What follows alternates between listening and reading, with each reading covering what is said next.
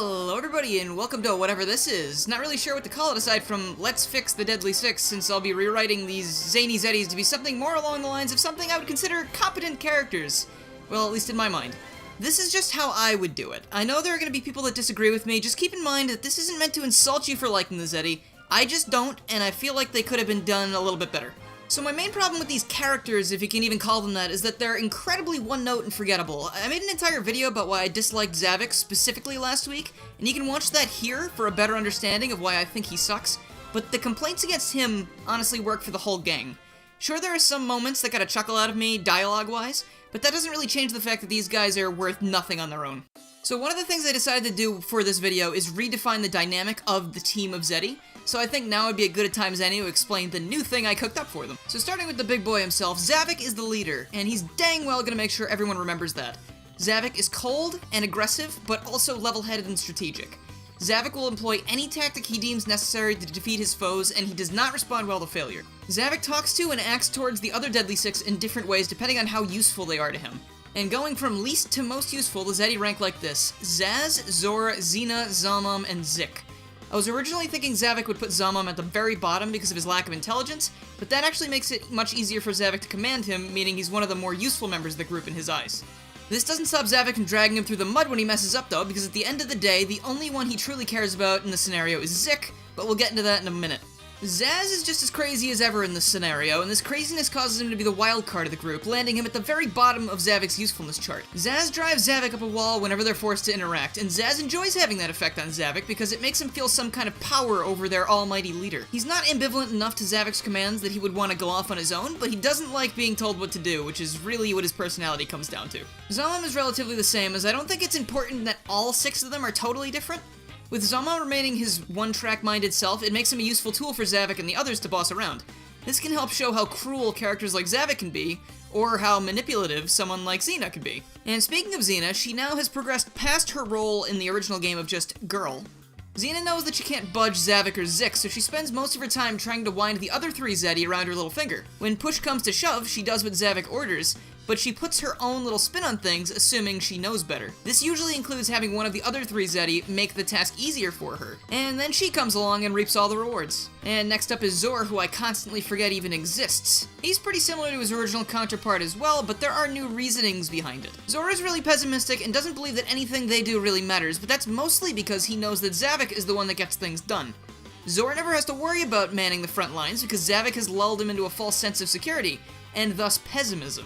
Zavik chooses to ignore Zor's blaming of him for the way he acts though, and instead he just labels him lazy. He does at least listen to Zavik though, so that's more than that can be said for Zaz. And last but certainly not least, we have Master Zik. Zik is the mentor to Zavik and he cares a great deal about him. That being said, he also cares a lot about the other Zeddy, as in this revision he takes on more of a Master Splinter type approach to the group, and considers them a family. He's still evil, he still wants to see the world below them burn, and he still wants to take revenge on Eggman for harming his family, but he has these extra feelings on top of the already present evil to give him a little bit more depth. Zik is also the only Zeddy out of the other 5 that Zavik considers a real ally and not a pawn, and he trusts him, which will be really important for later. Now to truly rewrite the Zeddy, I figured it also makes sense to rewrite Lost World a tad, since that was their origin. Hopefully this doesn't come off as a garbage fanfiction video, but I couldn't see any better way to elaborate on how I would change them without going back to the source and altering things. The game begins as normal with Sonic chasing Eggman to the Lost Hex, and Eggman still takes control of the Zeddy as he does in the original.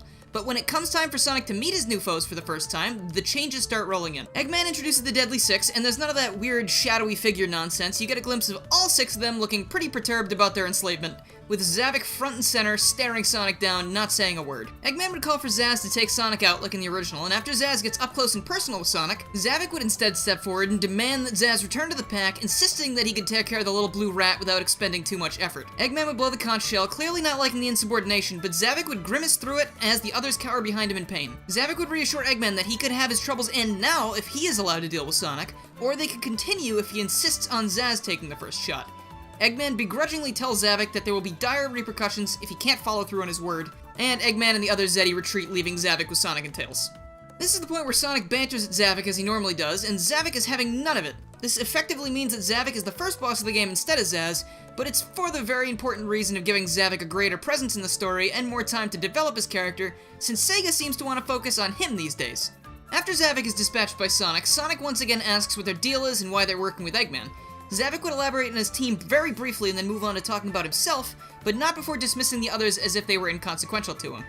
He would go into great detail about how he leads his squad with an iron fist, and how they're the scourge of the Lost Hex because of his abilities and ruthlessness. Sonic would chide him for working alongside Eggman, who Sonic insists will inevitably fail in the end as he always does, and a low growl can be heard from Zavik as he turns away. He vows to defeat Sonic at any cost for the humiliation he suffered, before leaping into the distance to rejoin his squad and the Doctor. Now we come to a change that would affect gameplay a little bit, but it's for the purpose of furthering the Zeddy's characters. In this revised version of the script, I'm pushing Zavik to be much more intimidating and present during the story so you have more time as a player to get to know him. I propose that instead of fighting the Zeddy one-on-one like in the original, Zavik is always there beside the Zeddy you would have fought in that world. If you remember back, the final world in Lost World did something like this, except my version changes things even further. Zavik would be there to put an interesting twist on the battle, all the while showing off his leadership qualities as well. This would also provide a look at how Zavik feels about each of his teammates that he's fighting alongside, which in turn shows us even more about Zavik himself. So with that in mind, the boss fights that would normally occur during Sonic's trek through Desert Land are changed up a bit. During the first fight, where Sonic free falls onto Zamam's weird Rubik's Cube mask, Zavik would be there barking out orders to Zamam to move the mask around so Sonic would have a harder time landing on it, whilst also firing fire blasts at him as he falls in hopes to preemptively stop him. Upon trying to attack Zavik, he would simply knock Sonic away, perhaps letting out a little quip about not falling for that again, and Sonic's main target in these fights will always be the secondary Zeddy. Zavik is just an extra hindrance. Once Zamam gets hit, Zavik would berate him, and the battle would continue as it did before until the finishing blow is dealt. Zamam would apologize to Zavik and curse Sonic, and Zavik would let out an angry growl before grabbing Zamam by the scruff of his neck and leaping away. Next up we got the Zeddy's big break. This cutscene would go fairly similar to the original, since I really like the idea of Sonic having to learn from his mistakes, except instead of seeming like all the Zeddy are in control of Eggman's badniks, it would clearly just be Zavik giving the orders. Zavik would then command Zaz, Zamam, and Xena to go after Eggman, while afterwards he'd turn to Zik and bequeath control of the badniks to him momentarily while he goes after Sonic. Sonic saves Tails, and then they begin to retreat as Eggman, Orbot, and Cubot get knocked around by the Zeddy and then follow close behind. Zavik would then decide against pursuing them any further, but he would call after the lot of them, taunting them for their idiocy. Now I'm gonna leave most of the Sonic and Co. cutscenes alone, because I feel like they work pretty well enough, but there will be some changes down the line to accommodate Zavik and the gang's alterations. The next cutscene we should see should probably have something to do with the machine that Eggman was going to use to harness the energy from the world below.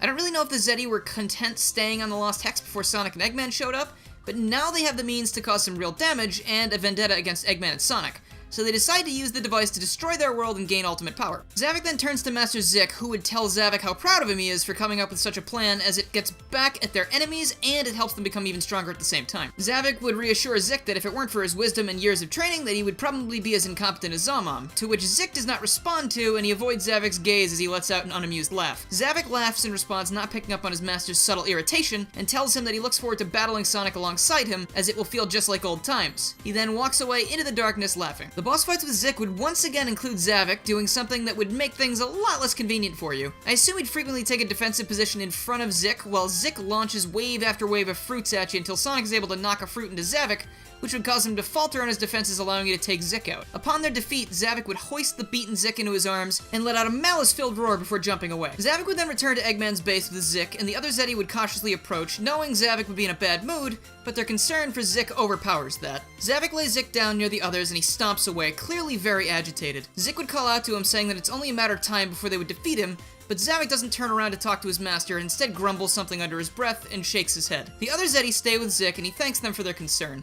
Zik tells Xena that she should be the next to try and defeat Sonic, much to her surprise, and she seems really uninterested until Zik tells her that he really believes she could do it since she's really resourceful. The praise that he gives her causes her to run off after Zavik into the darkness, leaving the other three behind. Since we're rewriting Lost World a bit here, I must say we're safe to remove the snowball level, because it's, the snowball level. This of course means that the Xena fight is entirely different. I sort of think borrowing from the 3DS version would work well here. Xena sits atop a giant snowman, which beforehand you can see being rolled into place by Zamam, who clearly did all the work for her, and a giant gust of wind pushes Sonic back so he can't just run up to attack her. Zavik would also be on the battlefield, rushing to Sonic's position while fighting the wind to try and deliver some strong punches to knock Sonic backwards, so he'd have to gain ground all over again. Attacking the snowman enough times would land Xena on the ground, and the toppled snowman would bury Zavik for a few moments, giving Sonic enough time to attack Xena. Her second boss fight would still involve the snowman heads with the lasers, but this time Zavik would punt one of them so the lasers would move around a lot quicker and be harder to dodge. But he'd also be too distracted doing that to protect Xena, so she would go down much like in the original fight. At the end of the battle, Zavik would stand over Xena and shake his head in disgust before leaping away. Xena would then stand up, grit her teeth at Sonic, and take off as well. Now comes more fun parts. We drop back in after Zavok and Xena's defeat, and Zavok is livid that Sonic has been able to trounce all of them so far. He yells at the other Zeddy, calling them useless, and he doesn't even stop when Zik tells him to calm himself. It's at this point we realize that Zavok is starting to prioritize making Sonic pay for what he's done, rather than being a good leader, as he turns to Zor and says, "Speaking of useless, it's time you pulled some weight around here." Zor would protest, saying that he never has to because Zavok usually is enough to finish the job, but not this time apparently. Zavok does not take kindly to this accusation, and he grabs Zor, hoists him over his shoulder, and begins walking away from the rest of the group, despite the angry protests that can be heard from behind them coming from Master Zik. Before the Zor boss fight though, Master Zik devises a plan to capture Sonic, as he recalls how reckless the Hedgehog can be. The plan is put into action, and this is where Tails' captured cutscene comes into play, although Zavok and Zor don't know about it yet. Sonic comes across Zor and demands to know where Tails is, and this time Zor honestly doesn't know what he's talking about, which only makes Sonic angrier. Zavok steps in once again and taunts Sonic by saying, "And here I thought you valued friendship over all else. One would think you'd keep a better eye on those you care about."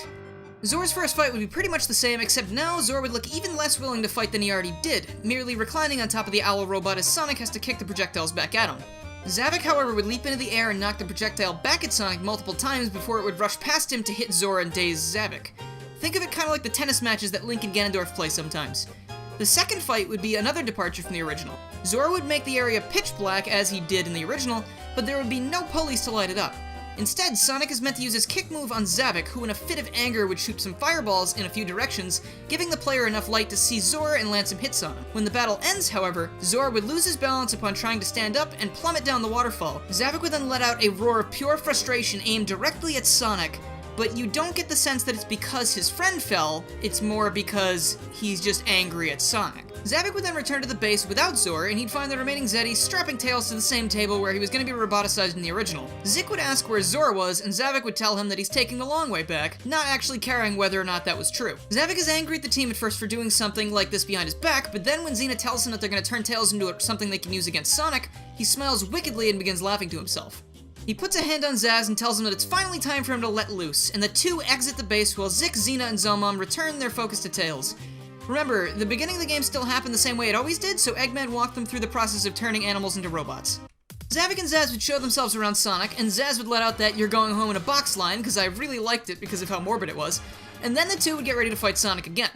Sonic can tell something is different about Zavok because he seems calmer, and Zavok laughs it off, saying that he made a new friend, and he can't wait for Sonic to meet him. Sonic assumes he's talking about Tails, which pumps him up for the battle. Since these were originally Zavok's boss battles, Zaz takes a back seat here while Zavok and Sonic go mostly one-on-one, but Zaz does chime in during points of the battle against Zavok's wishes. As Sonic tries to homing attack his way up the Dragon Mech, Zaz would jump in the way, causing his progress to halt so Sonic can knock Zaz out of the way with a kick, which in turn messes up the attack that Zavok had been charging in the background and allows Sonic to attack Zavok. In the second fight, as Sonic is dodging lasers and Zavok's attacks, Zaz would again pop in an effort to surprise attack Sonic and steal the kill for himself, which once again distracts Zavok long enough for Sonic to get a fully charged homing attack in to deal the final blow that'll knock him off the snake, ending the battle. Zaz then looks down into the pit and laughs at Zavok before leaving the fight. Zaz is thrown into the dimly lit base as the next cutscene starts.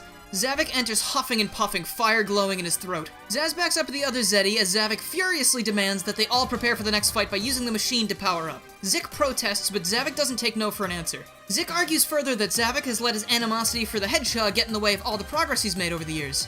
Zik hardly recognizes the Zeddy he used to consider his best student, and Zik tells the others that they don't need to stay with Zavok and they can leave to avoid his self-destructive tendencies and they can find their own way in life. And if Zavok hadn't snapped already, this is the point where there's no turning back for him. He doesn't hear Zik's words, but he does hear the betrayal. His master was going against his plan, the one he trusted more than anyone, the one that he thought would always have his back. Yeah, none of that matters now. Zavok launches a fireball in the Zeddy's direction, which is promptly blocked by Zik, who stares him down and says he doesn't know what he saw in him in the first place. Xena, Zelmom, and Zik begin walking away from the scene, but Zaz doesn't move. Zaz is too enticed by the promise of more power, and he realizes that he has more in common with Zavok than he once realized. Much to Zik's dismay, Zaz tells him to beat it, and Zaz and Zavok walk off to use the machine. The cutscene where Eggman dies plays, leaving Sonic totally alone, and afterwards he meets up with Zavok and Zaz. Sonic would demand to know where they're keeping Tails, and the two of them would laugh at him. "Oh, you'll see him soon enough, Hedgehog. Or you would if your journey wasn't about to come to a close here and now." Zaz would pipe in saying they're all juiced up on the energy from Sonic's world, but it's too bad about all those dumb critters down there, though.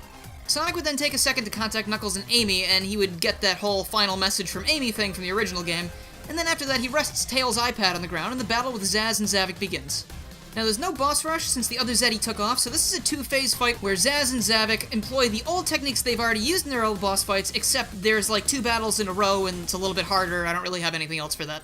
This battle and level would also take place a lot closer to the machine that the Zeddy used to power up for reasons I'll elaborate on in a moment. Zavok then roars at the top of his lungs at his inability to destroy Sonic, and he decides that now is the time for drastic measures. He kicks the machine into overdrive and he yells about how he doesn't care if he has to drain both Sonic's world and the Lost Hex of their power. He will do anything to destroy Sonic. Both Sonic and Zaz are taken aback by this, and Zaz, of all people, tries to reason with him. He says that if they just try again with the power they have, he's sure they could wear Sonic down. Zaz actually seeming sort of sane next to Zavok, who has lost it at this point. Zavok growls viciously about how none of the Zeddy were ever worth anything to him, and that goes double for now. They've always been disappointments, and he doesn't need anyone's help to finish what he started. Zaz starts to say something, but Zavok blasts him with a fireball, sending him over a cliff, much like what happened to Eggman earlier. Sonic is horrified at this behavior and chastises Zavok for attacking the people that are just trying to help him, and Zavok laughs at this. The machine begins flashing red and emitting a warning light, saying that soon the damage done to both worlds will become permanent if the effect isn't reversed, so Sonic charges Zavok. Zavok gives Sonic a taunting like with the finger wag as the roboticized Tails leaps down from above, stopping Sonic's path. Sonic doesn't notice the robotic enhancements as the dust is still settling and is really happy to see Tails, but as the dust clears, his words catch in his throat. Zavok laughs from behind Tails and gloats. I may not need anybody's help to stop you, but I wasn't about to forego the pleasure of seeing that broken look on your face when you realized what I did to your friend. I don't even care if he puts up a fight for you. I'll take pleasure in watching you have to go through him to get to me. The machine continues beeping, warning of critical levels of danger just as Tails pulls himself together like he does in the original. He sends a blast Zavok's way and he dodges, but the pair notice that he's glowing thanks to the influence of the machine. Tails flies to the machine and powers it down, causing Zavok to roar so loud it shakes the ground. Sonic rushes Tails to safety and returns as Zavok is pulsating with power and growing larger, all while shooting fireballs into the air. Now 100% out of control thanks to the pure blind fury and newfound power. Zavok looks down at Sonic and just barely chokes out one last threat, telling him that his world and his life are about to come to an end. Eggman does not reprise his role as the final boss, because that was dumb to begin with. Giant Zavok is repurposed from your last encounter with him in the main game, but the fight is totally different and not super easy. I imagine a giant 3D battle arena where Zavok starts off the fight in the middle, and the area Sonic runs around is on around waist height to him. Zavok would rain down fireballs and punch attacks to try and slow Sonic down, but what he doesn't suspect is that Sonic is going to use his kick move on the fists right before he pulls them back to his body, resulting in him losing balance and swaying back and forth slightly. After this, Sonic has to do the same thing to the other arm, and Zavok will be off balance enough that Sonic can leap onto one of his arms, parkour up it, and do a multi-homing attack, like in the original final fight, on Zavok's horns, eyes, and then his nose, which sends him stumbling backwards, which destroys a bit of the arena. You have to do this 3 times before Zavok is defeated, and each time the arena becomes smaller, so it's much harder to dodge his punch attacks and fireballs, and any other miscellaneous obstacles that might find their way onto the battlefield. As the battle concludes, Zavok begins shrinking down to normal size, and before he passes out from exhaustion, he curses Sonic one last time. Zavok faints, and the battle is over. Tails rushes back to Sonic and congratulates him on a fight well done. Then Sonic asks Tails if it's possible for him to reverse the machine to save both their world and the Lost Hex, because Sonic is just a good guy like that. Tails confesses that while he was able to power down the machine, Eggman's shoddy programming caught him off guard and he couldn't figure out how to reverse the effects. Sonic looks dismayed at this, but from behind them they hear, "Ahem, just because you're not smart enough to comprehend my genius doesn't mean you can dismiss it as shoddy." The camera pans back over to Eggman as he lands nearby using his jetpack. Orbot and Cubot are with him, but they look significantly worse for wear, and Eggman's clothes are a tad singed. Eggman pushes the shocked pair aside and types some commands into the console. The machine's light turns green and the energy begins pouring back into the worlds. Sonic is sort of surprised that Eggman willingly reversed the machine, but Eggman has had more than enough of the Lost Hex and its inhabitants, and he didn't quite like the fact that someone else was destroying the world that he vowed to make his own. After all, he was only planning on stealing a small bit of energy himself. Sonic and Tails chuckle at this as Eggman lets out a small sneer. He asserts that just because he had no choice to work with them this time, it doesn't mean he won't come back more ruthless than ever. He begins walking away and then he throws in, though it might be a little while because I don't quite fancy near-death experiences. Orbot and Cubot would agree with him as they fly off back down to their world below. Sonic and Tails would take a moment to call Knuckles and Amy and they see everything is returning to normal. They notice Zavok shifting slightly on the ground beside them, and Sonic thinks it's best if they just take off and let Zavok be alone if that's what he really wants. The two head back to the tornado, leaving the Lost Hex saved, Zavok alone, and the rest of the Zeddy most likely better off for not having to be under his command anymore. The final shot of the game is Sonic and Tails flying towards the sunset as Zavik stars in the foreground. He lifts himself weakly to one knee and lets out a sigh before punching the ground, leaving a sizable dent. The camera then goes back to Sonic and Tails as the credits begin to roll, with the two of them flying through the clouds back home. If I may be so bold for a moment, there's no secondary antagonist that's more important to the Sonic series than Metal Sonic. Metal has done so much, but at the same time so little. Today I want to look back on some of the games that focused on him, both official and fan-made, to see how we could build the perfect Metal Sonic game, complete with a story all its own.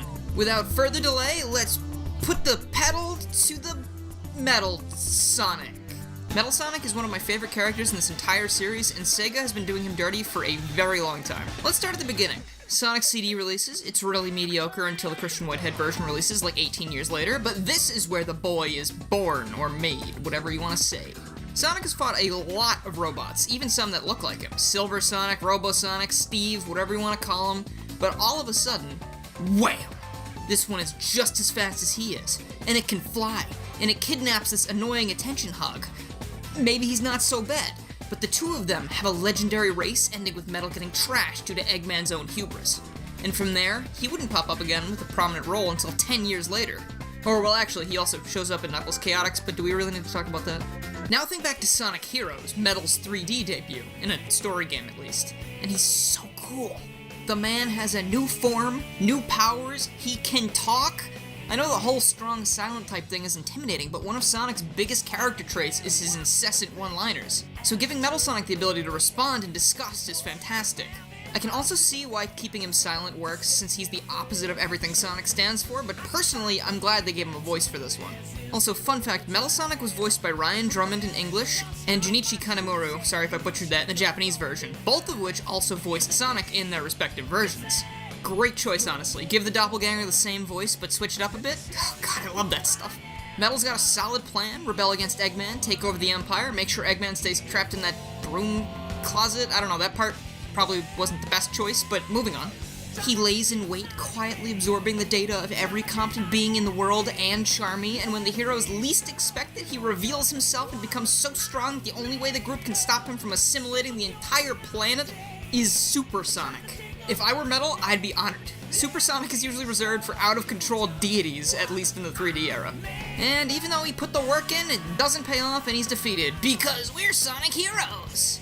And then the character fades back into obscurity for a while. And also, if you're a huge fan of Heroes and how it played out for Metal Sonic, read the IDW comics. Please do that. Fast forward now to the wonderful year of 2006, and Metal Sonic doesn't appear in the mainline game, which, let's face it, was probably for the better, but instead appears in Sonic Rivals. He doesn't hold much importance to the plot, simply acting as a puppet for Eggman Nega, but Rivals 2 is the real meat and potatoes. Metal Sonic plays the part of a hero by teaming up with Shadow to go after the Ifrit. Sure, Dr. Eggman sent him because he really didn't want Eggman Nega to summon the Ifrit and take over the world that he was supposed to take over, but throughout the entire campaign, Shadow and Metal work together like a well-oiled machine, fighting, well, machines. And that is the thing that made me curious about seeing Metal Sonic in a starring role in a bigger budget game. If he can work that well in tandem with Shadow, what about the character that he's meant to mimic? Put him alongside Sonic, and what do we get? After that, we've got Sonic 4 Episode 2, where in a very nice callback to CD, Eggman revives the original Metal Sonic that was trashed on Little Planet, and he embarks on a journey to grow stronger and then die again, because of course he does. He's playable in this one too, if you own Sonic 4 Episode 1 on the same console, and you traverse through all of the Sonic 4 Episode 1 stages in reverse order. These are automatically better than they were in the original Episode 1 because Episode 2 controls a lot better, and it's also cool having Metal Sonic at the helm for once. Sure, he doesn't do much, he's basically just a reskin of Sonic with some very obvious reused sound effects from SA2B, but it's better than nothing, I guess. And I guess that's what Sega thought too, because that's why Shadow's the way he is in Forces. And after that fateful day, we have nothing. He makes one small appearance in Sonic Generations the year before, and then much later down the road he appears in Sonic Forces, and then there's also Mania if you count that. But that's 3 appearances in a very long period of time. And even so, he's just around for a quick boss fight. Nothing more, nothing less. Case in point, there's not nearly enough Metal Sonic going on, and they're not using him to his greatest potential. Enter the fan games and ROM hacks, where all that potential can finally shine like a freshly polished badnik. First, we've got Metal Sonic Overdrive by Lone Devil. Metal Sonic dashing through 2D stages, wall jumping, air dashing, and generally looking like a badass while he busts open badniks and saves Kirby. Other than that interesting crossover, it's pretty standard 2D Sonic fare, and if you enjoyed the classics, ROM hacks are a blessing, just play them all. Next, we make way for Metal Sonic Hyperdrive, also by Lone Devil. This one expands on the last one by having several playable characters and a pretty beefy moveset for each, and Kirby is here again too! Hey, the guy has good taste in characters, I can dig it. The story for this one is what really hooked me though. Basically, Robotnik is doing bad stuff, and then fails to kidnap Tails, leading to Tails stealing a bunch of robot parts from this lab, which he then decides to use to construct his own version of Metal Sonic that he then lets loose to take care of Robotnik's plans. Now Sonic can just go on a vacation or something, or I guess not, since he's also playable in this game. The work of a hero is never done. One of my favorite tropes in any media is heroes and villains working together, and I know this isn't the same Metal Sonic, but it's still fun, and it helped plant the seeds for the story that I had in mind. Moving again further down the list, we've got Metal Sonic rebooted by, let me just close my eyes and guess, it's Lone Devil, woo! This time, the story is almost like a little jealousy thing. Robotnik is on the verge of replacing Metal Sonic, so he decides to collect all of the emeralds before the new army and show them that he isn't just an aging bucket of bolts. With all the dad and his boy imagery they've been giving us with Robotnik and Metal these days, this story is even more adorable. It's kind of like a kid trying to get his dad's attention after he finds out he's got a few thousand new brothers and sisters on the way. Pretty wholesome except for the horrific slaughter of all of them. But hey, I'm not gonna try and step in the way of a little family drama, you know? Much like the last game, Metal Sonic boasts a really impressive move pool, and this time some of the more overpowered abilities drain your ring count a bit. The thing that sticks out to me most here is this so-called overclocked mode, where instead of collecting 50 rings and turning super, in addition to that he's also able to collect 200 rings to become invincible and really speedy for a limited time. Using his robotic nature to enhance his abilities is the perfect touch for a character like this, because it's clearly reckless, but he's so headstrong that he'll do anything to accomplish his goals. Even without the storytelling of the 3D games, I can still totally vibe with that. Also, that was a very dated phrase. And after all those fangames, I'm sure we could mention the OVA at least very briefly. Metal Sonic's role is very similar to CD, where he's built to counter Sonic, and then there's all those iconic lines and his sacrifice at the end, and it's all well and good. It's another one of those little things that made me want to see more of what he could do, and since Sega isn't doing it, I came up with a little idea. Now, taking every little bit of good that we just discussed over the last 7 minutes, we're going to write a Metal Sonic that has a good rivalry with Sonic, can talk, a Metal Sonic with exciting abilities that sets him apart from Sonic, without totally changing who he is, and we're gonna make him smart, cold, and calculating. But that doesn't necessarily mean he has to be evil. I think I'd call this hypothetical game Sonic Carbon, based off the term carbon copy, since in this game, Metal Sonic is not the main antagonist, but actually the secondary playable character. The plot would follow Sonic and his friends well into a fight with Dr. Eggman, who is clearly heading towards another defeat. But before he goes down, he deploys Metal Sonic. There's a clash of flesh and metal as Sonic duels his doppelganger yet again. But this time, he's got some extra tricks up his sleeves. Or in his RAM or something, I don't know. He displays some new abilities and an overall better understanding of Sonic's battle style, but regardless, he is still trashed and Eggman is hit so hard he soars off and vanishes over the horizon, leaving the busted bot with the heroes. Sonic and the others decide they can't leave Metal there since Eggman will just come and get him and make him even stronger for next time, so they might as well take him so Eggman has to start over from scratch. Very sneaky. Once they return to Tails' workshop, Sonic, Knuckles, and Amy take off, and Tails tells himself he's not gonna tinker with Metal Sonic, but he ends up doing it anyway because he can't help himself. Through the night, Tails is digging through Metal's programming and figuring out what makes him tick when he accidentally reactivates it. Tails grabs a nearby wrench to protect himself, but Metal doesn't move, he just looks around, seemingly trying to understand where he is. What follows would include Tails continuing to tinker with Metal, being sure to be on guard the entire time. He's very curious about how Eggman programmed Metal Sonic's AI, and through the process of investigating that, he managed to unlock a lot of programs and routines that were previously off-limits for the bots, such as the ability to speak. By the time morning rolls around, Tails has practically been conversing with Metal Sonic all night. He isn't much of a talker since he's not a huge fan of Sonic and his friends, but it's almost like they knocked the fight right out of him during the last battle. Things really start heating up the next morning when Sonic comes to check on Tails, who hasn't answered any of his calls. Sonic would understandably misunderstand the situation, and Tails wouldn't be able to stop him from getting into a scuffle with Metal. But when he doesn't fight back, Sonic stops, since he's not about to destroy something that isn't actively fighting back. This begins a wild new tale filled with distrust, understanding, and possible new bonds being formed that I've just decided now will be elaborated on in its very own video. Yo, what? Chaos, Shadow, and Metal Sonic? Oh, and that red guy. Well, wait. Who's the new guy? He looks so cool. Sega sure is going all out this time. I can already tell they're gonna do great things with this character. I am not weak. There were little things in Force's story that interested me. The Phantom Ruby being one of them. Why was it not used to a greater extent exactly? This game was an anniversary title, so they really could have gone crazy with it. The Ruby was the perfect fan service tool because Sonic Team could have brought back any character, location, etc. and wouldn't have needed to come up with an explanation because in essence all they would have had to do was say, because Phantom Ruby. And another overall weakness in the game's overall structure was, I'm sure you could see this coming, Infinite. After the game came out, I discovered my interest in him was rather finite. The leader of a pack of mercenaries that turns to dreams of world annihilation after he loses a game of tag to Shadow the Hedgehog. Why? Why was this game's story such a huge missed opportunity? Oh! Maybe that's because the same people who wrote Lost World wrote this. Surprise, surprise. I had so many ideas for how this game was gonna play out, so many hopes. I think that's the worst thing you can do when it comes to unresting anticipation though, because in the end, you'll always be disappointed. Though, isn't it still fun to think about what could have been? I lay awake every night thinking about the millions of things I could have done differently to improve my quality of life. But then again, why don't we stop thinking about things that don't matter and start talking about Sonic the Hedgehog, okay? Quick note, this rewrite covers Infinite, the story as a whole, and some gameplay changes, just like the Lost World video. I figured since I was already looking at the story, I'd also shove in some other things I've been thinking about in regards to how we could make Forces a bit more entertaining. Before we get into the actual story, I wanted to discuss the changes to Infinite's character, as there are a few things that have changed. First off, he's no longer leader of the Jackal Squad, because let's be honest, they didn't really do anything to begin with. Secondly, and perhaps most importantly, Infinite does not join Eggman willingly in this rewrite.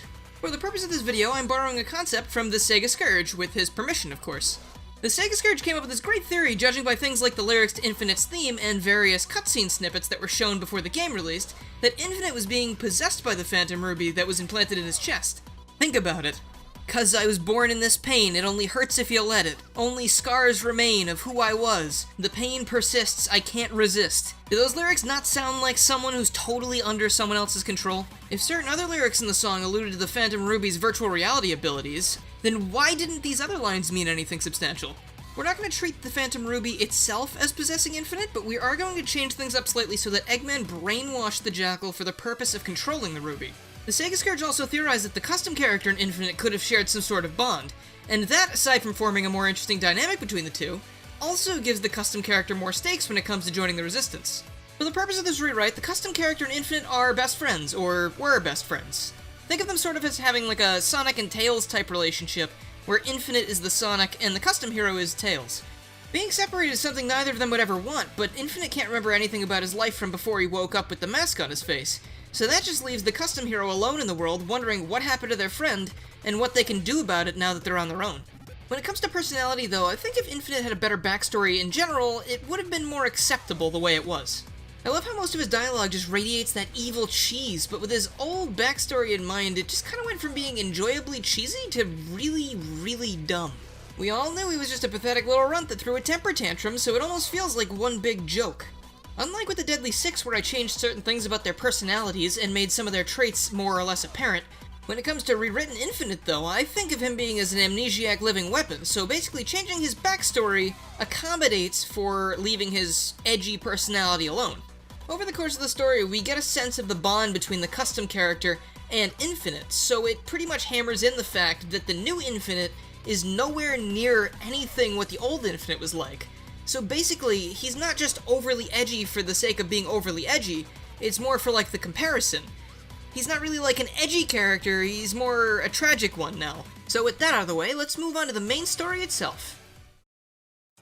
The intro cutscene plays out the same as normal, with Eggman ranting about how this time he's totally gonna beat Sonic. We get a shot of Infinite's life sign ratings and him in his tube before it cuts away to Sonic running through Lost Valley for the first level. When Sonic arrives in the nick of time to save Tails and the extras, this is where we get our first glimpse of the baddie team. Shadow, Chaos, Metal Sonic, and Zavix stand front and center with Eggman, and this is something that is totally unexpected to everybody. I think it'd be a good idea to tone down the super obvious Phantom Ruby effects that cover their bodies in this scene, and then maybe just go like with some subtler signs of them being fakes, like much smaller, easier to miss distortions, and their eyes of course. In Metal Sonic and Chaos's cases, it would be even harder to see because they have special eyes. Infinite then touches down and laughs at Sonic's bewildered expression. Sonic flashes one of his trademark grins before attempting to dash at Infinite, but he's met with the usual, "this guy is faster than Sonic" deal. The baddies beat up Sonic and take his lunch money as Tails watches helplessly. We see things go dark through Sonic's eyes as we did in the original, with Sonic hearing Tails call out his name and some laughter from Eggman as he blacks out. Now, when the story would usually just put text on screen, say, "time passed, things aren't great," instead the scene comes back from a different perspective and Eggman commands Zavik to grab the Hedgehog. Zavok hoists Sonic over his shoulder and he laughs, and he comments on how their revenge will be twice as painful as the damage that he caused them in the past. Infinite turns to Tails, who looks like he wants to do something but can't move due to fear. He grunts and raises an arm to the fox as the Phantom Ruby noise rings out. Tails drops to the floor unconscious. My hero. Various townsfolk scatter since both the heroes went down, and then Infinite asks Eggman if they should take this one too, gesturing to Tails. But Eggman dismisses the thought, not wanting Sonic and Tails to be together in confinement because he knows it would bring them some sort of hope. Besides, what's the kid gonna do all on his own? He'll be lost. Infinite looks down at Tails for a little bit before Eggman asks him if there's a problem. Infinite turns back to the group and says nothing. The group exits and the scene fades to black. Next we get scenes of Eggman's troops overrunning familiar locations. Some familiar faces are also shown trying to save the natives in these areas, but they're always bested by Eggman's team. No one can quite match Infinite's power, and with the other four tagging along as well, little time passes before Eggman seizes control of the world. I'd add a small animation towards the end of the scene where Eggman and Infinite are standing over what looks to be the world map with the other baddies by their sides. And with a nice ominous laughter going on in the background, I think the world should change from the nice blue it is originally to the red, signifying Eggman's complete control over it. The Resistance is looking pretty shabby at this point. They've been fighting the good fight for a while, but like Vector says, morale is dwindling. Amy expresses her hopes of Sonic still being alive, but even though Silver is an optimist, he's also a realist. He doesn't believe Sonic is coming back, and he expresses his concern for Tails, who they haven't seen hide nor hair of for quite some time. He laments the fact that Tails could have helped them greatly against Eggman's forces, but he must have felt even more defeated than he looked as he vanished a few days after he delivered the bad news about Sonic. Amy too feels concerned about Tails' safety, but they look up and Vector asks them about the new recruit. Amy says she almost forgot, shaking off her previous concerns. She pulls up the rookie's file as you're thrust into the character creation screen. After you're done with that, Knuckles barges into the room announcing the arrival of the new recruit. The custom hero timidly walks into the room, looking around at all the smiling faces of the main cast. Vector and Charmy don't think they look very useful, but Knuckles shuts them down. Quick note, even though the dialogue that takes place on the map screen was probably a huge budget saver, we're gonna move anything that's important to actual cutscenes. We don't really have to worry about budget here, thankfully. A transmission would come across the big screen and Rouge would pop up. She'd tell the gang that she has solid intel that points to Sonic being alive. Amy would of course be ecstatic about this, and she'd turn to Silver, who would say something like, "Of course, this is Sonic we're talking about. I didn't doubt him for a second." Amy would then give Silver a skeptical look based on his comments from moments before, but then just give him a big ol' smile. The gang learns that he's being kept on the Death Egg, so the custom hero's first mission in Spaceport begins. Meanwhile, Tails is flying through the city, far above any danger that might be present below, when he spots Omega just kinda lying around. He looks from side to side, nervously scanning the area before he drops down. Omega is in a state of disrepair, and Tails, being the scientist he is, can't bear to leave him like this. He pulls out the tools he was carrying with him, and he gets to work. Some indication of time passing would occur, and Tails would apologize to Omega as he can't figure out how to reactivate him. But what's this? The nearby manhole gets pushed out of the way, and our boy Chaos seeps onto the battlefield. Tails hears all the sloshing and turns around to see Chaos Zero walking towards him, menacingly. Tails looks side to side and closes his eyes, but he also sticks out his arms in front of Omega. He doesn't know what to do, but he can't just abandon him, especially in the state he's in. Suddenly, a convenient Phantom Ruby portal appears, but not in the place you'd suspect. Above Chaos, Classic Sonic falls from the sky, but thinking quick, he engages his spin ball, knocking Chaos away from Tails as he reaches out to grab him. Classic looks a little disgruntled, but he turns to Tails and gives him a thumbs up as Tails opens his eyes. Tails sees the familiar iconic shoes first, and he looks up with glee in his eyes. That glee is slightly diminished, though, when he realizes it's not his Sonic. He questions why the Sonic from the past is suddenly in their time, but he doesn't have too long to muse before Chaos reforms behind Classic. Look, we all know Chaos doesn't go down in one hit. It takes at least 3. Classic motions for Tails to get back as he charges forwards towards the watery beast. Hallelujah! It's time for a Chaos boss fight! Now, we just had perfect Chaos for Generations, so I say we go with what we're given here. Today, we're getting a Chaos Zero boss fight for Classic Sonic.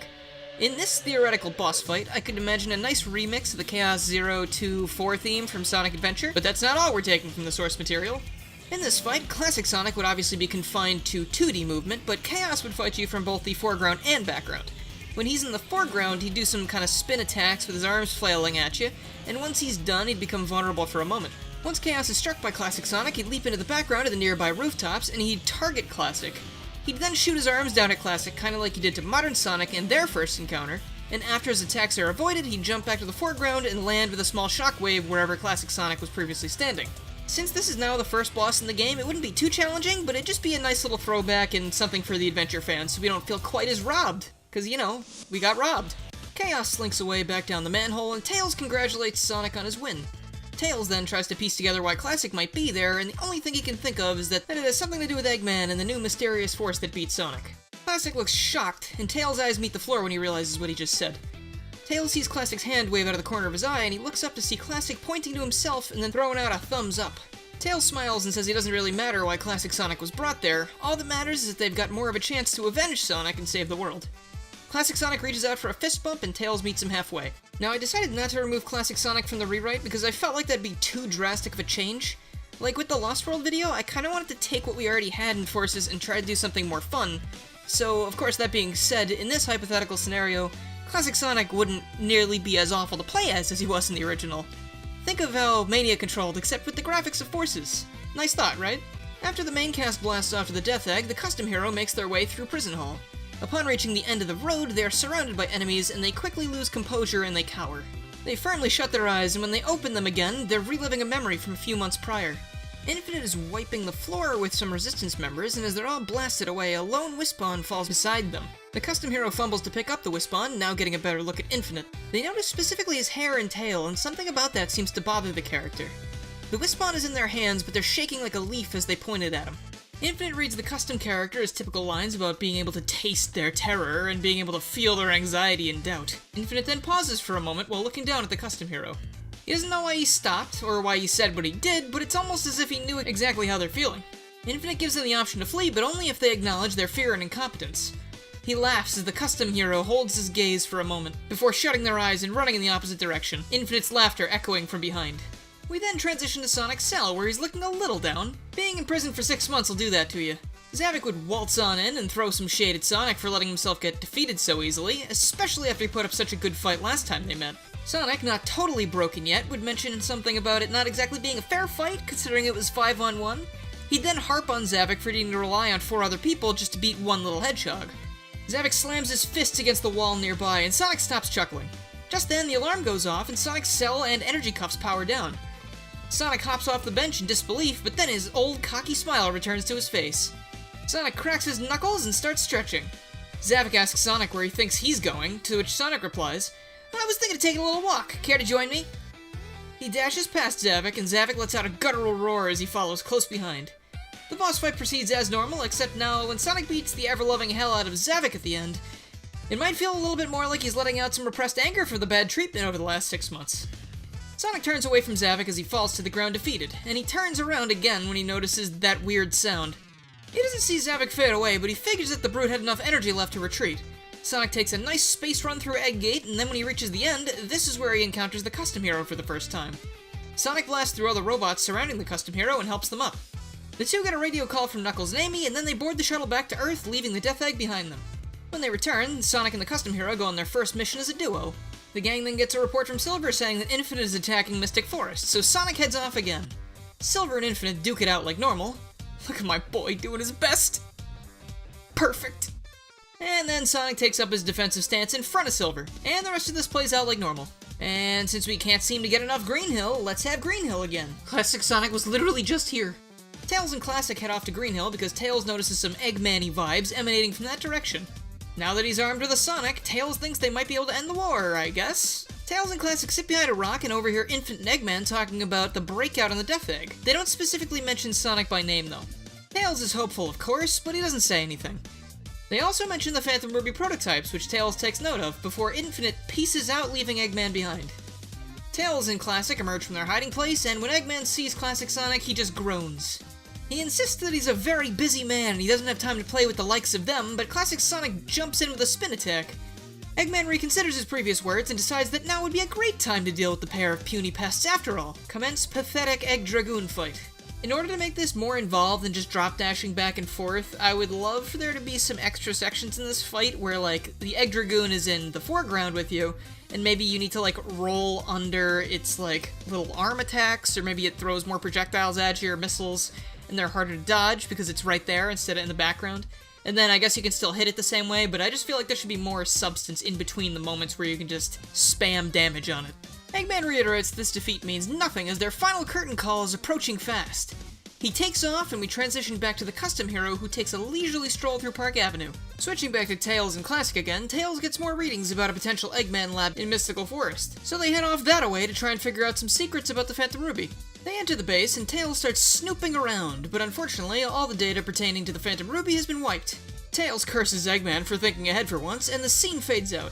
The custom hero is then sent through Aqua Road to investigate the signs of life near the lab. However, once they get there, there is not a fox or hog to be found.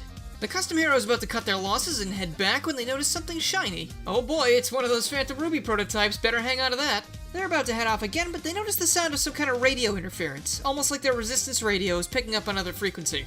The custom hero wanders a bit until they find, in a bush, another communicator that's covered in dust.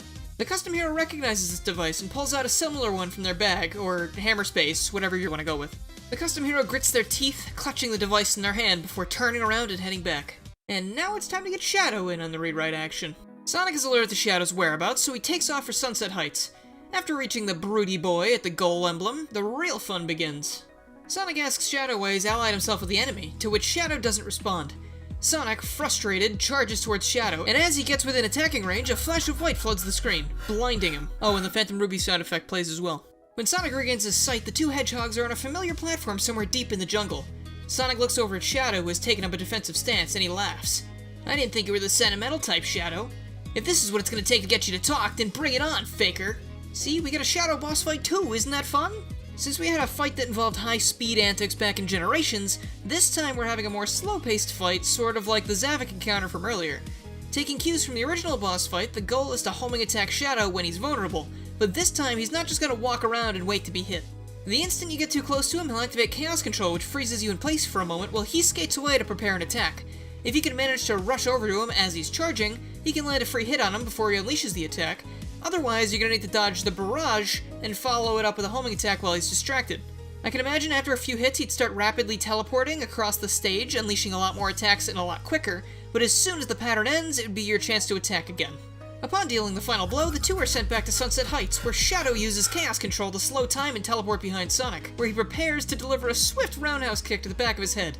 But this is where the real Shadow enters the fray and ends the duplicate's existence with a swift roundhouse kick of his own. Sonic sees the fake fly past his head and turns to see the real Shadow, who explains to him that the other was a fake. Sonic doesn't understand how that's possible, but Shadow asks if anything seemed weird about the fight they just had. Sonic tells Shadow that all of a sudden they were on Prison Island, and Shadow just grunts.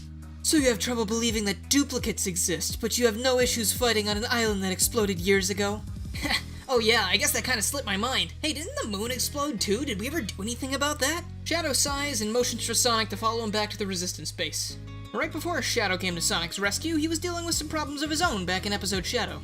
We flash back to the time before Sonic was defeated, and Shadow and Rouge are talking about how suspicious Eggman has been lately. Shadow is then dispatched into enemy territory, following Omega, who went on ahead. Throughout the stage, the two catch Omega's confusion over the radio, and neither know what's happening to him. The pair doesn't find Omega anywhere, but what they do find is a mysterious masked figure that looks down on Shadow from the air. Infinite slowly descends and walks towards Shadow. The world around them seems to distort as he draws nearer. Shadow is slightly intimidated by this, but he stands his ground. Nice light show. Any chance you could cut the theatrics and tell me if you're the reason for all the trouble around here? Infinite laughs at this as he raises his palm to Shadow. Infinite tells Shadow that he looks like the perfect test subject for his new power. Infinite then spawns some cannons to attack Shadow, but he dodges out of the way and is able to get a better look at his masked assailant. Shadow ponders why his voice sounds so familiar, and that, in conjunction with his hair and tail, Shadow recalls something that happened months prior. Yep, there's a flashback in the flashback, just like the original. Episode Shadow, everybody. Shadow's bumming around Eggman's facility because he's part of Team Dark and they feel the need to keep tabs on Eggman at all times. Once he hits the end of the road, a figure is blocking his entrance to Eggman's lab. Shadow hears the figure say, "Oh, it looks like I've got company. I'll get back to you soon, I promise," before lowering a radio device to his waist. The figure turns around. It's a jackal with long white hair, and one of his hands is hovering over a sword sheath at his waist. The jackal tells Shadow that he's not looking for a fight, but he's not afraid to get his hands dirty. Shadow grunts and begins approaching the jackal, who then takes the sword out from his sheath and points it in Shadow's direction. Shadow shakes his head and vanishes from sight, quickly reappearing behind him. It doesn't matter what the doctor is planning. I won't let it happen. The jackal whips around confused. Wait, you're not working with... But before he can finish that sentence, Shadow commences the beatdown. The jackal gets thrown aside, his radio disconnecting from his belt and sliding into the bushes. Shadow pushes the downed creature aside, joking about how Eggman's forces just keep getting weaker and weaker. Shadow exits the scene, leaving the injured Jackal laying there, barely conscious. The Jackal fades in and out multiple times, time passing with each blackout, but upon returning for a few moments, he notices someone standing in front of him. He can't quite crane his neck to see who it is, but he hears their voice. Oh, it must be my lucky day! I hardly had to leave my front porch to find a suitable candidate for the Phantom Ruby. Orbot, Cubot, prep this creature for... But that's all he hears as he fades out again. We then fade back to Shadow and Infinite in the city. You're that Jackal from before. The one from Mystic Forest. Infinite hasn't the slightest idea what Shadow's talking about, and he continues firing on him. He didn't have this power the last time we met. And that mask and jewel in his chest. Is this the Doctor's doing? Is this all because of my metal? Shadow is knocked aside suddenly by Infinite's attacks. Shadow looks up at Infinite from the ground as the Jackal cackles. A deafening sound causes Shadow to wince, and then things go black. Infinite's laughter sticks with Shadow as he fades out. Shadow wakes up in Green Hill with Rouge on the radio. Shadow doesn't remember traveling here, but Rouge says he's supposed to be looking for Omega. He asks about Infinite, but Rouge just tells him to get moving. Throughout the stage, some of the unused voice clips would pop up. I really enjoyed how rude they made the fake Rouge. I think it really messed with the Shadow's head a bit more, and that's the goal here, because also throughout the stage, you're gonna be hearing some weird sounds in the background. So Shadow starts hearing these cries in the distance, or more specifically, roars mixed with cries. He thinks he hears a soft voice calling his name, one that he remembers all too well. He shakes it off because he knows that's impossible, and as he reaches the end of the stage, the cries fade away and the roars are deafening. The level ends and Shadow happens upon the Bio-Lizard, just standing out in the middle of Green Hill Zone. Well, that doesn't seem right. I figured since we'd here we'd throw a boss into episode Shadow because I like having fun and Forces needs more fun things. The fight would play out sort of like its Sonic Generations counterpart, except this time in HD. Shadow has to quickly dodge tail swipes from the Bio-Lizard, and every so often it'll go into a frenzy and require either boosting or well-timed slides to dodge an even faster tail whip. It would leave itself open to attacks after each pattern like usual, but it would start messing with gravity much sooner in an effort to slow Shadow down. When affected by low gravity, Shadow would need to float side to side to avoid energy blasts from the Bio-Lizard's mouth, and then when it gets all tuckered out, that's when he's able to float towards the core and attack it. Upon reaching the final segment on its health bar, the Bio-Lizard flings Shadow away a great distance, but the game takes over as Shadow air boosts back at the Bio-Lizard, dashing straight through the core on its back, causing it to shriek and collapse. The Bio-Lizard doesn't move once it's down. Shadow examines it closely, but he notices that it is slightly see-through at this point. The Bio-Lizard fades out of existence in front of him before a blinding light and loud noise cause him to cover his eyes.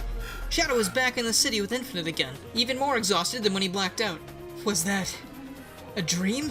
Infinite shakes his head at Shadow and explains that the Phantom Ruby gives him the ability to throw others into virtual reality-esque delusions. But the best thing about the Phantom Ruby is that when you're under its power, even though everything you're seeing might be an illusion, it's still just as real to you as if it were real. Infinite floats back up into the sky, laughing about how not even Sonic can stop him now. Infinite teleports away and Shadow clambers to his feet. He radios for Rouge and tells him that he doesn't like what's going on here and he needs help to put a stop to it, for the sake of that Jackal and the world. Shadow rejoins the main story after the fake Shadow fight, where he explains to Sonic and the rest of the Resistance members about how the Phantom Ruby works. He mentions his rematch with Bio-Lizard, and Sonic mentions Prison Island, along with all the previous foes they've faced that couldn't possibly be here. Shadow tells the gang that if they can somehow destroy the Phantom Ruby, it would severely cripple Eggman's forces. The only question is how. Sonic thinks Tails might be able to come up with something, but he looks around and he doesn't see him. Come to think of it, where is Tails? I thought he'd be the first one here to greet me off that shuttle. The gang fills Sonic in on the Tails situation. Sonic looks distraught that he caused his little buddy so much pain in his absence, but he breaks himself out of it and says they need to get on tracking him down. Knuckles proposes Operation Big Wave here, so the Custom Hero gears up for battle while Sonic stays behind to heal and assist in the Tails locating. The Custom Hero comes face to face with Infinite in this stage. After the first ramp, Infinite hones in on the Custom Hero and is relentless to them the entire stage, until they finally meet at the end. Infinite is waiting as the Custom Hero runs up to meet him. Infinite catches the Custom Hero off guard, but they don't back down. The time they've had with Sonic so far has taught them a little bit about confidence. The Custom Hero reaches one hand out, fist clenched to Infinite, and Infinite takes this as a challenge. Before the battle begins, though, the Custom Hero flips their hand around and opens it, revealing the communicator they found in Mystic Jungle. Infinite stops and his eyes dart to the object in their hand. He looks up at the Custom Hero, who is staring intently at him. Infinite looks down at the device again. He takes it from them curiously and holds it up to the light, seemingly taking in every angle of the thing, before he crushes it abruptly, much to the Custom Hero's dismay.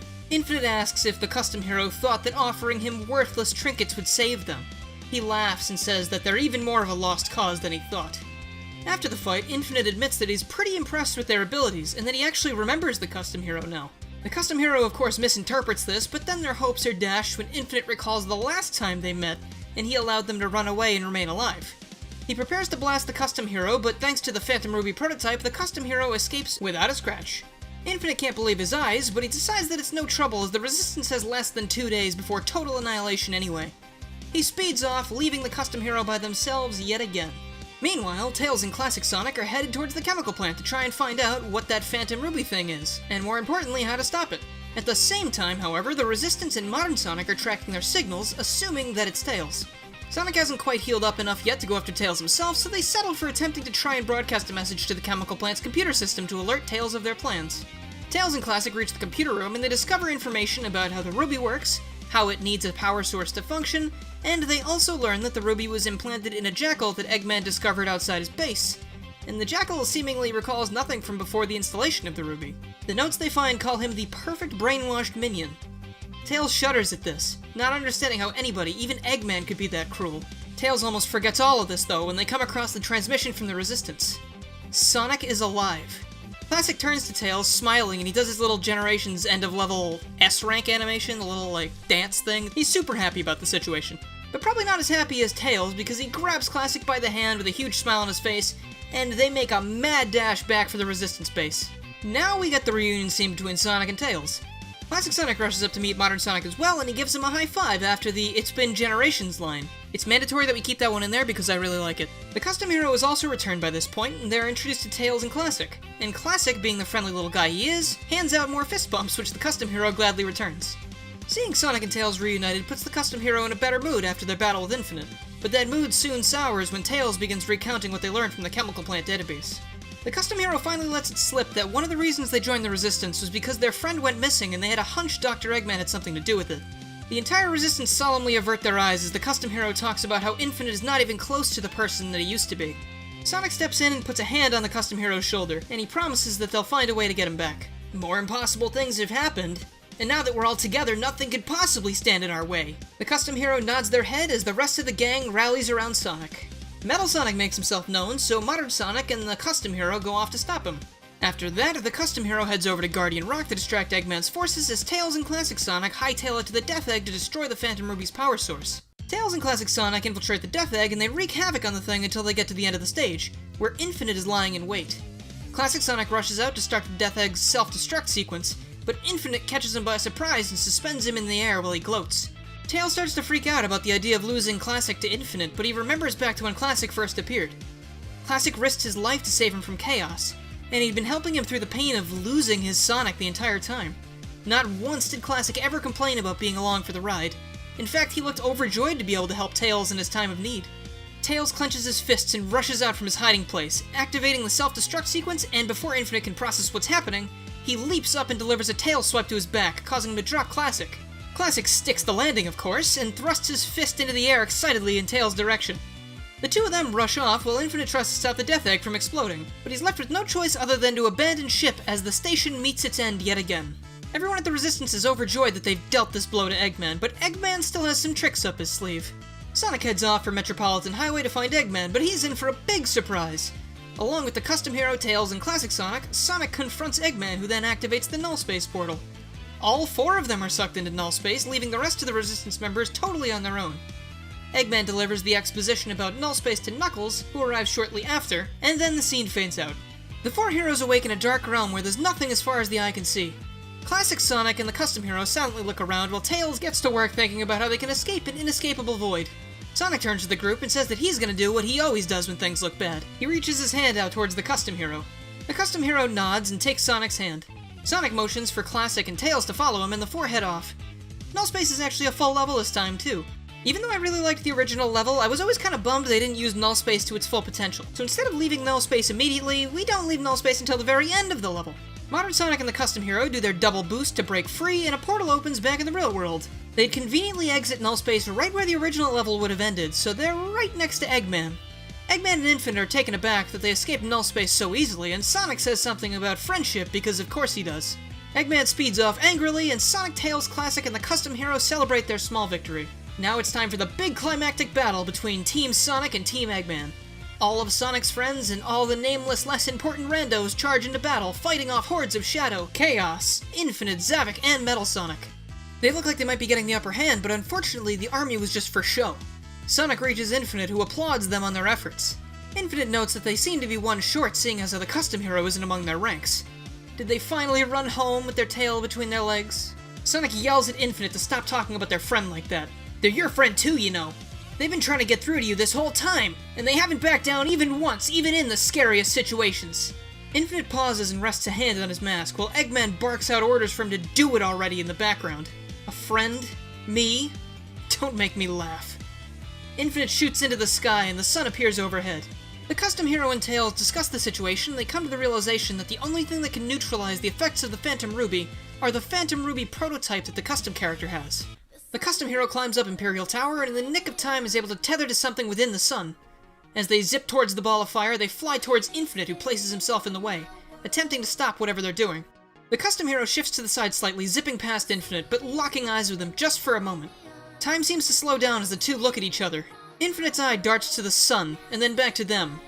It widens, but the Custom Hero zips away and the sun vanishes, just as it's about to fall upon Sonic and his friends below. The Resistance celebrates the turning point of the war, and not dying, of course, and Eggman, meanwhile, grows angrier. And that's understandable. I mean, he's been bragging about this 3-day plan for a while now. Sonic then takes on Mortar Canyon, and happens upon Infinite at the end. He mocks Sonic for thinking that their problems are over, and prattles on like usual. The battle begins with Sonic leaping into action after Infinite. The battle is similar to the original up until the point where the Custom Hero zips in to help out. Sonic and the Custom Hero stand against Infinite, and Infinite shakes his head and growls. It matters not how many of you there are. You will all submit to the Phantom Ruby's power.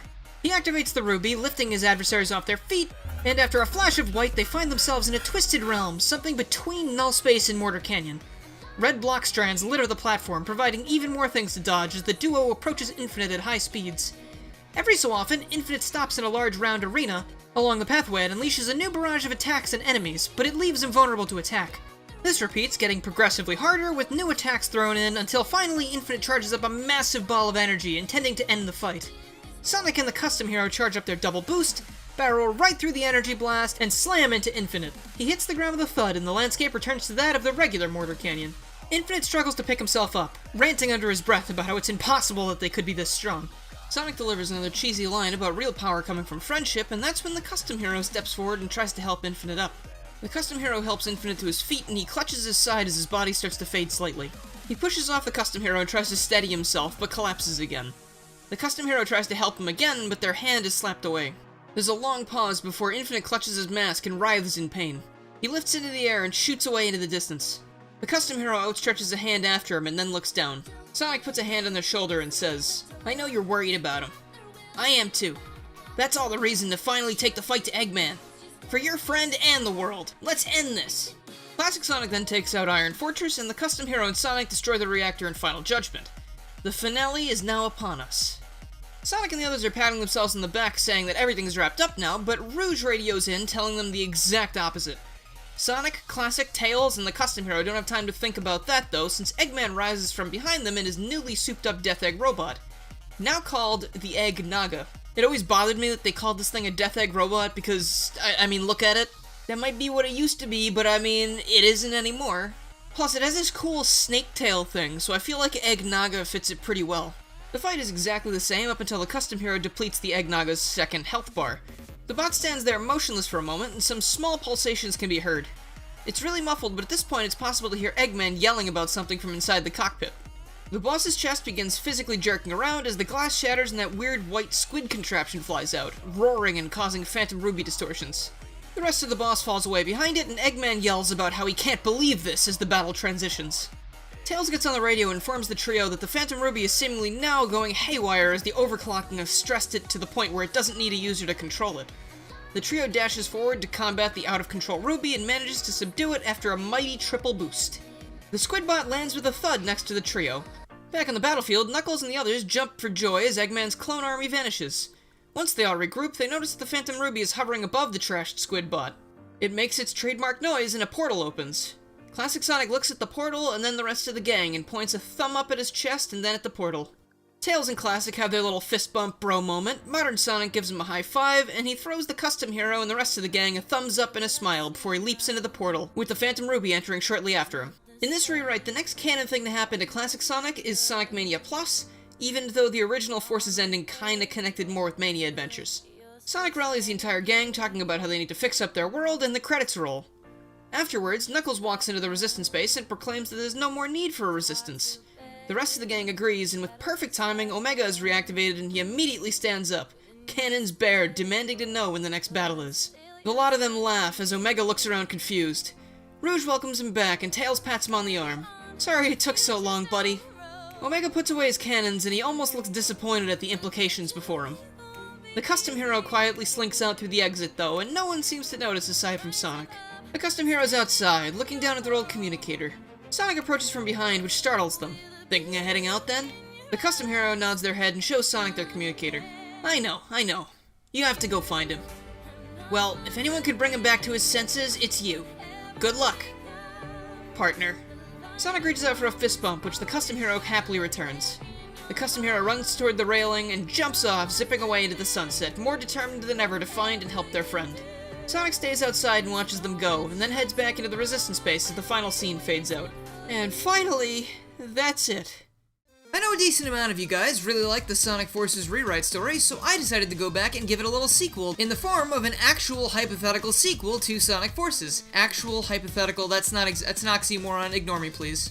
That being said, if you haven't seen the first part where I explained the gameplay of this hypothetical game, make sure to click the card right there to check that out, but without further ado, we're gonna launch into the second part of this 3-part series. Much like the intro to this video, the game starts out with a quick flashback of some of the events of Sonic Forces, ending with the custom character zipping away into the sunset. A level intro card swipes in and you're thrust into what boils down to a tutorial level. The surroundings are very reminiscent of the Sonic Forces city levels, but the city slowly falls away into the distance as the custom hero makes their way out of it and onto a beach where the level ends and the first cutscene plays. The custom hero steps onto the sand and looks out at the water. The screen fades to white as they relive a memory from their past. As they walk down the beach, they notice a commotion further ahead. A group of bandits is positioned in a circle around someone or something. The custom hero can't really tell from where they are. One of the thugs turns around and sees the custom hero, who we'll just call Hero from now on because that'll be a lot easier, and they shout something to the others. A few of them walk towards Hero and grab them. Hero is then thrown into the middle where they bump into another figure and they fall on the ground. So, Nil, you thought you'd get the jump on us by calling in backup, huh? That's so unlike you. But I guess we can teach yous both a lesson.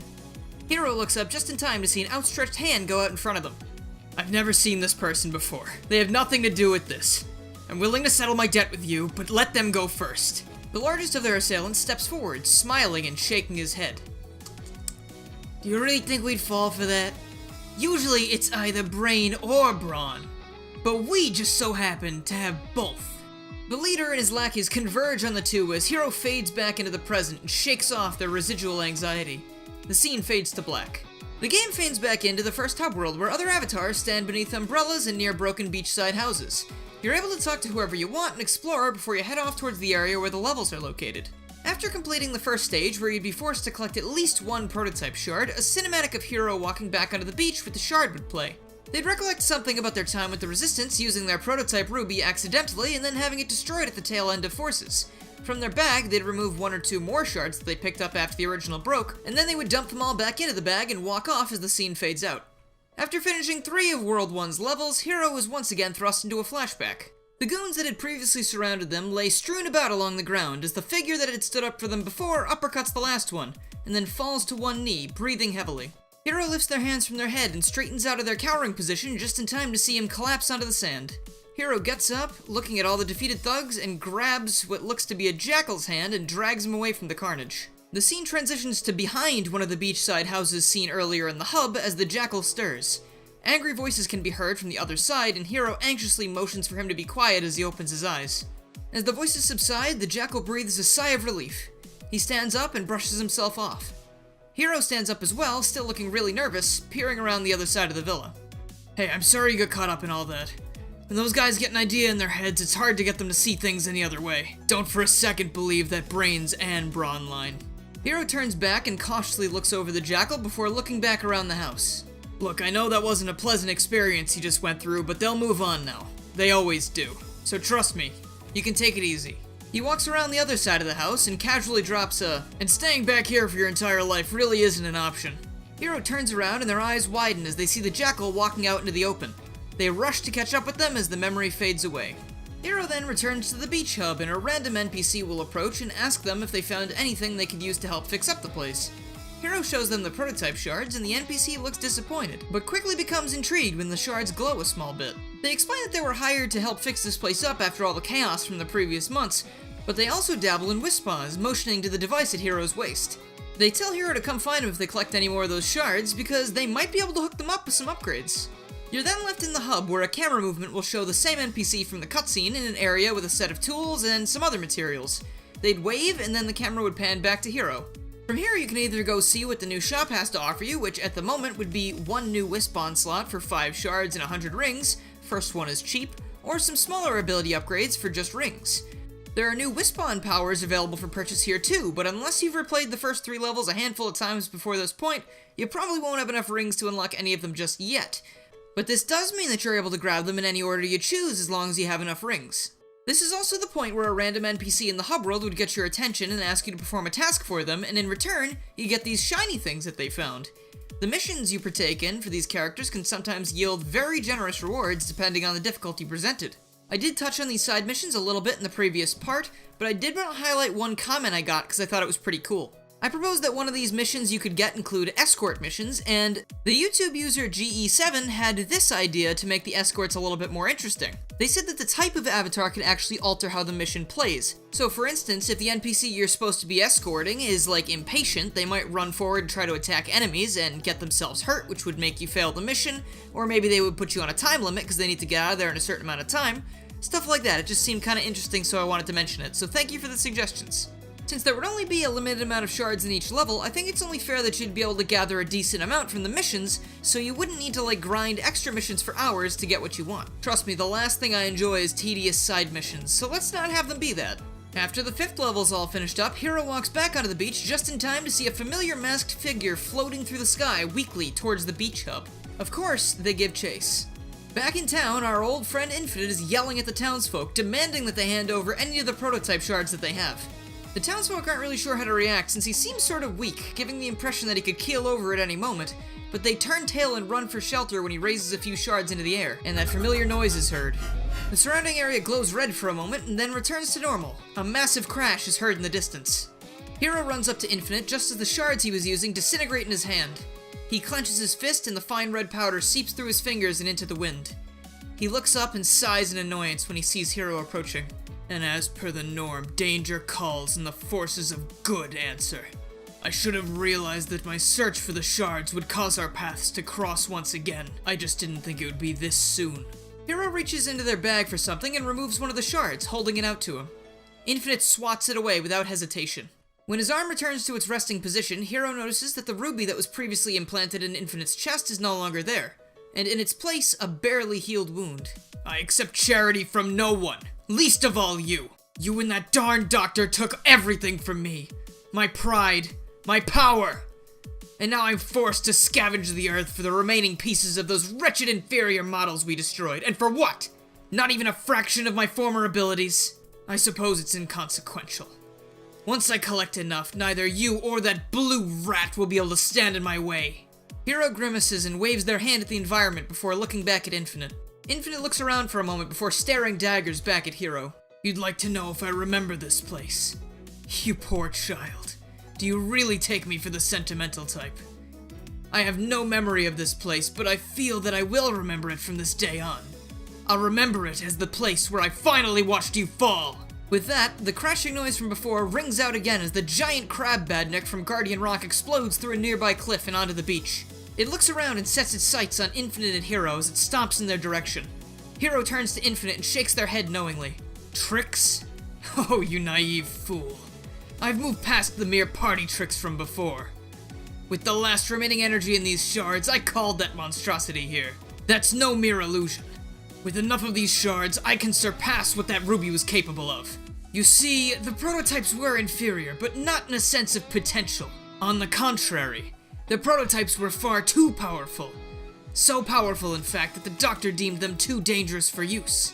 Each robotic servant that attempted to control these prototypes were destroyed because not only could they cast the illusions that the finished model could, they were also able to create matter from nothing. This, of course, meant that anything that was created could affect the user as well. So from what you know of the Doctor's big scheme, he couldn't risk that. Fast forward to when I awoke. The Doctor had finally managed to put a cap on the power of the original Ruby, therefore creating the first ever safe and functional model. Although, in the end, he decided to go ahead and use the original that he stumbled upon all those months ago, and it clearly backfired.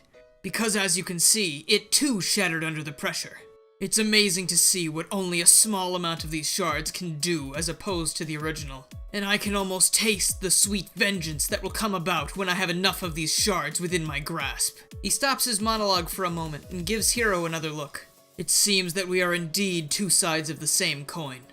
Always at odds, yet so close. Who will find the shards first? Only time will tell. But if you'll excuse me, it looks like you have bigger problems to worry about. Infinite holds up another shard and vanishes as the crab stomps a foot into the ground right behind Hiro. Hiro whips around and grabs their Wispawn. When we come to a boss fight like this, I'll give a quick rundown of what to expect, because I really want to get back to the main story bits. Basically, you're going to want to strike all four of the legs of the machine until they lose their health, thus allowing Hiro to tether to the top of it and attack the main part. The robot will obviously be attacking you throughout the main phase and will also attempt to throw you off when you're on its head. To remain on top of it, you must tether to points on the crab as it tries to shake you off and hold on until it stops. If the crab regains its health in its legs before you beat it, you have to repeat this phase, but it is possible to take it out in one cycle if you're quick enough. The crab explodes and pieces of it rain down across the beach, tarnishing what was possibly the only place left in the area untouched by Eggman's forces. The townsfolk emerge from their hiding places and cheer for Hiro. Some even run out to come and shake their hand. Hiro smiles nervously, but their nerves are pushed aside as they bask in the air of a job well done. As Hiro prepares to leave the hub, they look back to where they had their conversation with Infinite just hours before and are launched into another memory. The Jackal emerges from behind the house from before, with Hiro following close behind. He turns and walks backwards into the clearing. See what I tell ya? They got really short attention span. He trips backwards over something buried partially in the sand. Hiro rushes forwards to see if he's alright, and he's already laughing it off. He pulls the unidentified object from the sand, and it's a little communicator. Not my finest moment. The Jackal looks around and notices several other communicators littered around the beach, some looking more beat up than others. I guess we can add littering to their list of crimes. He looks at Hiro, who manages a small smile and chuckles a bit. The Jackal walks over to one that seems functional and attaches it to his belt. He drops the rest of the devices in a nearby waste receptacle before heading back to Hiro's side.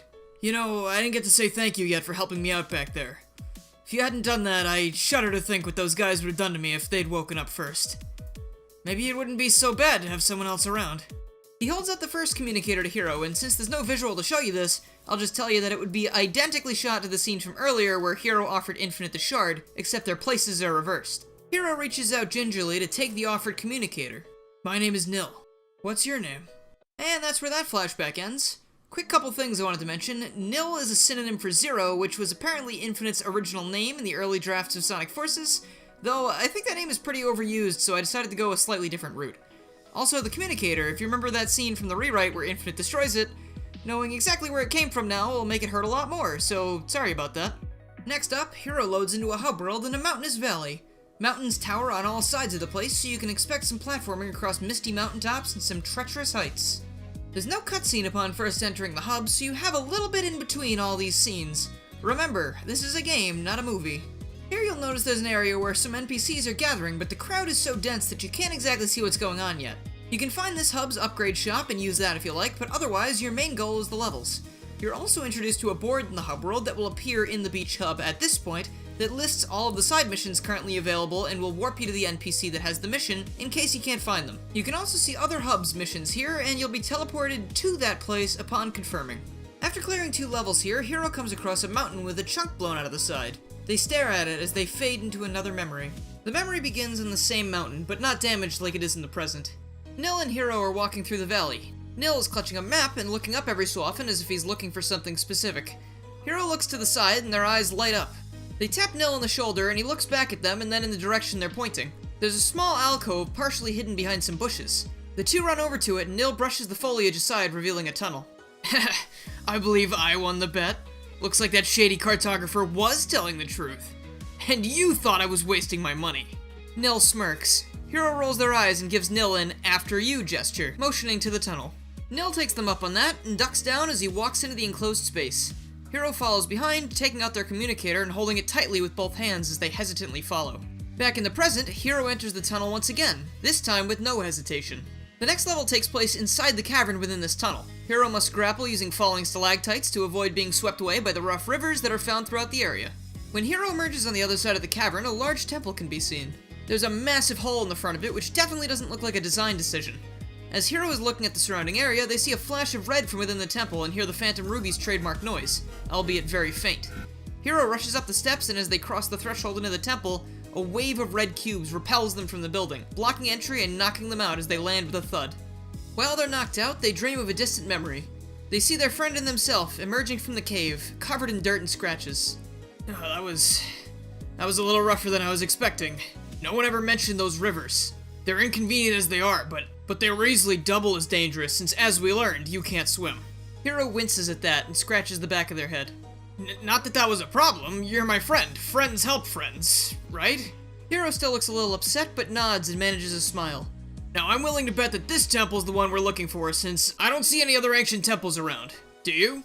Nil looks at Hero out of the corner of his eye. He notices them shake their head, answering him as if they didn't realize it was a joke. The two then head up the stairs into the temple, but through a door, not a massive hole. When Hero finally wakes up, they stand and throw a rock at the entrance. The same barrier sends the rock flying, so they set off to find another way in. The next two levels take place inside the temple. Quick gameplay note, if you return to the hub world at any point after completing the first level in this world, you'll be greeted with a short cinematic of the hub's upgrade shop NPC explaining that some residents can be enlisted to go into the field and help collect supplies for rebuilding. This gives you access to the avatar creation screen again, so you can swap out your main hero in levels and bosses that you've already completed.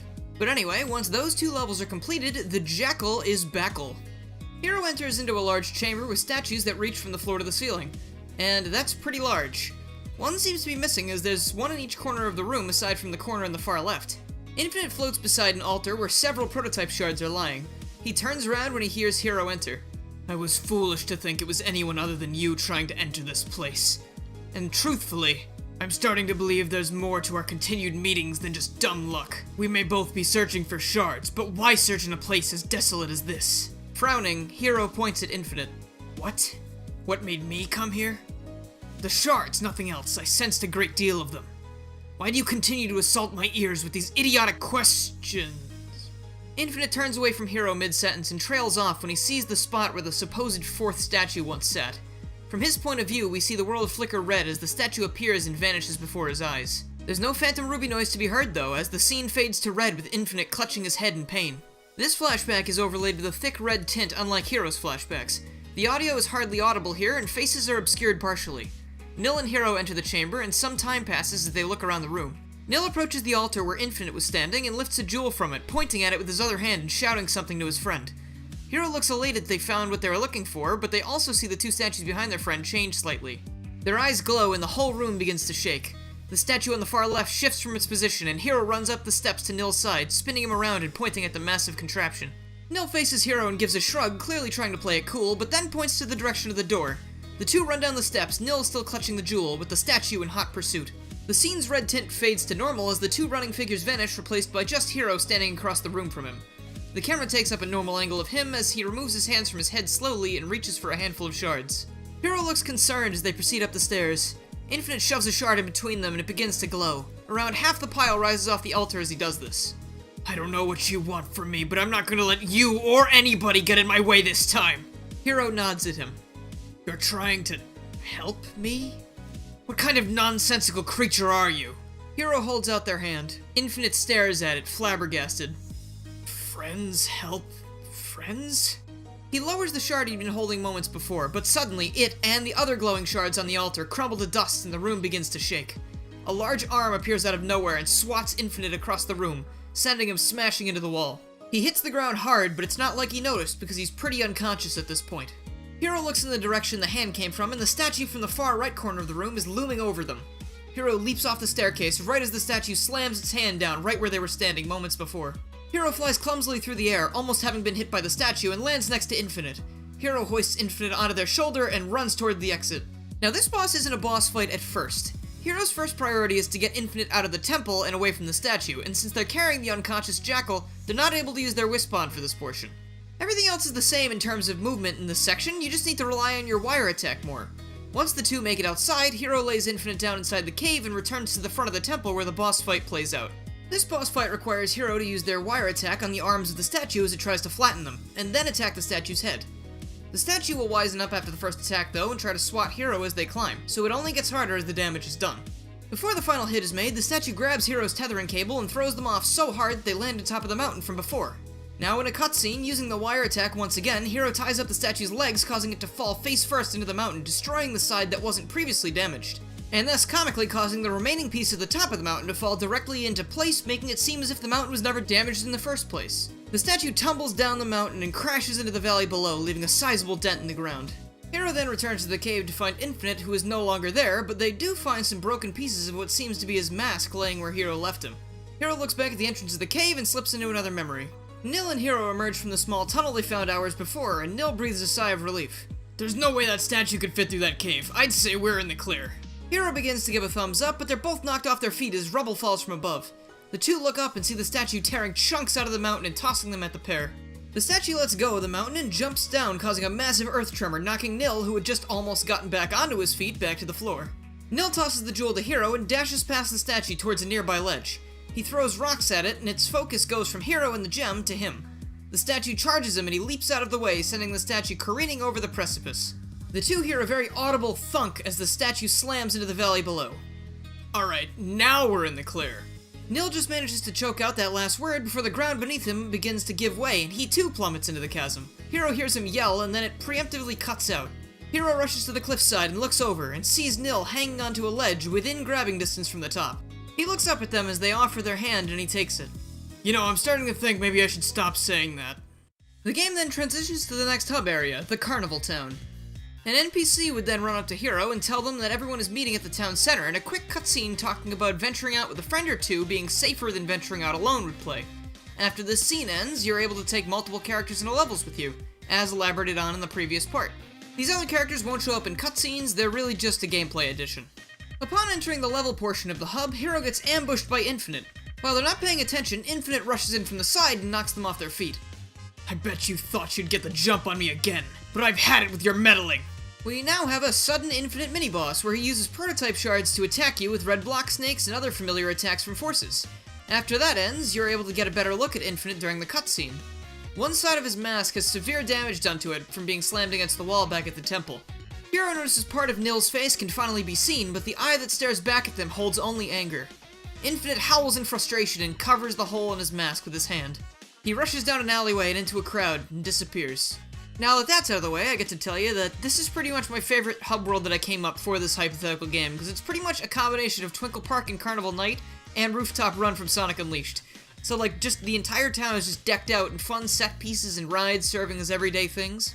For example, all the buses are replaced with swinging pirate ships, and regular cars are bumper cars. And in a lot of cases, Hero has to grapple on Ferris wheels and roller coasters to get around. Upon clearing Stage 5, Infinite would once again appear before Hero. He seems much calmer though. Thanks to the prototype shards, I took a quick trip back to the place where I first woke up. The doctor wasn't there, if you're curious. What was there, though, was this. He unsheaths a red blade from his waist and examines it closely with his exposed eye. This magnificent blade. It fits my hand perfectly, almost as if it was made for me. He slices it through the air and points it at Hero. I suppose this is the part where you tell me it was made for me. Hero looks like they want to say something, but they don't. If there's anything left from before I woke up, I'll fight it till my last breath if it means seeing you suffer. Infinite then charges at Hero, sword drawn, triggering the boss fight. In this fight, much like you do with your Wispon, Infinite uses his shards to make his blade more powerful. He makes it glow brighter and send shockwaves when he swings it. He elongates the blade and tries to swipe at you from afar, and sometimes he strikes the ground, causing chunks of the floor to rise. He then slices through them with the blade, which causes them to burst into flames, explode, and rush towards you. The blade does sometimes get stuck in the ground though, and that's when you have your chance to attack. You are also able to attack him if you're quick enough to reach him before he attacks you, but that's a little bit easier said than done. Infinite is knocked backwards and the blade rattles to the floor beside him. He stares at it with his exposed eye, and the world becomes a deep red once again. Infinite sees the two figures from before, but things are slightly clearer. He can make out what their voices are saying, but they sound as if they're underwater or he has cotton stuffed in his ears. He gets brief glimpses of Hiro's face this time, but the other figure remains somewhat ambiguous. The ambiguous figure, or Nil, because we all know who it is, let's not kid ourselves, is casually tossing the jewel from before into the air with one of his hands, while the other is providing a shield for his eyes from the harsh neon lights. The guy I'm looking for should be around here somewhere. This place is so huge, we might not even be on the right street. Hiro watches as the jewel flips through the air and lands back in Nil's hand. He notices this and turns to them. Relax, I'm not gonna drop it. We almost died to get this thing, so of course I'm being careful. Nil misses the jewel on its way back down, and Hiro dives to catch it before it hits the ground. That was a fluke. I have excellent hand-eye coordination. They stand back up and shake their head at Nil. Nil squints his eyes at something behind Hiro and leans to see past them. His eyes brighten up and he pats Hiro on the shoulder excitedly. Hey, there it is! I've only been here once before to drop off a few things, but I'm glad my memory hasn't failed me just yet. He motions for Hiro to follow him and they head off towards something in the distance. We then see Nil handing something over to a shopkeeper, and some time passes as Hiro and Nil talk, but none of the conversation can be heard. The shopkeeper returns with a blade in a sheath. Nil removes it and slowly marvels at its shine. The blade is red, just like the jewel. Also, since I know some people are gonna ask, no, the jewel was not a Chaos Emerald. Oh man, look at this thing! It was so worth risking my life at the temple for this. Hiro looks it over and gives Nil a curious look. It's not for anything specific, don't worry. I just thought it'd be nice to have something for those extreme cases of self-defense, you know? Infinite is then snapped back into the present by Hiro kneeling next to him, waving a hand in his face.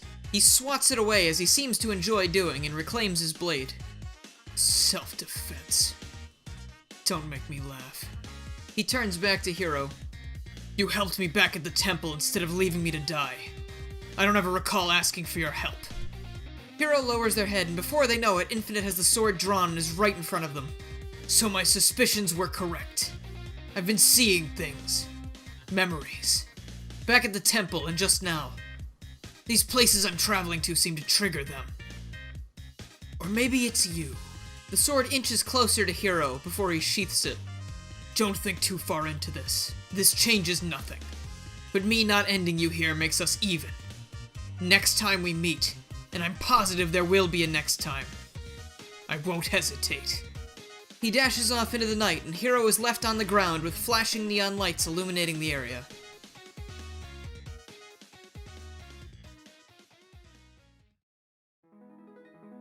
For our penultimate hub world, we find ourselves high up in the treetops.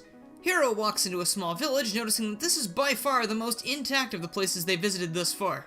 Either Eggman's influence didn't quite reach this place, or they've been doing an excellent job rebuilding. Since the levels here take place in a foresty area, they involve a lot of grappling from tree to tree to progress through the areas. There are a lot of secret routes to take as well, so you're going to want to look everywhere to find all the collectibles. After the second stage, Hiro comes across a small house high in the trees. They enter, and inside they see that the furniture has been slashed apart, and there are gashes covering the walls and floor. Across the room, Hiro sees Infinite's blade halfway buried into the wall. Hiro lifts one of the chairs back onto its legs and sits down. As they look up at the sword again, a memory fades in. The wall is no longer in shambles and the sword is absent. Nil and Hiro walk in through the front door, and he puts his fists on his waist. He closes his eyes and inhales deeply, and he holds it a few seconds before he lets the breath escape from his lungs. Oh, I'm so glad to be back. It feels like we've been roaming around for years.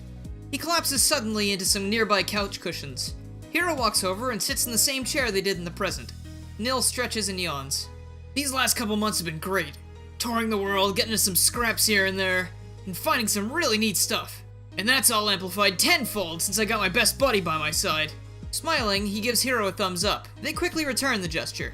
Yeah, I'm content to just hang around here for a while now, I think. I bet you wouldn't mind the rest, right? Nil kicks his feet up on a nearby cushion. Hiro seems to breathe a sigh of relief, but right in the middle of it, Nil speaks up again. Oh, I almost forgot. There is one more thing I wanted to do before we take some time off. Nil jumps off the cushion and does some stretches. You ever hear of this Dr. Eggman guy? Hiro recoils at the name. Yeah, silly question. Everyone's at least heard of him. But rumor has it he's got a base somewhere near here, and I was thinking, a man like that must have tons of these things. So what are the odds that he's there right now? If someone were to say, sneak in there while he wasn't on the premises, just think about all the amazing things he could find in there. Hiro doesn't look like they like the sound of that. Relax, we're just gonna pop down there real quick and then we're home free. Trust me, only good can come from this. You trust me, don't you? Nil offers his hand to Hiro. Hero slowly reaches out, but hesitates and pulls it back. Nil looks surprised, but regains his composure. Hey, that's alright. I wouldn't make you go anywhere you wouldn't want to go. I respect that you don't want to take part in this one, and that's absolutely fine. Really. He walks to the door, his posture a little less enthusiastic than usual.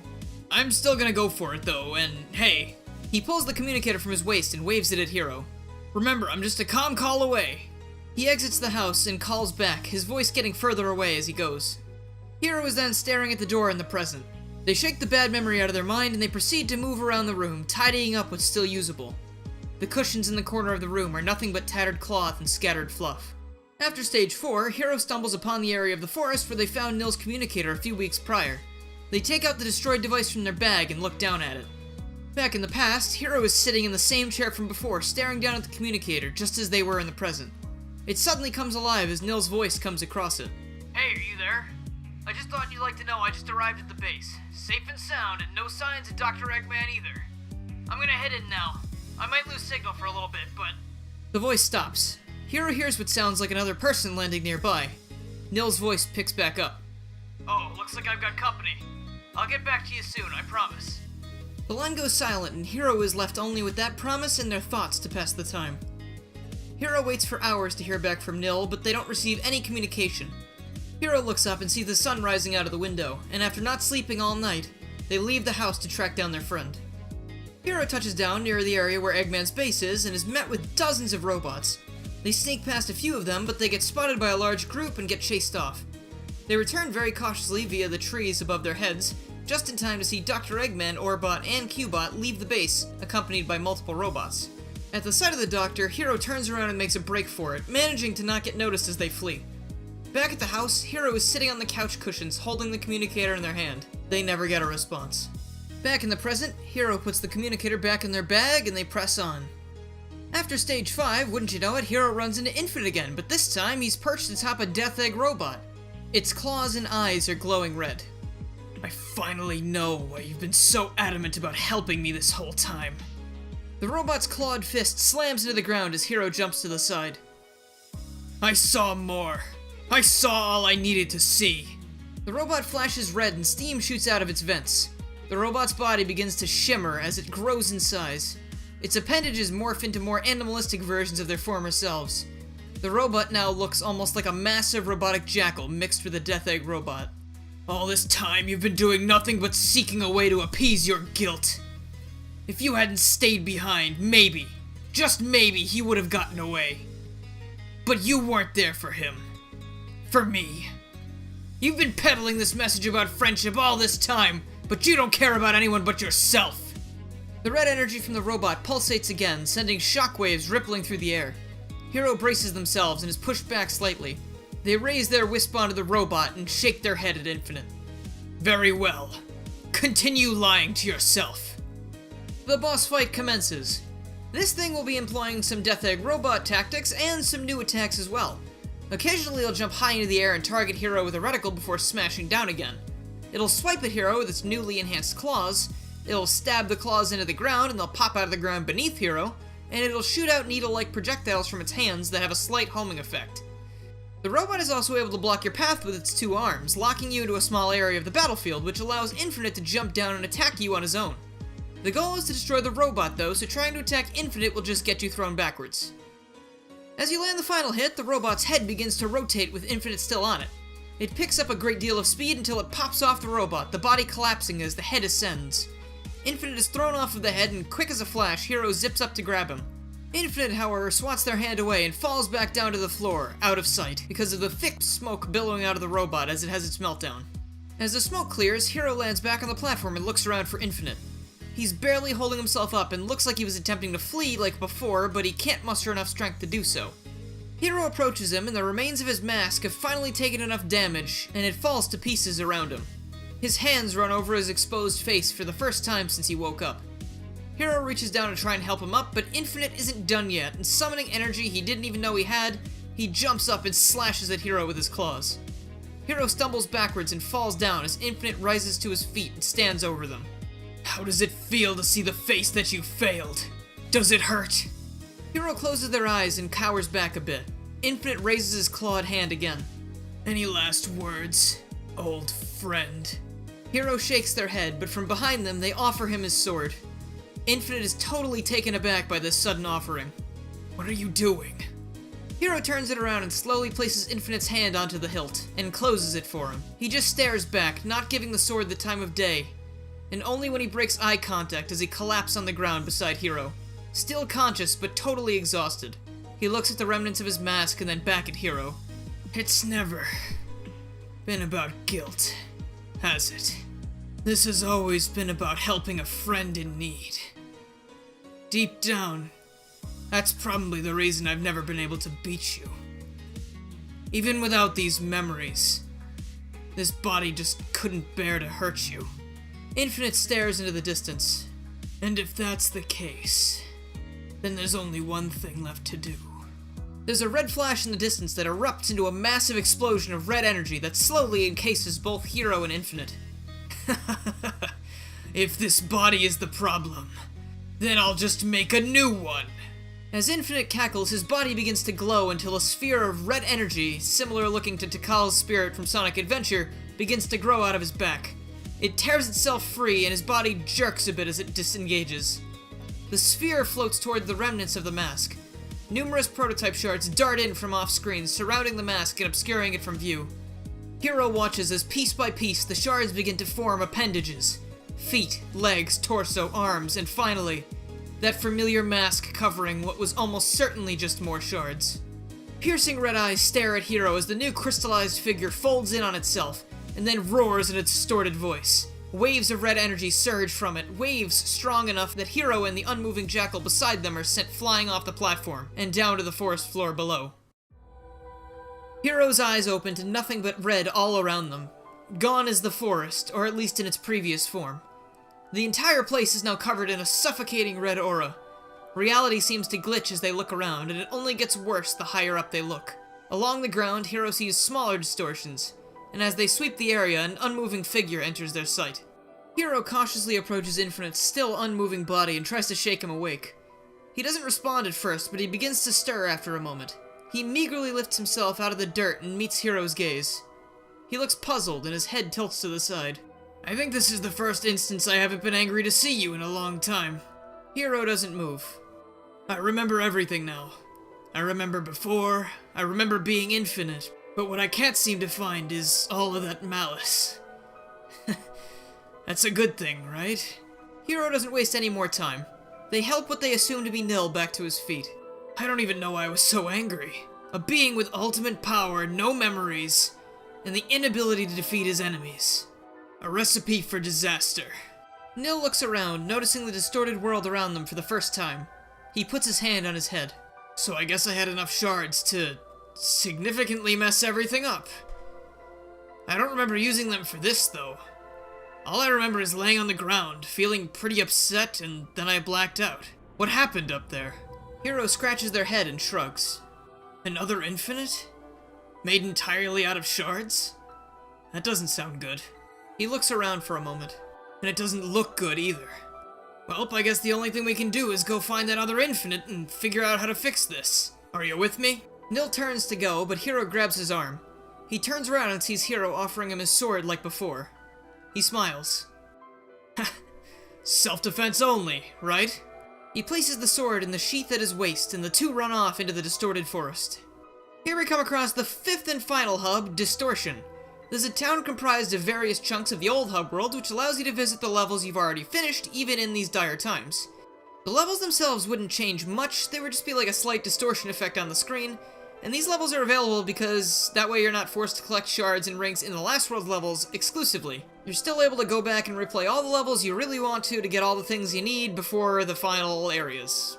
In this hub world, Nil can be found, and he'd say some quick things about what's going on. Nothing really that important, just think of him as kind of one of the NPCs from Sonic Generations hub world. The levels here take on similar appearances to the levels you've been through already, but with heavier distortion and the level themes get jumbled up during the stages. You might start an area that looks like the treetops, but partway through you might find a funky mix of that and the carnival town. These levels are all unique levels layout-wise, only the aesthetics are familiar. After the second level, Nil would run up behind Hero and call out to them. Hey, you didn't think I was gonna let you do this alone, did you? I know you've come a long way since a while back, but having a friend by your side can make all the difference. Hero looks happy to have their friend along, and the two continue on. After the third level, Hero and Nil get a chance to talk again. You know, the whole time I was Infinite, I was able to see all the amazing things you've been doing. I couldn't back then, but I've gotta say it now. I'm proud of the person you've become. And keep in mind, I was already proud to call you my friend, so now I'm double proud, I guess. Hero shrugs, smiling, and Nil laughs. No, don't say it was all because of me. You've had this inside you the whole time. Though, maybe I could take some credit for helping to bring it out. He smirks and closes his eyes. After the fourth level, Hero and Nil notice the distortion strengthening. We must be getting closer to that other me. Hero shakes their head. Other Infinite, right. It was me, though. But looking back on it, I almost feel like a totally different person. Having no memories and the goal of world domination implanted in your head will do that to you, I guess. He stops and stares down at the ground. I just can't shake it. This is all my fault. Maybe if I hadn't run off on my own back then none of this would have happened. He kicks a nearby pebble, and instead of flying forwards, it hangs in the air thanks to the distortion. I mean, look at the state of the world. Was this my ultimate goal? Was I trying to make this happen? How can you just forgive me for everything that's happened, when I feel like I'll never be able to forgive myself? Hero gestures wildly and stomps their foot. I did say I felt like someone else. That doesn't mean I was. No matter how you look at it, I was too weak to stop it from happening. Nil pushes the suspended pebble out of the way and trudges on, Hero reaching out a hand after him. And here we finally are. After the fifth level is finished, the duo is in for it.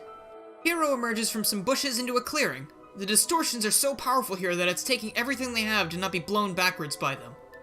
Hero spots the crystal figure in the center of the clearing, and it too notices Hero's presence. In a very familiar yet broken voice, it calls out to them. I was wondering when you were going to show yourself. The world falls entirely under my command, just as I said it would. And I didn't for a second believe that you would just sit back and watch. Hero puts a hand on their wispon and stands at the ready. You poor child. You're really not grasping the situation, are you? Their wispon is ripped from their hand and it's thrown back into the bushes they just emerged from. The crystal figure waves one claw towards himself, and Hero is flung from their position to up close and personal with the figure. Let me spell this out for you. Your days of besting me are over. Without all those memories and superfluous feelings holding me back, I was able to accomplish everything the Doctor wanted to, and more. And what better way to christen my new world than getting rid of the source of all of my hatred and loathing? Hero is lifted higher into the air as the crystal figure's arm morphs from a hand to a blade not unlike Nil's. I won't miss you, but I will miss seeing that horrified look on your face. It's divine. The crystallized Infinite then thrusts the blade towards Hero, but it's knocked away by a flash of black and red. The figure stumbles backwards and drops Hero. Landing next to them, Nil tosses Hero their wispon and locks eyes with the figure. Infinite cackles. Look at you. I figured you'd be an empty husk without me, but I suppose we were resilient. Leaving behind everything else was enough for you to come back to your senses, but that's of no concern to me. It rushes toward Nil, standing directly beside him, facing the opposite direction. Do you remember what we did? What you did? Does that feeble mind really believe that opposing me will right the wrongs? Nil takes a step back. No, but I think it could at least be a start. Very well. And you shall both meet your end here. It looks at Hero. One who meddled far too much for their own good. And then at Nil. And the pathetic puppet of the Mad Doctor. It rises into the air above them, moving its hands in a familiar way before its body begins to glow and morph. Bear witness to the infinite power of the world's newest deity! The entire world floods with an even deeper red as overclocked Infinite is formed. If you remember the giant snake-like infinites from Capital City, it looks similar to that except with dozens of pairs of arms, and it's entirely made of the red prototype shards, as opposed to the smooth black look of the originals. This thing towers over Hero and Nil, and an animalistic roar mixed with Infinite's signature yell erupts from inside it. In this fight, Nil appears on the battlefield to help you. Overclocked Infinite will swipe at both of them with giant red tendrils and attempt to grab them with one of his many hands. If it does grab them, it lifts them into the air and they get blasted by a beam of energy directly from Infinite's eyes. This doesn't kill the player instantly, but they are paralyzed on the ground for a moment after it. Sometimes, Overclocked Infinite will roar, pushing both Hero and Nil backwards, and if they don't find footing soon enough, they'll be thrown backwards into a wall of red shining spikes that will spawn during the attack. Beams of energy will also be shot from Overclocked Infinite's mouth periodically, and these have a big range. Think Samus's Final Smash type deal. Overclocked Infinite can also spawn clones of his former self, around 10 or more at a time, and they'll swarm Hero and Nil. They'll attempt to fire lasers at you, and with more than one harassing you, it can be really dangerous to dodge. These clones can be used to get an attack in on Infinite as well. As the battle progresses, you'll notice that Nil will be mimicking your actions a little ways away, and once you get a boost from the Crystal Infinite clones, Nil will also be there. Each hit you land on the beast will be a combo attack where Hero will grab Nil's hand, tether onto a part of Overclocked Infinite, and propel themselves both towards it with Nil's blade ready to stab. The first few hits will deal with taking out some of the thing's hands, and then later into the fight they'll be shooting for higher places on the beast so that the Crystal Infinites have even more time to try and knock you back down. Eventually, the two reach Overclocked Infinite's head, and as they fly towards it, he opens his mouth and fires a beam directly at them, causing Hero to perform some evasive maneuvers. Unfortunately, Hero loses grip on Nil, and he falls directly into Overclocked Infinite's hand. He raises the jackal up so they can see eye to eye, and its eyes begin glowing. Meanwhile, Hero is knocked all the way back down to the ground, and they need to hurry their way back to the top, this time grappling the idle hands of Overclocked Infinite. As Hero reaches Nil, the beams fire, and Hero just barely grabs Nil and pulls him away as the hand holding him is disintegrated. Nil looks back at Hero and nods.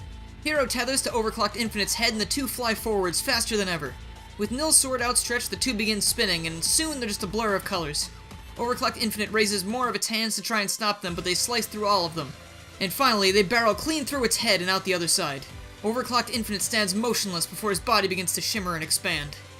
This is impossible. There's no way the likes of you could defeat a god! It screams in agony as its body begins to explode, and it drops to the floor with a massive thud. What used to be its body is now a giant pile of shards that crumble and turn to dust, leaving nothing but the mask behind. Hero and Nil touch down beside the mask, and with one swift kick from Hero, it's sent flying, and it too crumbles to dust and gets blown away in the wind. The two watch as the world loses its red tone it had taken on, and the distortions disappear. Nil breathes a sigh of relief and drops to the ground exhausted. You know, I've been in my fair share of fights over the years, but I don't think anything could have prepared me for that. He chuckles to himself and shakes his head. I was a real piece of work, wasn't I? Hero sits next to him and shakes their head. Right. Infinite was a real piece of work. I guess he took a bit of my stubbornness with him when he went, because I am so ready to take that vacation now. He laughs and stands up. He offers Hero a hand and they take it. Hey, thanks for not giving up on me. Even when you thought I was too far gone, you still kept going. I'll never be able to thank you enough for that. And then, uttering their only spoken line out of 2 whole games, Hero reaches out for a fist bump. It's what friends do. Nil meets Hero halfway and the scene fades out. Credits roll. During the credits, multiple scenes of the two helping the various townfolk from each hub tidy up their places occur. Nil visits the upgrade shop NPC and hands over his old broken communicator. The next still shows him radioing Hero on his newly repaired device. The two meet up again in the beach hub and they look down at the sand, cleaned up again after the carnage from the first boss fight. The two are then seen in the forest, waving to the townsfolk as they go by. As the credits end, one last still of Hero and Nil fade in as they're both passed out. Nil on what remains of the couch cushions, and Hero in that same chair from before. Wispawn resting on the table beside them. The end.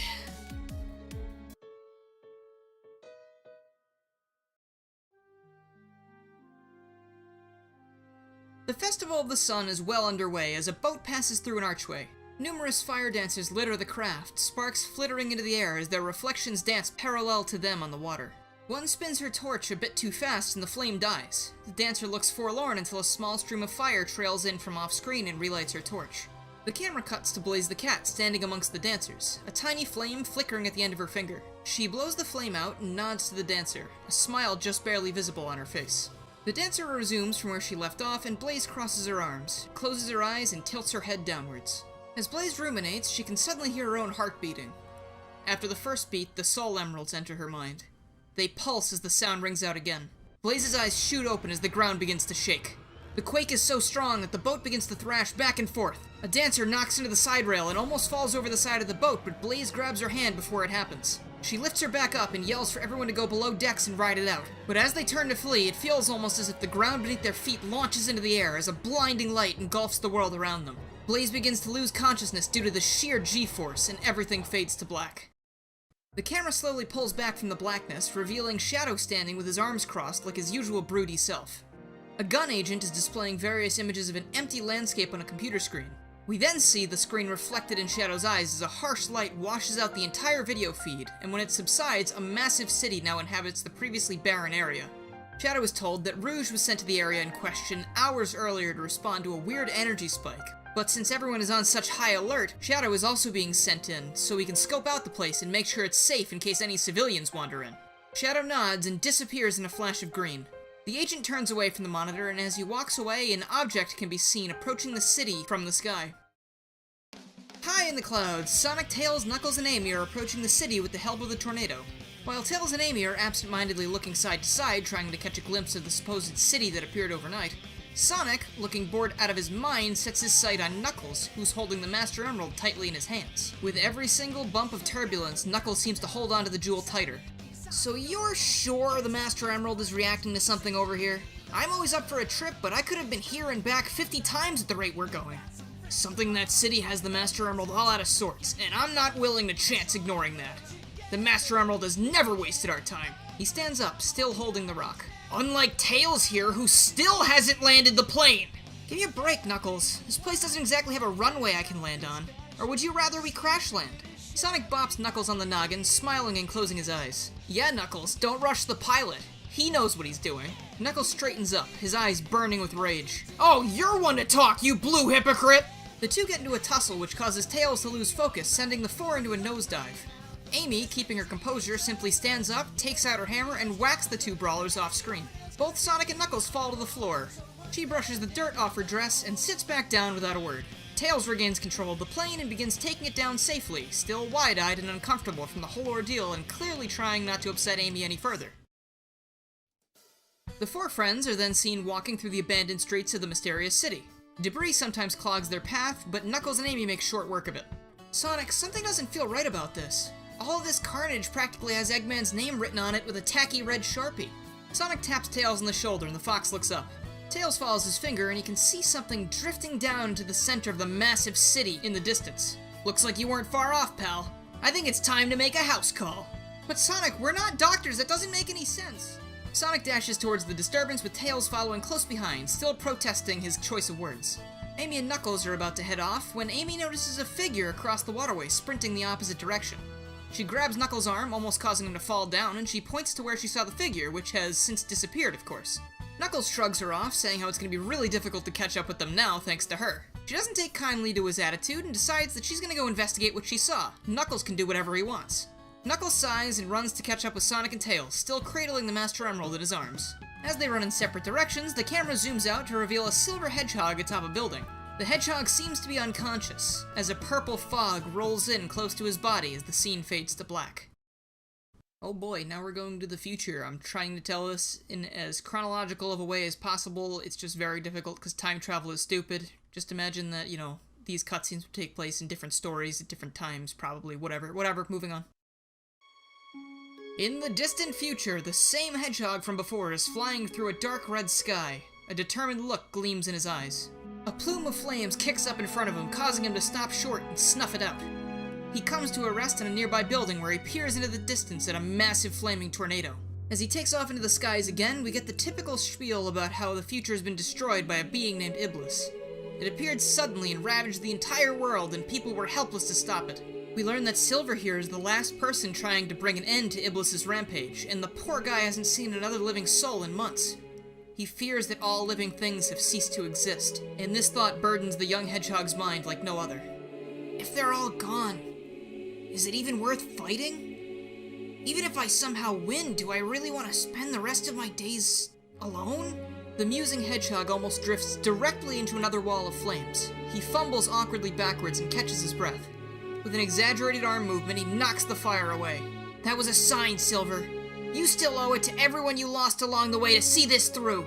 He eyes the tornado in the distance, and with a close-up of his hands clenching and shaking, he shoots towards the beast, growing smaller and smaller as he moves away. Silver deals the finishing blow to Iblis, and it shrieks in pain as its body falls apart. He lands nearby, watching the monster vanish before his eyes. He lets out a soft sigh, knowing that this isn't the end of his troubles. As he turns to leave, he hears a sound that catches him off guard. Footsteps. He looks around and sees no one, and just as he's ready to dismiss it as his mind playing tricks on him, A gruff voice calls out to him from above. Silver's eyes dart to the source. His mouth hangs open. There, standing above him, is a black hedgehog with gray stripes. Come now.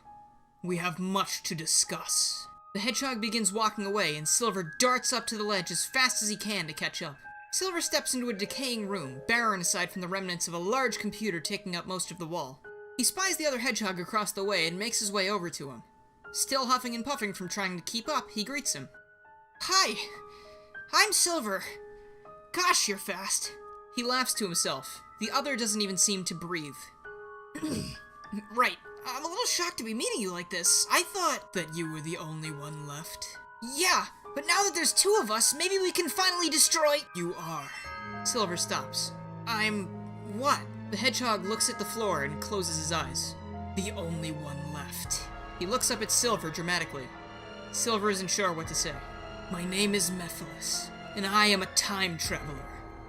I've made it my life's goal to see as many different time periods as possible, but never before have I seen such devastation. He turns away and holds his arms out in front of him and looks down at his hands. When I arrived at my initial destination, 300 years from now. He turns back to Silver, who still hasn't said anything. It looked no different than what we see now. Silver's eyes widen and he falls to his knees, and then onto his hands, staring at the floor in total shock. This world is doomed, my friend, and there is naught you can do about it. Silver slams his fist into the ground, tears beginning to form in his eyes. It can't be.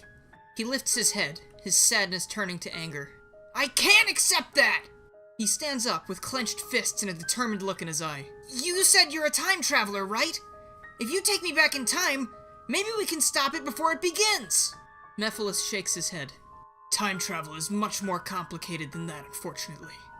If we were to alter the past in any way, it would create a new timeline. In that timeline, let us assume that we prevail, and that monster is never unleashed.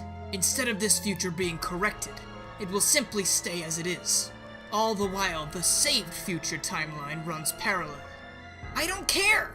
You said it yourself, there's no one left other than me.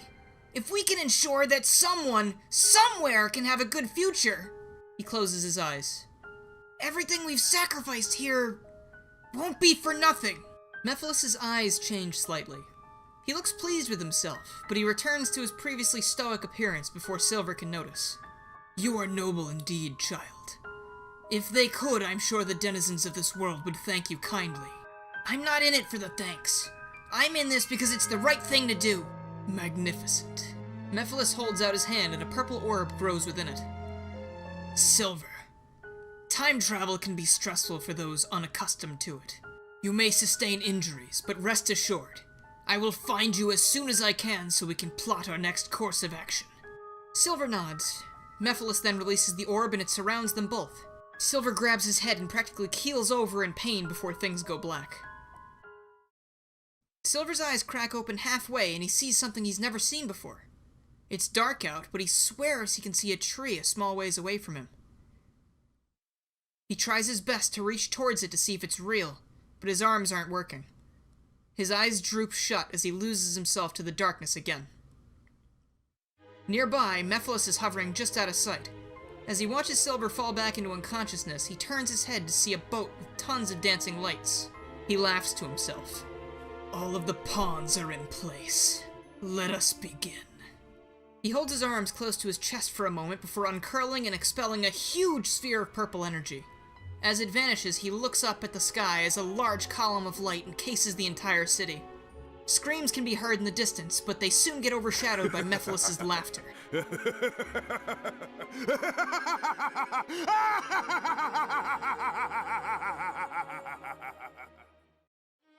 The screen fades in from black. We're looking through someone's eyes as they're regaining consciousness. They look side to side, but it's nighttime and they can't see much. The figure lifts its hand into view and a cyan glow emits from it. As Silver looks around again, the dead eyes of Mephiles enter his vision suddenly, causing him to leap backwards in surprise.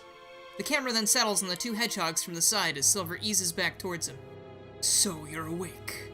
It looks like you've bounced back from your time travel trauma rather quickly. You must be a natural. Silver still seems shaken up, but he shrugs his shoulders and manages a slight grin. He notices an intense burning feeling coming from under his skin and all over his body, but he does his best to ignore it. Now I'm sure you're wondering how to prevent the catastrophe that destroyed your world. Silver snaps out of his post-time travel days immediately. Yes, where do we start? What do we do? Mephiles closes his eyes. The Chaos Emeralds. The what now? The Chaos Emeralds. Jewels containing ultimate power. If one were to get their hands on all 7 of them, they could destroy the world. He turns to Silver. Or save it. Are you saying that someone collected these Chaos Emeralds and created Iblis? No, not created. Freed. The being you know as Iblis was not always free to roam your world, but it was among you. Not only do we need to find the Chaos Emeralds, we must also find and terminate anyone who might try to get in our way. Terminate? You said you wanted to give the people of this timeline a chance to thrive, did you not? Well, yes, but... Then you must do as I say, or this timeline will suffer the same fate as yours. Anyone who is collecting the Chaos Emeralds is your enemy. Silver hesitantly nods, and Mephiles begins sinking into the floor, a plume of shadowy smoke pooling around him. Now, we must divide our efforts. Go forth and acquire the Chaos Emeralds so that we may save this world. He vanishes, laughing an evil laugh, though Silver is too shaken up to notice the intent of this laugh. Elsewhere, Sonic, Tails, and Knuckles are chasing down Eggman's Eggmobile, but he's still got a huge lead on them. He stops abruptly and turns the craft around as the trio catches up. There's no way in hell that I could ever pass for Dr. Eggman, so I really apologize for this. I thought I smelled a rat around here! It's great to see you too, Egghead. So what you been up to? Wouldn't you like to know? Yeah, that's why I asked. Well, tough luck! I'm too busy to sit here and chat with you 3 vermin. Instead, why don't you catch up with an old friend? Eggman slams his hand down on a button, and from behind, Sonic and Knuckles hear Tails yell. They turn around and see Metal Sonic dragging Tails in the opposite direction. The 2 of them, of course, head off after Metal and leave Eggman alone, who then turns back to the dashboard and down at a radar with 7 blinking lights. What follows takes the place of the first boss fight in Sonic's story. Instead of the Egg Cerberus, we've got Metal Sonic, and it's kind of a Mach-speed race/fight. Sonic is trying to stay as close to Metal as possible while dodging all the attacks and debris he creates, but the goal is to simply reach him before the end of the track. Think of it kind of like the secret stages in Sonic Heroes, except with more Metal Sonic, because Metal Sonic makes everything better. It's a proven fact. Once Sonic and Knuckles catch up with Metal, he's promptly beaten up and gets kicked off the docks of Wave Ocean into the... Wave Ocean? Tails then apologizes for getting grabbed, but Sonic and Knuckles wave it off. It's not like it was his fault, he got distracted by Dr. Eggman. The trio then runs off in pursuit of Dr. Eggman yet again, but behind them a faint glow begins to grow in the spot that Metal Sonic was just kicked into the water. By this point, Dr. Eggman has made it to Dusty Desert and has a new crew of robots digging. He barks at them to hurry up as he notices Metal Sonic's signal cut out, and he has a sinking feeling that Sonic is on the way. One of the robots below hucks a shovelful of dirt into the air, and with it, something brightly colored and shiny. Eggman smiles fiendishly and tries to grab the object out of the air with the Eggmobile's mechanical arms, but they're knocked away by a flash of purple. The desert heat seems to intensify as Blaze lands on a nearby pillar, casually tossing a Soul Emerald into the air and catching it again, her eyes squinting angrily in Eggman's direction. And here I thought today couldn't get any worse! Of course you were in the city when I locked onto it. He looks back at the Eggmobile's console and bangs his fists against the radar. And on top of all of that, this useless contraption is leading me to the wrong set of emeralds. Ah! Forget it, men! Fall back. I need to rethink my plan. He turns away from Blaze, not even giving her a chance to respond, but she is far too confused over what's happening. Since when was there a desert outside of Soliana? And more importantly, how was Dr. Eggman in her dimension? All she remembers is a blinding flash of light, and then she woke up in a field outside the city. She's starting to think that she might not be in her dimension anymore, and that's when she catches a sight of a pink object approaching her from over a dune. She jumps down and rushes towards it, not sure if it's something she needs to deal with or not. But thankfully, she comes across Amy Rose, who is huffing and puffing and looking pretty close to exhaustion, actually. Amy collapses as soon as she reaches Blaze's side, clearly not thinking about how crossing an entire desert on foot can affect one's health. Blaze picks her up, and they make their way back to the city with 1 Soul Emerald in tow. And now Silver's back, because I love writing for Silver, but he's not alone. As Silver flies above the buildings of Soliana, he can't help but be distracted by the sights surrounding him. Everything is so bright, But for once, that brightness comes from the sun and not the endless fire engulfing everything where he came from. Silver is so distracted, in fact, that he ignores the flash of green that pops into existence right in front of him and crashes directly into a black figure sporting red stripes, causing them both to fall down to the street below. Shadow hits the ground hard, and his Chaos Emerald bounces away from him. Silver manages to catch himself before he lands, and he winces as he sees the other Hedgehog collapsed in the ground a ways away from him. He slowly approaches. Are you alright? I'm sorry, I was distracted by so many things. He starts looking at the surrounding buildings again and almost loses himself in the allure of the world around him again. He shakes it off and goes to help Shadow up. Shadow clutches his head with one arm and pushes Silver away with the other. Oh, that's alright. I should have asked if you needed help first. Here, I think you dropped this when you fell. He motions to the gemstone laying in the streets and levitates it to his hand. As Silver holds the green jewel, he notices that it feels strange, almost like it was radiating some kind of energy. As he stares down at it, he realizes what it is. Shadow straightens himself out and brushes the dirt off his arms, glaring at Silver. Silver looks up at the figure and his expression changes. Mephiles? I didn't think I'd run into you so soon. And you've already found a Chaos Emerald? That's what this is, right? Shadow looks side to side, assuming that Silver's talking to someone else, but then he looks back at Silver. I think you might have hit your head a little harder than you thought. The name's Shadow, and I'd like my emerald back. But you look like Mephiles. And you look like a fool, but that doesn't mean you are one. Thanks, I think? Emerald, now. I'm very busy and I don't have time for this. Silver looks down at the rock and takes a step back, remembering Mephiles' words. I'm sorry, I don't have time to waste either. We need the Chaos Emeralds, and if you're trying to keep them from me, then you're my enemy!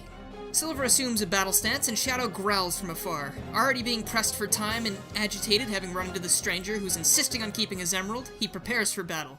And now it's time for a Shadow-Silver boss fight. Depending on what story you're playing, you'll be playing as that character during the fight. If you're playing as Silver, Shadow fights using minor chaos powers such as spears and short-range teleportation, followed by homing attacks.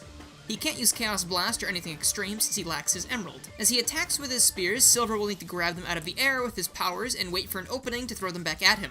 If he throws them too early, Shadow will simply counter the attack with more spears and deflect them. When playing as Shadow, Silver will attempt to grab your Chaos Spears out of the air, so the only way to damage him is by giving him too many to handle, so he's forced to stand in place to attack you. Then, all you need to do is find a way to get behind him during his onslaught and homing attack him. If you get caught by one of the spears, he'll drop the rest and you'll have to start the cycle over. You also can't attack him directly if he's not holding any spears, as he'll grab Shadow himself and send him flying backwards a bit, but not to the moon or anything, because that'd be a silly thing to allow past bug testing.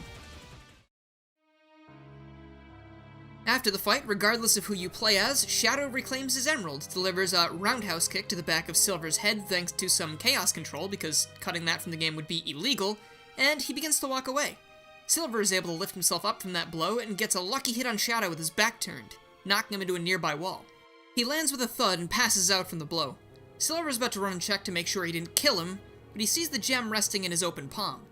Silver nabs the stone and flees the scene without looking back. He doesn't want to hurt anyone, but he's not going to let everyone in this timeline die because of that. Shadow's vision returns, and the first thing he notices is that he's no longer holding his Chaos Emerald. Shadow thinks back to his fight with the Silver Hedgehog and softly bangs his fist into the ground. He hardly has the energy left to grimace, let alone lift himself off the ground. His ears perk up and twitch a bit. In the distance, he's pretty sure that he can hear footsteps, and they're approaching quickly. With no other option, he lays on the ground awaiting what happens next. A little ways down the road, Blaze, still carrying an unconscious Amy Rose, notices the debris scattered all around the street before her. Upon walking for a bit longer, she stumbles across the helpless Shadow. The Hedgehog barely manages to lift his head and looks over at the pair in front of him. Is every Hedgehog in the immediate area going to require my assistance? Shadow glares at the stranger and lets himself fall back into unconsciousness. Seeing Amy in the strange cat's arms gives him enough confidence that the feline approaching him isn't a threat. Blaze stares down at Amy and then at the other Hedgehog at her feet. She looks up at the sky and it looks different to her. She's positive at this point that she's not in her dimension anymore. Back at Wave Ocean, a metallic claw reaches out of the water and clamps down on the dock. The sound of a struggling engine and water sloshing gives way to Metal Sonic finally pulling himself out of the ocean. As he struggles to lift himself onto the dock, a shoe pins his hand to the floor, catching him by surprise. Metal Sonic looks up at his attacker and tilts his head. What he sees is a silhouette that looks a lot like Shadow's. But as a gloved hand reaches down and lifts him out of the water by his throat, the glare eases up and before him stands a Hedgehog he's not familiar with. Come to think of it, his sensors don't even indicate that this is a hedgehog. In fact, they can't seem to identify what this creature is at all. What a pity. Such a perfectly good toy abandoned beneath the waves. You could be doing so much more, yet he forces you to fight meaningless battle after meaningless battle. Metal Sonic struggles against Mephiles' grasp, but that just makes the situation worse. Don't bother. The only way you're walking away from this is by my side. I may already have one pawn at my disposal, but one with skills such as yourself could be quite beneficial. Why not come over to the winning side? A purple fog begins emanating from the hand holding up Metal Sonic. He squirms with all his might as the energy consumes him, causing him to cease movement. Mephiles drops the robot and he lands on his feet beside him. As the fog clears, Metal Sonic's typical red eyes change to a hazy dark purple. Now that you're seeing things my way, go forth and find me the emeralds. I know that you'll be a valuable asset to my cause, and once you have succeeded, you can do whatever you please. He pauses for a moment. But fail me, and you'll long for the watery grave you just emerged from. Mephiles laughs to himself and vanishes into the shadows. Metal Sonic watches as he goes, and then looks up at the sky, several dots appearing on his vision. We are now in a metallic corridor. All is quiet until an explosion rocks the entire place and a door flies off its hinges and slams into the wall across the way. Omega struts through the opening, turns his torso back the way he came, and unloads a barrage of bullets from his arm cannons. Omega fully enters the corridor just as Rouge flies in behind him. She does not look happy. Omega, what did I tell you on our way here? That this was a stealth operation. Right, so care to explain why you ignored me? You are mistaken. This is me being stealthy. As Omega delivers that line, an egg pawn slowly eases into the frame next to him. Omega raises his arm cannon mid-sentence, pointing it at the helpless machine. As the sounds of more bullets ring out, the camera focuses on Rouge's face, and she scowls at her partner. The two run down the hallway, Omega executing every robot that crosses their path, and as they round the corner, the duo literally bumps directly into Sonic, Tails, and Knuckles. Omega raises his arm cannons in defense. Whoa, whoa, whoa, easy does it, Tin Man. Omega lowers one of his cannons. You? What are you doing here? Normally I'd revel at the opportunity to match wits with you, Red, but we really don't have the time. Are you guys here investigating the city too? Yep, official gun business. Can't spill too much about it though, but that's mostly because we know next to nothing. I trust that you three wouldn't misuse our information anyway. She winks at the trio. Sonic rolls his eyes and Knuckles looks at the ground in frustration. Question. Are you three also pursuing Dr. Eggman for further intel on the situation? If so, there is no need for you to continue. I will destroy him myself. Sorry, buddy. Can't let you do that before we figure out what's going on here. I am not your buddy. If you get in my way, I will not hesitate to destroy you as well. It's funny to me that you think you could do that. Alright, you two, enough. We're this close to finding out what's going on here. I can't have either of you destroying anyone right now. Besides, 5 heads are better than 2. The only head I require is Dr. Eggman's, on a platter. You really need to work out some of those anger issues. The quintet proceeds down the hall, dealing with any robots they come across until they reach a room with a massive computer. No one stops them from entering and there isn't anyone inside. Finally, an access point! Rouge starts tapping away on the keyboard and Tails joins her to ensure that the hacking goes smoothly. Alright, I'm in! Now we can add whatever information we find here to whatever Shadow has found out, and we'll have an even more complete picture. Shadow is here too? Man, there's so many people around, it's getting kinda hard to keep track of them all.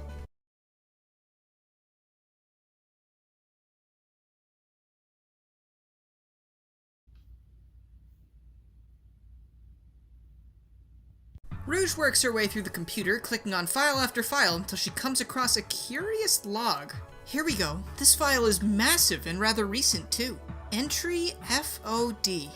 After a recent setback involving interdimensional conquest. Failed, might I add, because of you-know-who, a particular legend was brought to my attention thanks to my soul dimension counterpart. A formidable force that he hadn't even been able to locate. The Flames of Disaster. An ancient power responsible for a monumental cataclysm thousands of years in the past. Being a soul dimension entity, it's not surprising that I hadn't heard of it.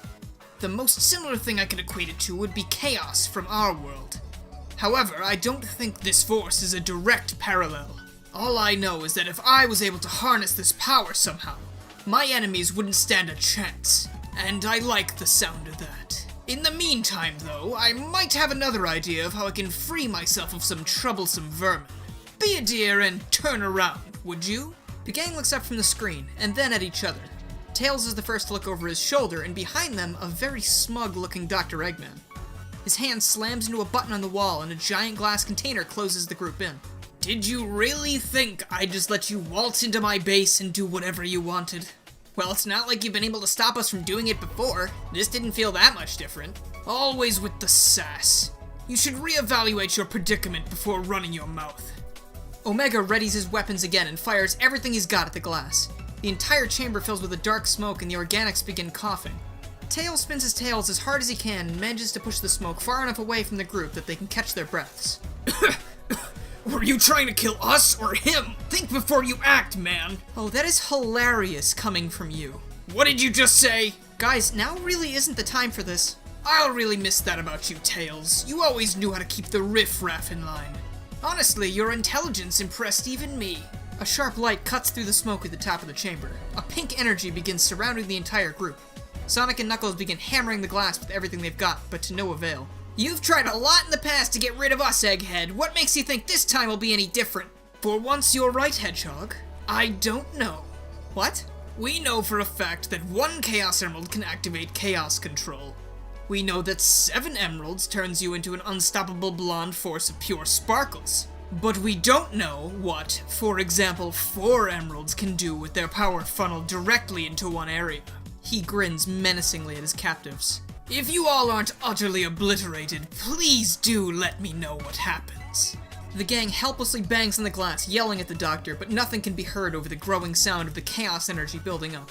After a moment, the entire room flashes and the quintet is gone, leaving only a smoldering black mark on the floor. Dr. Eggman's smile lifts into something more jovial as he looks over the remnants of his foes. Well, I was hoping Shadow would be with them, but I've eliminated 5 huge threats today. That's honestly a good day's work. Now, to find the rest of the emeralds. Eggman walks out of the room and disappears down the hall. Elsewhere, Silver is running through the jungle in search of more emeralds. He lifts a massive stone boulder and sends it flying through a wall, creating a new path for himself. He floats down into the clearing when something sparkly catches his eye. Excitedly, he rushes over to the gleaming stone and picks it up. It's the same color as the Chaos Emerald he already has, but it's a different shape. He notices that even more so than the Chaos Emerald, this stone emanates a strong heat. Well, I don't know if I'd call this an emerald per se, but it must be one of the things I'm looking for. Do you make a habit of talking to yourself? Silver looks around in confusion before Blaze jumps down from a tree and lands beside him. Silver stumbles backwards and falls down, dropping the Soul Emerald. Blaze leans down and recovers it, and then offers Silver a hand. Silver takes it and she pulls him back onto his feet. I appreciate the help. I appreciate that you found one of the emeralds for me. So it is one of the emeralds. How many do you have? This one makes 3. I'm well on my way to finding all 7 now. Though I don't know why I'm telling you this. It's no one's business but my own. Glad to see there's at least one hedgehog around here that can stand on their own, though. Blaze turns to leave, but Silver grabs her arm. Blaze stiffens and looks back over her shoulder. It would be wise to unhand me. Silver's head is tilted down and his eyes are closed. Your 3 plus my 1 means that I'm even closer to completing my mission. Blaze looks away from the hedgehog. Very well. Remember, this could have been avoided. She tears her arm free from Silver's meager grip and whirls around to face him. Do you want a Silver and Blaze boss fight now? Because that's what's happening. In this fight, Blaze displays similar techniques to Shadow, except she's using fire instead of energy attacks. She's also a lot faster and harder to defeat as a result. Silver also isn't able to attack Blaze with the fire he grabs from her attacks. Instead, he has to use the various debris found around the arena to attack Blaze when she's charging a massive fireball.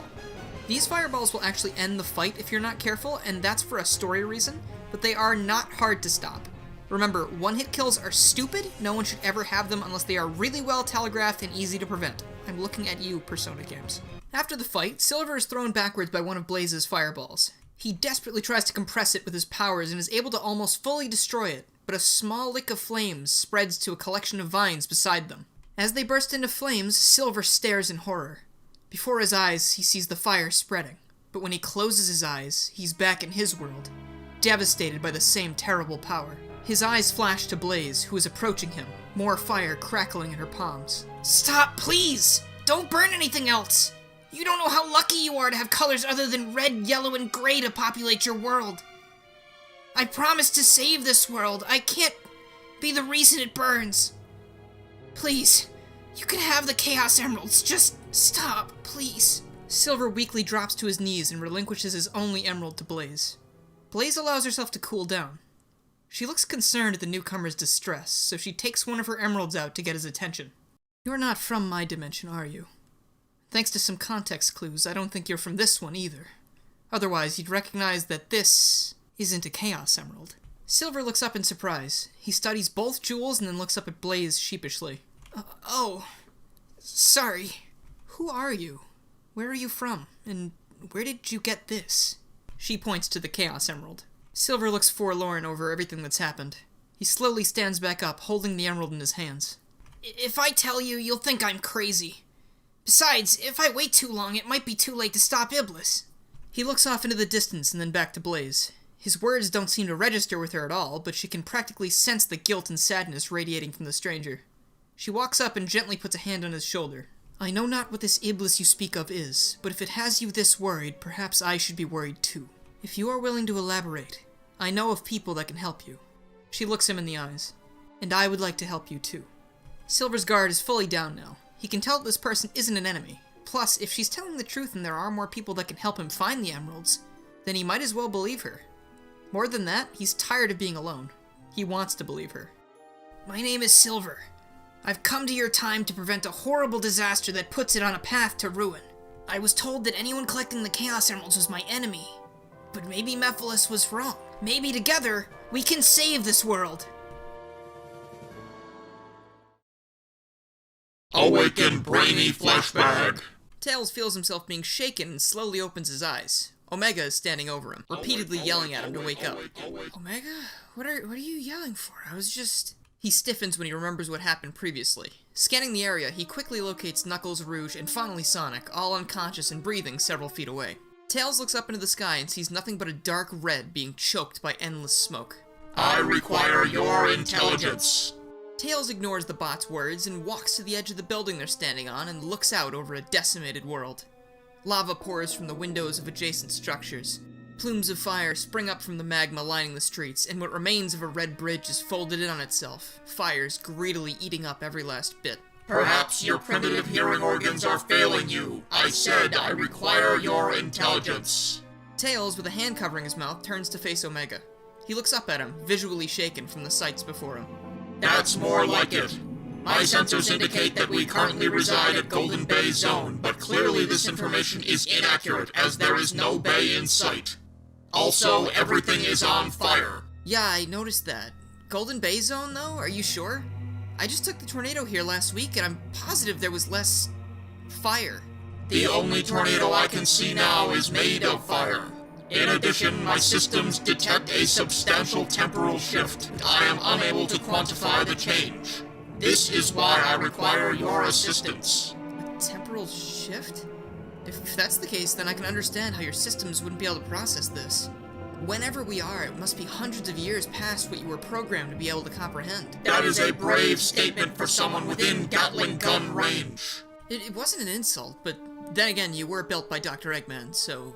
Do not remind me.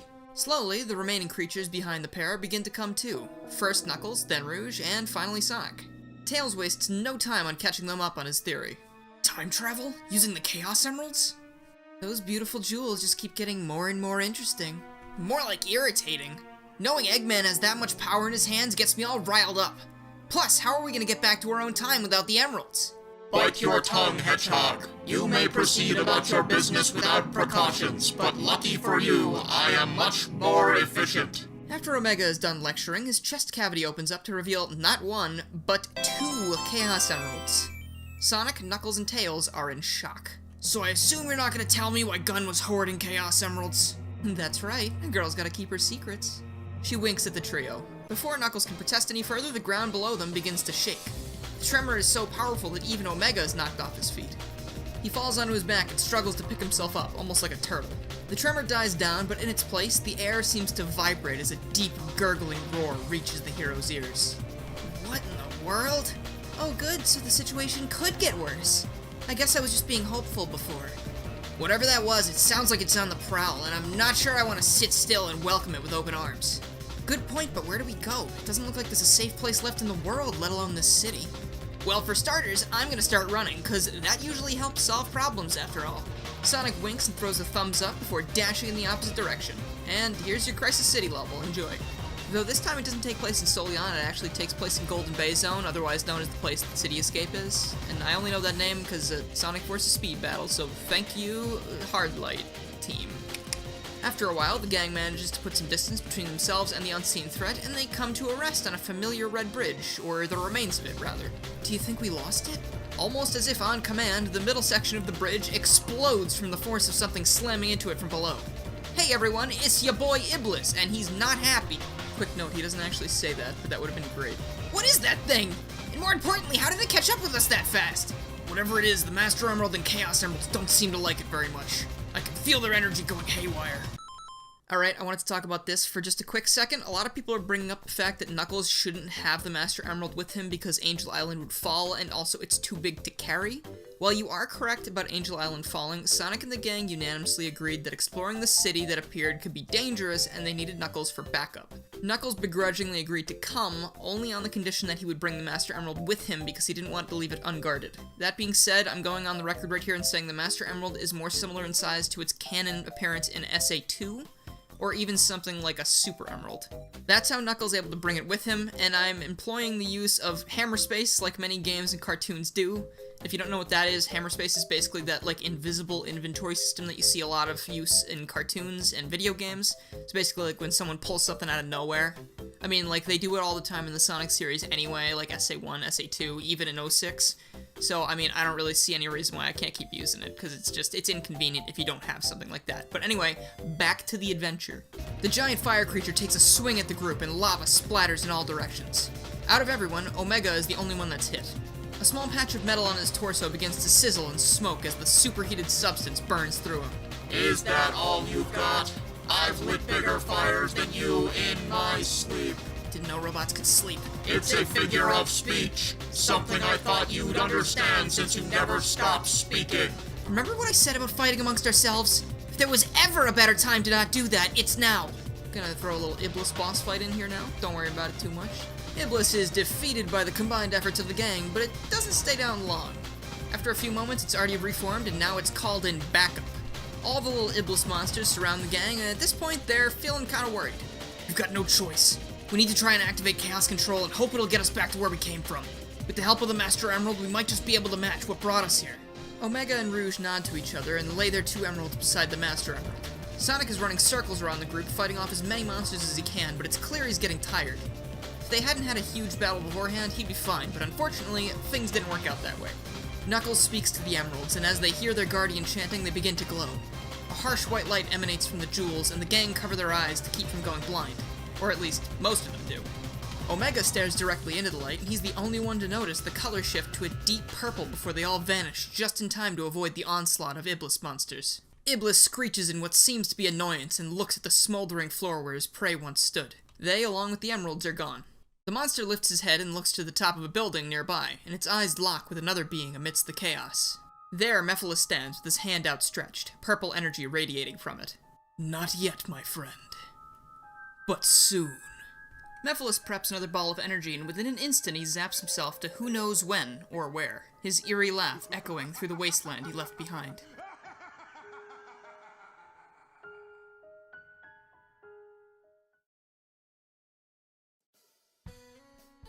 Back in the present, Silver and Blaze have just returned from Tropical Jungle and are walking through the streets of Soliana. Some denizens peek out of their windows for the first time in a while and seem relieved to see the familiar face of their princess. She acknowledges those she sees, hoping they'll stay safe throughout the mess before turning back to Silver. So, you've been alone for a very long time, it seems. I don't blame you for being untrusting of others. It's not that I didn't want to trust people, but Mephiles said... You've said that name quite a lot in the last few hours. Who is this Mephiles? Oh, he's just this hedgehog who appeared out of nowhere and told me that I could save the world by traveling back in time. So, a time-traveling stranger brought you here and told you to get the Chaos Emeralds for him without telling you what he'd do with them, and to pry them out of whoever's hands they were in because no one else could be trusted? Well, when you put it like that, it sounds a little bit suspicious. But he was the first person you'd seen in a long time, so you clung to his every word out of fear that you'd be left alone again. It's not just that, I wanted to help people. I didn't want anyone to live through what I had to, and I figured that Mephiles was granting my wish. If I could just stop Iblis from ever being freed, He gestures up at the sky. then maybe the sky could stay like this, and the people could keep admiring it for years to come. Blaze closes her eyes and smiles. What's so funny? It's just, when I met you, I believed you were some sort of foe, dead set on causing trouble for me and my people, but in actuality, you're just a lonely kid playing hero. In a rare moment for her, her serious tone drops into a bit of a small chuckle. My assumptions couldn't have been farther from the truth, and to be honest, I like it better this way. Hey, I'm not just gonna sit here and take that from you. I'm serious about my mission. Please calm down, Silver. I did not mean to offend. After all, what are some jestful words amongst friends? Silver stops mid-walk. Friends? We're friends now? Well, I promised to help you save the world after you promised to let me help. I made some friends of my own a while back after going through something similar, so sure. You know what they say. The more the merrier. Yeah, things will definitely be more merry when I'm not all alone. Oh, so you're after friendship, are you? Well, friends give each other gifts, so how about this? Silver is knocked off his feet by a flash of black and red. Now, how about you be a pal and give me my emerald back? Silver attempts to stand up after getting struck by Shadow, but Shadow plants his boot firmly into his back. Getting caught up in the moment, Silver's fist clenches and Shadow is bathed in a cyan glow. Shadow is tossed backwards and slams into a streetlight, which causes it to crack and topple into a nearby building as Silver levitates himself to his feet. Stop this senseless fighting at once! Shadow, you have to hear him out! And Silver, what sense is there in fighting back? You're just proving his delusion's correct! Silver looks back at Blaze, taking his eyes off of Shadow just for a moment. Shadow, however, seizes this opportunity to dash into Silver, delivering an elbow directly to his stomach. Silver feels all the air leave his lungs. I didn't expect you to be the type to blindly trust people. This Hedgehog clearly has something to do with it if he was willing to fight me for the emerald before. I won't make the same mistake twice. He does have something to do with it, if you would just listen! Shadow grabs the emerald from Silver and using Chaos Control teleports them elsewhere to be rid of Blaze's protests. She looks around, unable to hear or see them anywhere in the immediate area. She sighs and tilts her head skywards. She should probably check on Amy while the guys duke it out. Maybe once the fight is over, they'll be able to speak to each other in a more civilized manner. A flash of green energy floods a landscape covered in machines and railroad tracks as Shadow and Silver appear, still tussling. Shadow looks behind them and notices a train rushing towards them, horn blaring. He kicks off of Silver's body, throwing the both of them out of the train's path. After it passes, Silver is gone. Shadow looks from side to side before heading the direction that Silver most likely fled to. Silver, meanwhile, had jumped onto the roof of another train to put some distance between himself and Shadow. Alright, Silver, you got yourself into this mess, and you can get yourself out. If he wanted you dead, he would have let the train hit you, but he didn't, so there's gotta be something you can say to get through to him. Silver looks behind him, noticing Shadow gaining on the train. For now, I better try to lose him. I need some time to think about how to fix this. All aboard, it's time for Radical Train. Silver ends up in the same arena-looking area from the original game, and Shadow is right behind him. Silver berates himself for being so slow and then turns to face his foe. Wait, can we talk about this? I'm sorry for earlier. I promise I didn't mean any harm. Oh really, you didn't mean any harm? Because there was actually a lot of harm done. You could have fooled me. I get that, I really do, but I was just doing what I had to do to save the future. I was told that. If you're not gonna talk about what I want to hear, there's no sense in continuing this conversation. Save that one at socialmedia.mp3. He assumes a battle stance, urging Silver to do the same. Silver thinks back to Blaze's words from before, which leads to Silver closing the distance between him and Shadow. No, I'm not going to fight you. I made a mistake, and I'm willing to admit that. My intentions might have been in the right place, but it doesn't excuse what I've done. Thankfully, Blaze got to me before I did something I couldn't take back. But this is something I can fix. Shadow swings at Silver, causing him to leap back in surprise. But if you won't believe me, I'll show you through my actions that I'm not your enemy. Now we have a little twist on a traditional boss fight, so instead of going all out fighting Shadow, Silver instead goes on the defensive. This is one of those timed fights where you just need to survive the encounter. Shadow unloads a barrage of various chaos moves at you, and you just need to block them with debris found throughout the area. At the same time this is going on, Blaze is sweeping the streets near where she left Shadow and Amy to locate the Soul Emerald she sensed in Tropical Jungle. Amy is nowhere to be found, and she can't tell if that's because she got up and walked away, or because something else happened while she was focusing on her own business. If it was the latter, she'd have a hard time forgiving herself for failing her friend like that. Look out below! Blaze's attention is grabbed by a voice from above.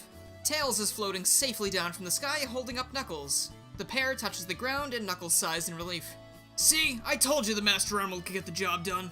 I guess you're right. You know, everyone always says you're a knucklehead, but I think you're pretty smart, Knuckles. Ha! Much appreciated, buddy.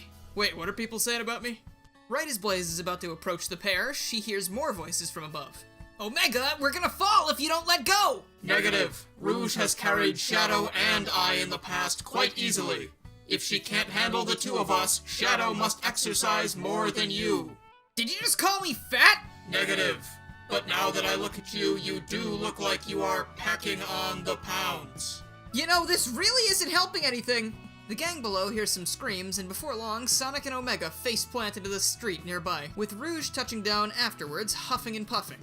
Blaze looks pretty done at this point. Hedgehogs from the future, Shadow's brash attitude, Sonic falling from the sky, and on top of it, her city was still sitting in an entirely different dimension than it's supposed to be. Not to mention the Soul Emeralds were still mostly missing.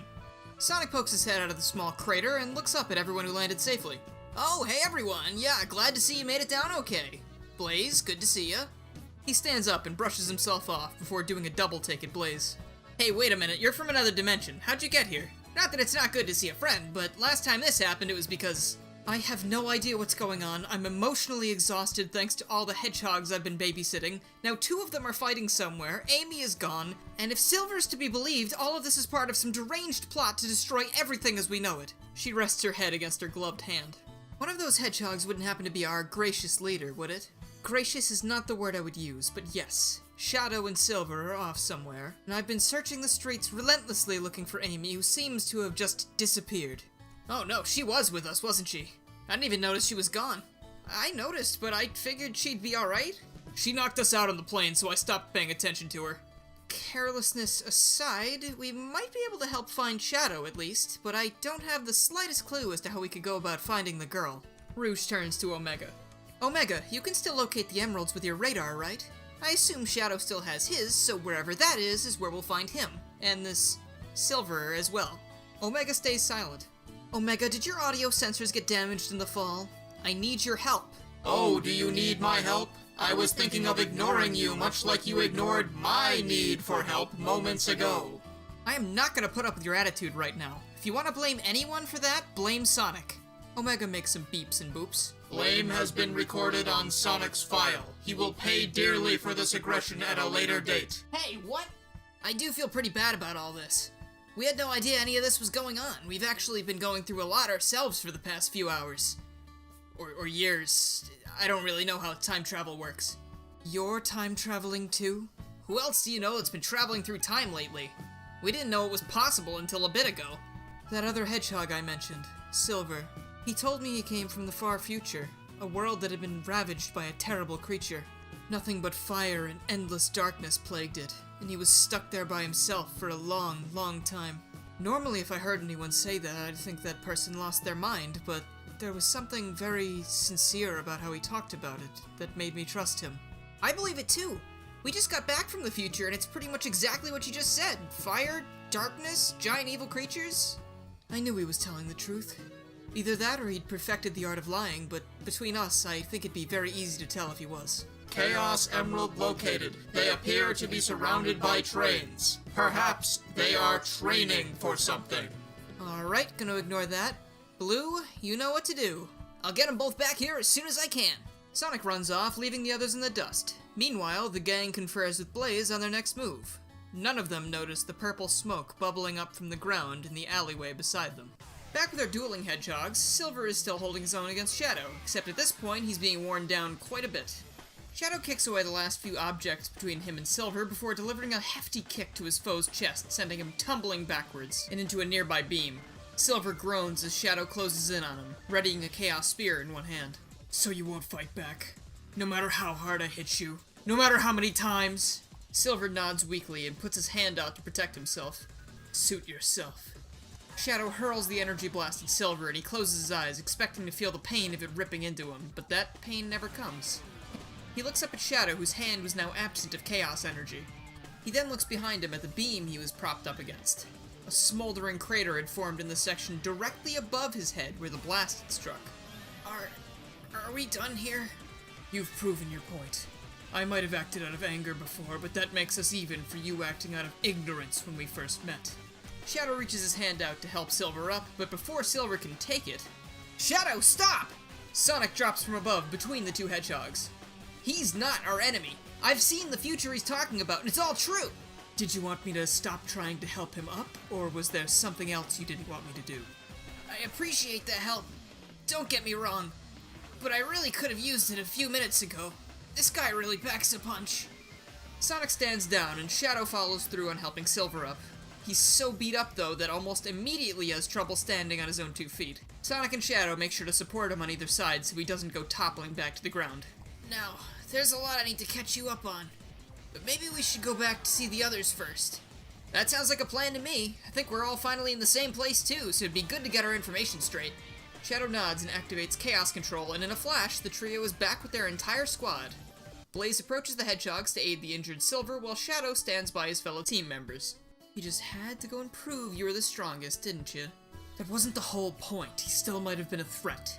My sensors indicate that he poses not even a small threat to me, but then again, I am an advanced war machine capable of devastating thousands on any battlefield.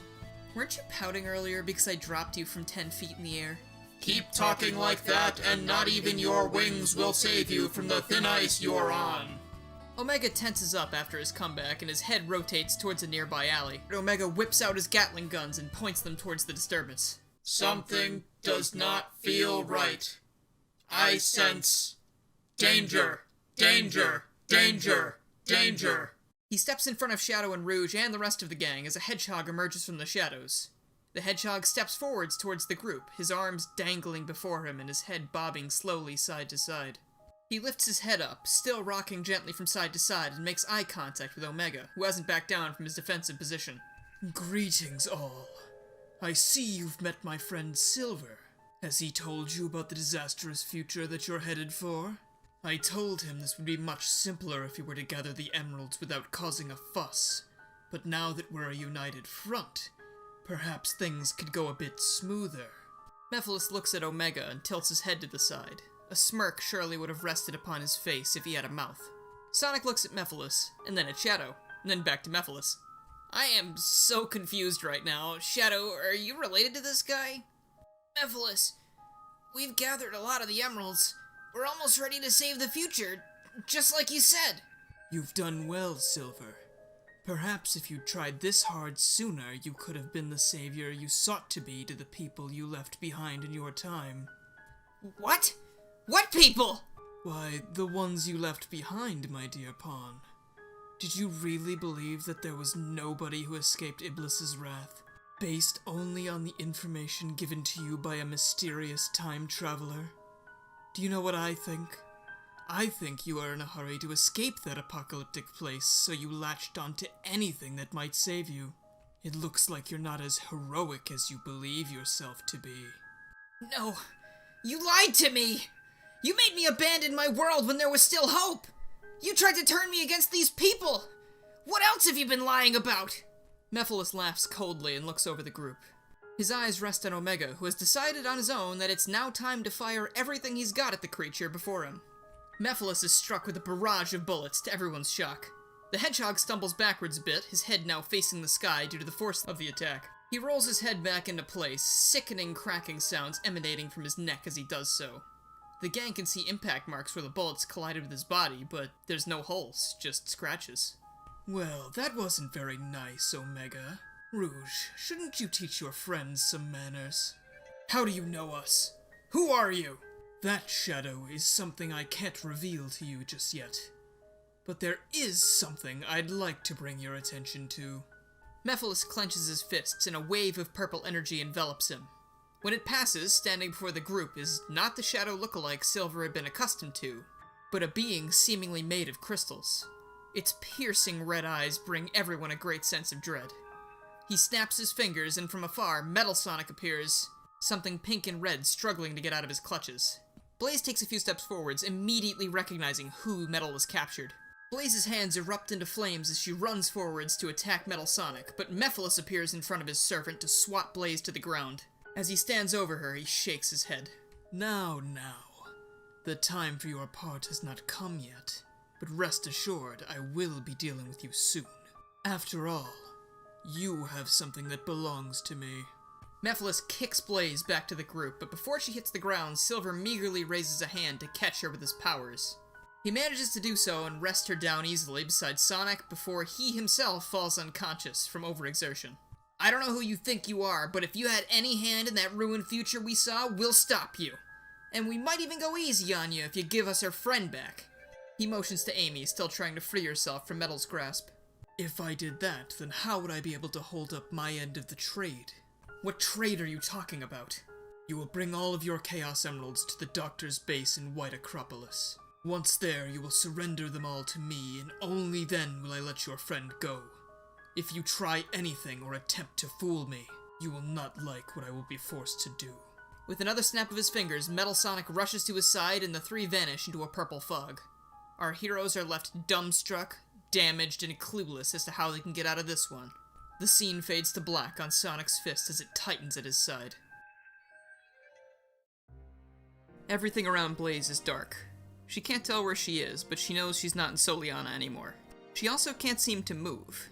The last thing she remembered was trying to stop Mephiles and Metal Sonic, and then pain.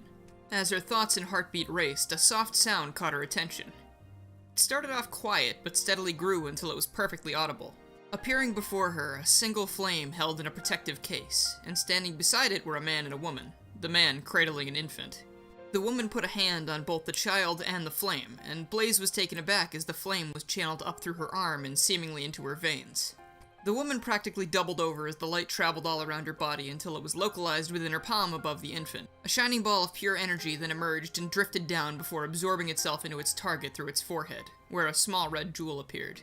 The baby then began to cry while the woman collapsed, the man trying his best to help her while making sure not to drop what Blaze assumed to be their child. Now both on the ground and their faces in full view, Blaze recognized her father, the former king, which would make the woman beside him her mother. Someone who she'd only seen in paintings and photographs. As the child continued to cry, Blaze's mother kept her hand on her, which was met by her husband's. The three sat there in silence for what felt like hours to Blaze before a wavering voice put the silence to rest. My dear Blaze, I'm sorry that I have to pass this burden on to you, but there's naught else we could do without risking the world. Just know that I exhausted every avenue before it came to this. We might be prolonging the safety of the world, but at the same time, this curse will be harming you. My world. Her hand falls from its perch to her side. If you end up hating me for this, I won't blame you. There will be those that will be drawn to you because of these flames. They will seek to use them for their intended purpose. Destruction, disaster, death. But if you can be strong, and I know that you will be, you can use them for good. Protect them. Protect the people. Protect yourself. She attempts to get back to her feet, but struggles and falls back to the floor. Her husband stays there with her, and the two look down on the infant, now peacefully staring back at them with a smile on her face. Blaze then saw a glimpse of the scene from her younger self's perspective. Her mother's gaze, a warm feeling that she now felt even more distraught over never getting to experience. Her mother's mouth opened, but a voice that wasn't hers came from it. The same thing happened with her father. People were calling her name, dragging her back to consciousness. She desperately tried to cling to the memory, reaching for her mother. She saw a hand move to accept hers, and the darkness faded away, revealing the sky and the faces of Sonic and Silver in place of her parents. Silver was reaching to take her outstretched hand, but put his hand back by his side when he saw Blaze open her eyes, clearing his throat at the same time. Thank goodness you're awake. Well, you were out, Mephiles got away, but worse than that, you just sort of kept bursting into flames. We didn't know if that was normal or not, but if it hadn't been for Omega, we think he would have destroyed the entire block. Blaze takes a note of the buildings around her, all recently charred, some foliage still burning. Omega himself actually looks a bit charred too, but he doesn't seem that fazed. Some citizens of Soliana had amassed around the heroes, all of which were staring at Blaze with fear in their eyes. She wasn't sure if it was for her sake or because of what had happened. And to think Rouge says I'm the hot-headed one. Now isn't the time for jokes, Omega. Oh, so Sonic is the only one allowed to joke in the face of impending disaster? Forgive me for thinking otherwise. Blaze, I don't know what just happened to you, but if you're alright, we need to get going. They've got Amy, and I don't think that Mephiles guy is playing around. We don't have a choice right now. We need to give them the emeralds. I will be fine. However, I now understand what he meant by me having something of his. I fear that this may be much more of a dangerous situation than any of us had thought. Well, what dangerous situation can't be solved with some good old-fashioned teamwork? We're all in this together, right? Nothing's been able to match up so far. Rouge is right. If we all stick together, we can save Amy and stop Mephiles. And anyone who messes with the Chaos Emeralds has to answer to me. I'm ready to go down swinging. Very well. I feel with all of you at my side, we can win the day. For the sake of both my dimension, yours, and all the people of the future that lost their lives. We will end this here. After a cry of support from everyone, the gang rushes off towards White Acropolis. Elsewhere in a dark and stormy tundra, Dr. Eggman is typing furiously away on a keyboard while data flashes by on his computer monitors. He stops, rests his head in his hands, and sighs. You'd think after getting rid of that pest Sonic, my troubles would be over, but not only has he found a way back already, but now all the other Chaos Emeralds are on the move. And Metal Sonic hasn't responded in hours now. I really need to build some smarter robots. He stands up and strolls over to his display case where he's stockpiling the emeralds he's found. This isn't enough to harness the flames of disaster, and I still don't even know where to look. If only Eggman Nega had given me more information. But it seems he's even more incompetent than I thought. Or this is all just a legend, and maybe that's why he's never been able to pinpoint their location. He puts a hand on his chin, musing. Then there's the small matter of the energy spike I locked onto to summon Soliana here. I was hoping that would at least bring me closer to the flames, but no matter how hard I search, I can't find the source of that either. It's almost as if... His mustache droops, and he whirls around, slamming his fist into a button on the wall. Red lights begin flashing, and a deafening siren begins to blare. The Doctor grabs all his Chaos Emeralds and waits near the middle of the chamber where his Eggmobile rises from a panel on the floor. He dumps the jewels into the cockpit, flinging himself in after them and flying out of the building through a freshly opened hatch in the ceiling. How could I not see this sooner? A power source that large doesn't just vanish and become untraceable. Whoever or whatever baited me into doing this isn't going to get the better of me. And in that case, I can't risk staying around here any longer. Who knows what amongst my equipment here could have been compromised. The Doctor chuckles to himself as he shakes his head. My, what an ingenious plan. I almost feel foolish that I didn't notice it sooner. But unluckily for you, I'm always a few steps ahead. Suddenly, Metal Sonic. The robot darts out of the blizzard and into Eggman's view. Before he has a chance to react, Metal Sonic slams into the Eggmobile, destroying its power source and sending the Doctor falling to the ground below, him losing grasp of the emeralds in his possession on the way down. Back on the ground, Sonic and the gang arrive at the specified drop zone, as per Mephiles' commands. Across the way, Mephiles is holding a struggling Amy Rose by an arm. She looks weak, like something Mephiles is doing is draining her energy. Sonic and a few others step forward, holding the emeralds. I'm glad you didn't waste any time accepting my proposal. As mentioned before, all your emeralds for the girl. Amy's head turns slightly towards the group, her eyes seemingly regaining a bit of light when she sees Sonic. Fine. Gotta hand it to you, you really know how to force people into a corner. Sonic begins walking towards the evil creature, but Mephiles holds up a hand. No, take not one step closer. My herald will be here momentarily. He will collect your part of the bargain from you. Just then, the group becomes aware of a screaming sound from above. As it grows closer, Dr. Eggman slams into the ground and bounces a couple inches towards Sonic's party. He weakly looks up at them and grumbles something into the snow. At this point, I am starting to wonder if falling from the sky is just an endearing pastime in this dimension. Metal Sonic also floats down, his arms cradling Eggman's stash of Chaos Emeralds, as the wreckage of the Eggmobile crashes into a tower in the background. The robot, eyes still flooded with a purple glow, walks towards his old rival and outstretches his hands for the emeralds. Sonic scowls at the robot, but he doesn't respond in any way. One by one, the emeralds are collected from the heroes, neither them or Eggman able to do anything to stop it. Eggman sits up, staring down Metal Sonic. You've betrayed me for the last time! You're scrap metal, you hear me? Sensors indicate a lack in free will. Metal Sonic is being controlled. Further proof, anyone with functioning eyes can tell that purple is not his programmed eye color. Eggman looks up again as the bot turns around and begins walking towards Mephiles. When he's about halfway there, Sonic asks for Amy to be released, but Mephiles denies this until the emeralds are firmly on his side of the playing field. Otherwise, who's to say that you wouldn't speed over here and take them back? I'm simply honoring my part of the trade. He begins to laugh as Metal Sonic grows closer. His eyes close and he looks to the sky. It is almost time now. I can feel both of my halves yearning to be joined once more, and with the help of the Chaos Emeralds, I will once again be complete. He laughs a fiercer laugh than anyone had heard before, and then, to everyone's surprise, it is interrupted. by a Pico Pico hammer whack to the face. Amy drops out of Mephiles' grasp, seemingly having come around from whatever spell she'd been placed under. Quickly, she rushes back to the group, latching onto Sonic, who doesn't immediately push her off. Amy, that was unreal. It's a relief you're safe. Amy nods at Sonic and wobbles on her feet a bit, still somewhat drained and out of adrenaline from her escape moments ago. Tails and Knuckles support her as she walks to the back of the group. That's all well and good, but they still have the emeralds. Dr. Eggman stands up, brushing the snow off his coat. Not if I have anything to say about it.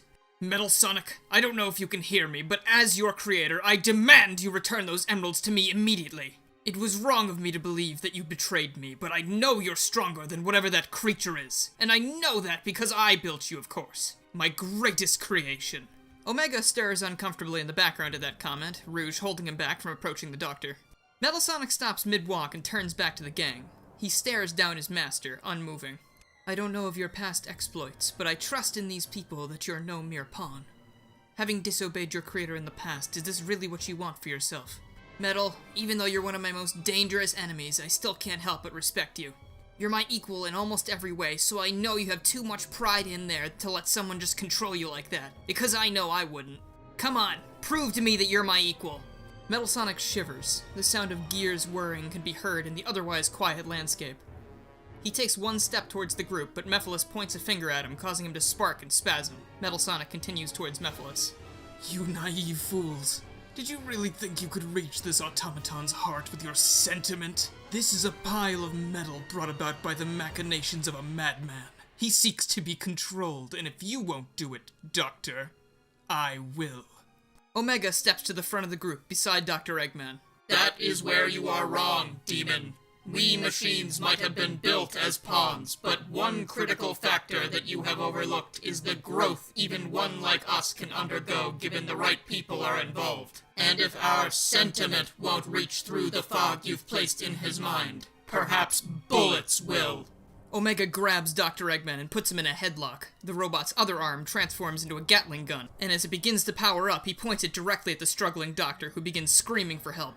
Sonic and the others are caught off guard by this sudden act of extreme violence, but they begin to plead with Omega to stop what he's doing. There's a greater enemy at hand. I know this comes from a place of revenge, Omega, but you need to heed my words as someone who's been there. It doesn't end the way you think it will. Yeah, big guy, I'm all for getting rid of the doctor, but this isn't the way to do it. Your words mean nothing. This is the end for you, Doctor. Eggman is screaming his lungs out, smashing Omega's arms with his fists, trying to free himself, and suddenly Omega is knocked off balance. He drops the doctor, and he falls onto his back. Metal Sonic stands above him, placing a foot on his chassis, arms spread in a protective stance before his master. His eyes are once again the piercing red that the gang had come to know and fear. Omega looks over the rest of the group from his position on the ground. For the record, I was not going to execute the doctor. I may want to see this snow run red with his spilled blood, but it was all a tactic to free Metal Sonic from Mephiles' control. Your pleas against my actions really helped sell the lie. Thank you. He then rests his head back down, unable to move under Metal Sonic's strength. Metal, you have my thanks. He places a hand on the bot's shoulder, and he stands down, looking back across the field at Mephiles. Things seem to be turning up well for the gang at this point, but that's when they realized that Metal had dropped the Chaos Emeralds when he rushed back to help Dr. Eggman. The emeralds were now sitting at the halfway point between the heroes and the villain. Sonic, don't you think it's time you did your thing? Heh, you don't gotta tell me twice. Sonic dashes forwards, Blaze close behind him before anyone could tell her to stay back. No one was really sure if she was fully recovered yet. As the two near the emeralds, a flash of purple places Mephiles directly at the center of all seven. Acting quickly, Sonic skids to a stop, but Blaze keeps going. Mephiles grins as much as someone without a mouth can and outstretches a palm towards the approaching cat. Just as planned. You're finally ready to play your part. Now, release that which you have kept from me for all these years! A spear of pure energy erupts from Mephiles' palm, striking Blaze directly through the stomach. She stops, eyes wide, the rest of the gang, even Dr. Eggman, looking on in total shock. Mephiles retracts his blade slightly, a fiery ball of energy smoldering at the end of it. Blaze stares it down as she's reduced to her knees before falling flat to the ground, but not before the red jewel on her forehead shatters. Sonic, seeing this happen, blasts forwards faster than anyone has ever seen him move before. Mephiles simply waves his hand towards the approaching Hedgehog, throwing him backwards, landing beside Blaze. The demon, with his hand still outstretched, motions for the ball of flames to approach him, which it does. The gang approaches the two downed heroes, helping Sonic up and not being sure of Blaze's fate. Before being able to determine it, however, Mephiles speaks up again. It is absolutely glorious to behold when a plan goes exactly as you envisioned. A feeling I'm sure you're not familiar with, Doctor. Eggman growls under his breath, staring at the sheer amount of power Mephiles now held. So it was you who fed me that information, not Nega. I should have known that bumbling buffoon wouldn't let a powerful secret such as the flames slip when he could have taken advantage of it himself. Please don't blame yourself for this, Doctor. Everyone here has played a part in my reawakening. The hero from the future, willing to get his hands dirty based on a whim. The pair of speedsters comprised of metal and flesh that never hesitate to make rash decisions. And the fiery princess that held a secret much greater than anything she could have ever fathomed. If even one of you hadn't been here, I may not have found myself in the position I am now. So on behalf of Iblis and myself, I humbly thank you for all allowing Solaris to live again. The Chaos Emeralds begin to spin around Mephiles. As they get faster, the ball of flames breaks apart to join the emeralds in their rotation before the fusion of gemstone and fire collides with the cackling Mephiles. This creates a white flash that engulfs everything. We're in the endgame now. One by one, the heroes and Dr. Eggman arise from unconsciousness and look around. The world is distorted, to say the least.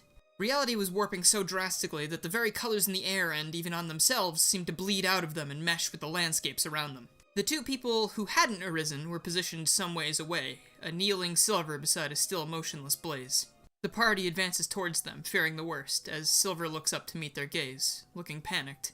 I don't understand what's wrong with her. There's no wound or anything. She's breathing, but even that seems like it's getting harder for her. Please, we need to help her. But how? Everyone seemed to be at a loss, most of them appearing to become more upset by the second. Dr. Eggman walks over to a nearby wall with a clenched fist, and he punches directly into it, following suit with the other hand. Mephiles played us all for fools. Even I was just another actor in his twisted fantasy play he cooked up. If I'd just seen through this sooner! You heard him. We all fell for it. There's no sense in beating yourself up about it when you could be using that 300 IQ you're always boasting about to help us figure this out. Omega walks over and places himself beside Blaze. He begins to check her vitals, something that Dr. Eggman didn't even remember programming him being able to do. She is currently unstable. Whatever Mephiles did more than just drain her power. She is cold, almost as if the fire has left her soul completely. She may be fine, or she may not. It is hard to tell when things such as mystical elements get involved. To everyone's surprise, Knuckles steps forward, holding a Chaos Emerald devoid of color. I may not be the brightest tool in the shed. You mean Bulb? Whatever, but the one thing I think I know better than any of you is how these things work. Being the Emerald's guardian, I have a special connection with them, and even in this drained state, I can tell they're still usable, as even the Master Emerald is still acknowledging them as functional. That being said, if Blaze shares even a slightly similar connection to the Soul Emeralds, maybe she can use them in the opposite way. Instead of the Guardian protecting the Emeralds, maybe the Emeralds could protect the Guardian. The gang is stunned at this level of help from Knuckles of all people, but hearing his proposal, they decided it was worth a shot. Blaze had 2 of the Soul Emeralds before Solaris reformed, and my gut is telling me that if the Chaos Emeralds were powerful enough to survive this reawakening, the Soul Emeralds should be around here too. At least I hope. Omega takes a moment to move Blaze, and beneath her the 2 Soul Emeralds she had collected rested. As he attempted to take them from her, her hand shot out and grabbed Omega's arm instinctively, trying to protect the jewels. The group watches as her hand tries to manifest a flame, but almost like a lighter without fuel, a few sparks form before fizzling out. She then collapses to the floor again, the rising of her chest barely noticeable at this point. The Soul Emeralds that Omega had grabbed are glowing brighter than ever before, almost looking as if they were protesting being taken away from their guardian. It might be best to leave those with her while some of us go out and try to find the rest. Well, who's best to search right now? Sonic? Alright, here's the play. Shadow, Silver, Knuckles, and Metal. Each of us are gonna take a Chaos Emerald and use it to track down the remaining Soul Emeralds. We learned when Blaze showed up the first time that the 2 sets of emeralds have a special relationship with each other, so hopefully we can use that to our advantage. The rest of you stay here and protect Blaze from any threats that might come her way. We don't know what Solaris is capable of. The gang nods, aside from Metal Sonic, who looks to his master for input. You know we have to help, otherwise the world as we know it is done for, and us along with it. You don't have to like it, but please help them end this. Metal nods, picking up a Chaos Emerald and looking amongst the scavenging party. Silver returns to Blaze's side as the others dash out into the unknown to find the emeralds. I'll help you, I promise. You took a chance helping me after all those dumb things I did, and I won't let that debt go unpaid. You're the first real friend I've had in so long. I won't let you or anyone else down ever again.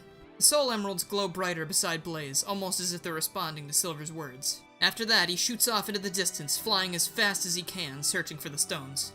So this segment would take place at the end of the world level, where you play as each character previously mentioned while traveling through old locations that have been twisted and warped into new ones. It's more than just a level retread like in the base game. It actually has like a bunch of new stuff in it, and this also culminates in Silver's level, which would take place in Kingdom Valley, thus marking off every single level from the base game being used in the rewrite. And now things come to a close. Sonic, Shadow, Silver, Metal, and Knuckles return from their hunt, all brandishing both the Chaos Emerald they left with and a Soul Emerald to boot. Knuckles takes the emeralds from everyone and lays them down around Blaze. They all look on in suspense as Omega echoes that her vitals are not looking good at the moment. If this doesn't work, he's not sure how much time she has left. Once the final emerald is placed and the circle is completed, one by one they begin to glow. With each new glowing emerald, the one prior glows even brighter until the light emanating from the jewels is so strong they have no choice but to shield their eyes. Come on, it has to work. Blaze, we need your help to fix this. We can't let that faker get away with the things he's done. Open your eyes. We need to work together to finish this. Please come back. The light fades and Blaze is no longer lying motionless before them. Her usual purple robes were replaced with a deep red, and her fur even held a bit of an orange tint. Most surprisingly, the jewel on her forehead was now restored, and as a result, the cat practically blew away the depressing cold that had sit in on the area ever since Solaris' reawakening. The Soul Emeralds. They restored my power despite my soul being barren of flames. I never knew the legends of Solaris were true. I was always told that the flames of disaster were a mere fairy tale, but after the vision I had earlier, that might have been something that my parents told everyone to tell me. Perhaps it was so I could live my life without burden? Funny how things never seem to turn out the way you expect them to. But I now know that the Soul Emeralds were not just tied to me because of the flames. They've always been with me, and always shall be. As their guardian, I will use them to protect the innocence of this world, and my own. She stops and looks upon her friends, some of which look close to tears due to her revival. Silver especially hadn't looked away from her since she had risen. Floating over to him and the others, she motioned for Knuckles to bring the Chaos Emeralds to them. Silver, I've not yet made right on my promise to help you save the future. But now that Solaris is freed, it's likely that it isn't just terrorizing the here and now. It's terrorizing everything. Every time period, every dimension. If we manage to defeat it, it will not only save the worlds of the current timeline, it should erase any trace that Iblis or Mephiles has throughout time and space. You can still save your home, even if you can't return to it. Silver, tearing up more, wipes his face and looks determined at Blaze and the others. Then what are we waiting for? Shadow, Silver, and Metal, too. We have a job to do. Eggman and the others back off as the group of 4 hedgehogs stand within the circle of Chaos Emeralds. They rise into the air, sparkling all colors of the rainbow before regaining their color thanks to the pure hearts of the 3 hedgehogs, and also Metal Sonic is there, but he doesn't really affect the process that much. After another flash, before Blaze floated Sonic, Shadow, Silver, and Metal Sonic, now rocking that iconic yellow glow she'd come to know from her last visit to this dimension. Together, the 5 heroes ascend into the sky with their comrades cheering from down below. So you want a new Solaris boss fight that's not boring like the original one? Alright, sure, I'll try. This time we get less spinning in circles forever while waiting to attack and more action. Each character is positioned in a different quadrant of the battlefield surrounding the god, and with the press of a button you're able to switch between them if your ring supply is depleting. The fight begins with Silver dashing towards Solaris, catching its attacks and throwing them back, which in turn breaks off more chunks of his armor. From there, players would switch to Blaze, who would ignite the projectiles that Silver is carrying, so when he throws them back at Solaris, they do even more damage. As this is going on, Shadow, Metal Sonic, and Sonic are working from the other side, Shadow building up his chaos powers and delivering some mighty explosions, creating yet more debris for Silver and Blaze to cast at Solaris.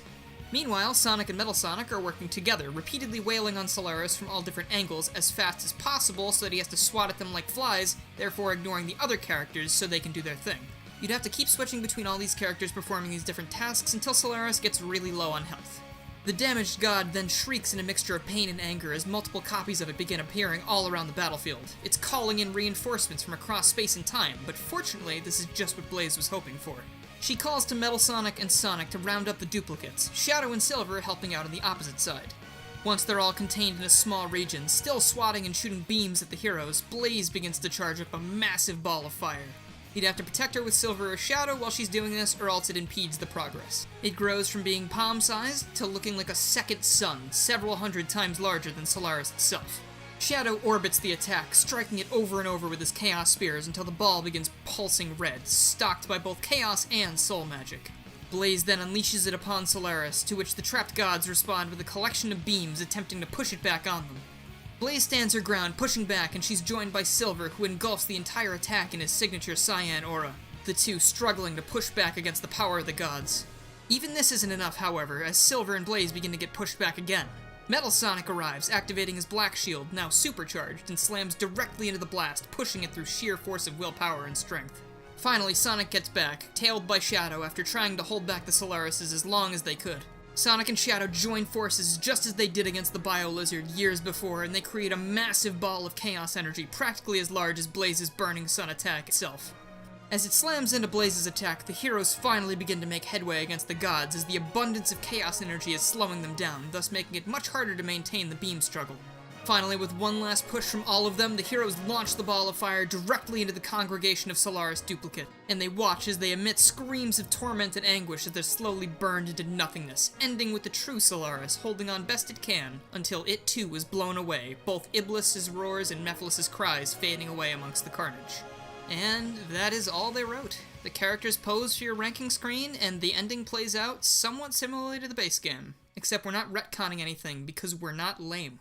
Everyone left on the ground cheers for their friends as the heroes return to the ground, even Eggman looking pleased that his creation had been one of the ones to help stop the world from ending. He makes sure to hide this, though, when Sonic looks his way. Now that we've taken care of Solaris, we must restore the world to its natural form. I don't believe I can help with this part. It all falls on you, Sonic. Sonic nods and calls Shadow, Silver, and Metal Sonic to his side, and together the Super Hedgehog squad performs a gigantic chaos control, sending everything back to normal. The entire gang, along with the Chaos and Soul Emeralds, are dropped into a grassy field. Sonic, Shadow, Blaze, Silver, and Metal have returned to their normal states. Sonic gives Metal a smile and a thumbs up. Metal shakes his head slowly and begins walking towards Dr. Eggman, helping him up, and the two begin to make a hasty retreat. You did well out there, Metal. Perhaps the next time I procure the emeralds, I should just give them to you. Sonic won't stand a chance. The Mad Doctor rubs his hands together, laughing maniacally. Metal Sonic looks back towards the group one last time before his jet engine kicks in and the two blast off. So that's it then? Solaris is donezo? Well, I don't feel its influence any longer. Looks like we did a pretty good job. Not bad for your first time using the emeralds, Silver. Oh, well, thanks. That was amazing. The power was unbelievable. If I had that power back where I came from, maybe I could have stopped Iblis there in the first place. That matters not at this point. It all worked out in the end. Now all that's left to do is transport Soliana back to the Soul Dimension. Do you think you all have one last chaos control left in you? I think I got more than enough juice left. What do you say, Shadow? Please, I barely broke a sweat taking down Solaris. So you wouldn't be opposed to a little race back to Soliana then? Last one there owes the other a chili dog? You know I'm not fond of those disgusting things, but fine, you're on. Ah, come on, man. Just let me enjoy my thing. You don't gotta call it disgusting. The two hedgehogs take off, tearing through the field, leaving Blaze and Silver behind. Tails, Knuckles, Rouge, and Omega also following behind the two dueling hedgehogs. Blaze also begins walking after them, but notices that Silver isn't following. She turns around. Is something wrong? Are you feeling okay after all that? Yeah, it's just... I don't know if it's a good idea for me to head back to Soliana with everybody. After you're gone, I get the feeling I'm gonna be alone again, like everything that happened before I met you would make it so they don't really want me around. I know they said they put it all behind them, but sometimes even if you do that, you can't help but still think about those things when you see someone. I might never live it down. He sits down, looking up at the sky. I can't go home to see if they're all okay, and I don't think I can stay here. I feel guilty just looking at them right now. I feel like I don't belong anywhere anymore. Blaze stands before the troubled Silver, not blocking out the sun, but right beside it. She offers him a hand to help him up. I know not how to make you feel better about your home, but you can trust me when I say that Solaris is no more. They will rebuild and thrive once more. You need not worry about them anymore. And as for those here, they don't seem the type to hold grudges. After all, I was told the first time Shadow and Sonic met, Shadow was partially responsible for the near destruction of this planet as well, so you two have that in common. Honestly, Sonic and I butted heads as well. That Hedgehog just has a way of getting under people's skin and turning adversaries into friends. But if you're still hesitant to stay here, you could always come with me to the Soul Dimension. You could have a fresh start. Silver looks up at his friend, not having expected an invitation to her dimension at all. Thinking it over for a moment, he takes Blaze's hand and she lifts him back to his feet. Silver, getting up a little bit too fast, almost falls over again, but catches himself with his powers. Blaze laughs at his blunder. And, don't take this the wrong way, but if you don't come with me, I'd be worried that you'd trip over your own feet and get hurt or something. Yeah, you're right. I'll need all the help I can get, and you're pretty good at helping. So yeah, I'll go with you. Thank you, Blaze. Think nothing of it. It's what friends are for. The two head back towards Soliana, and the screen fades to black. Credits roll. The credits would then contain little scenes of things like everyone saying goodbye to Silver and Blaze, and the citizens Soliana as they're sent back to the Soul Dimension. We'd also see Shadow buying Sonic a chili dog because he lost the race, and Rouge and Omega reporting back to Gun on the incident. Everyone ends up going their separate ways, Shadow heading back to the gun base separately, and Sonic, Tails, Knuckles, and Amy flying off in the tornado from whence they came, most likely going to drop off Knuckles on Angel Island to restore the Master Emerald to its rightful place. We'd also get some moments of Silver and Blaze in the Soul Dimension, helping to restore the city to its former glory, and Blaze showing Silver a bunch of history books so he can catch up on things he might not know about the dimension.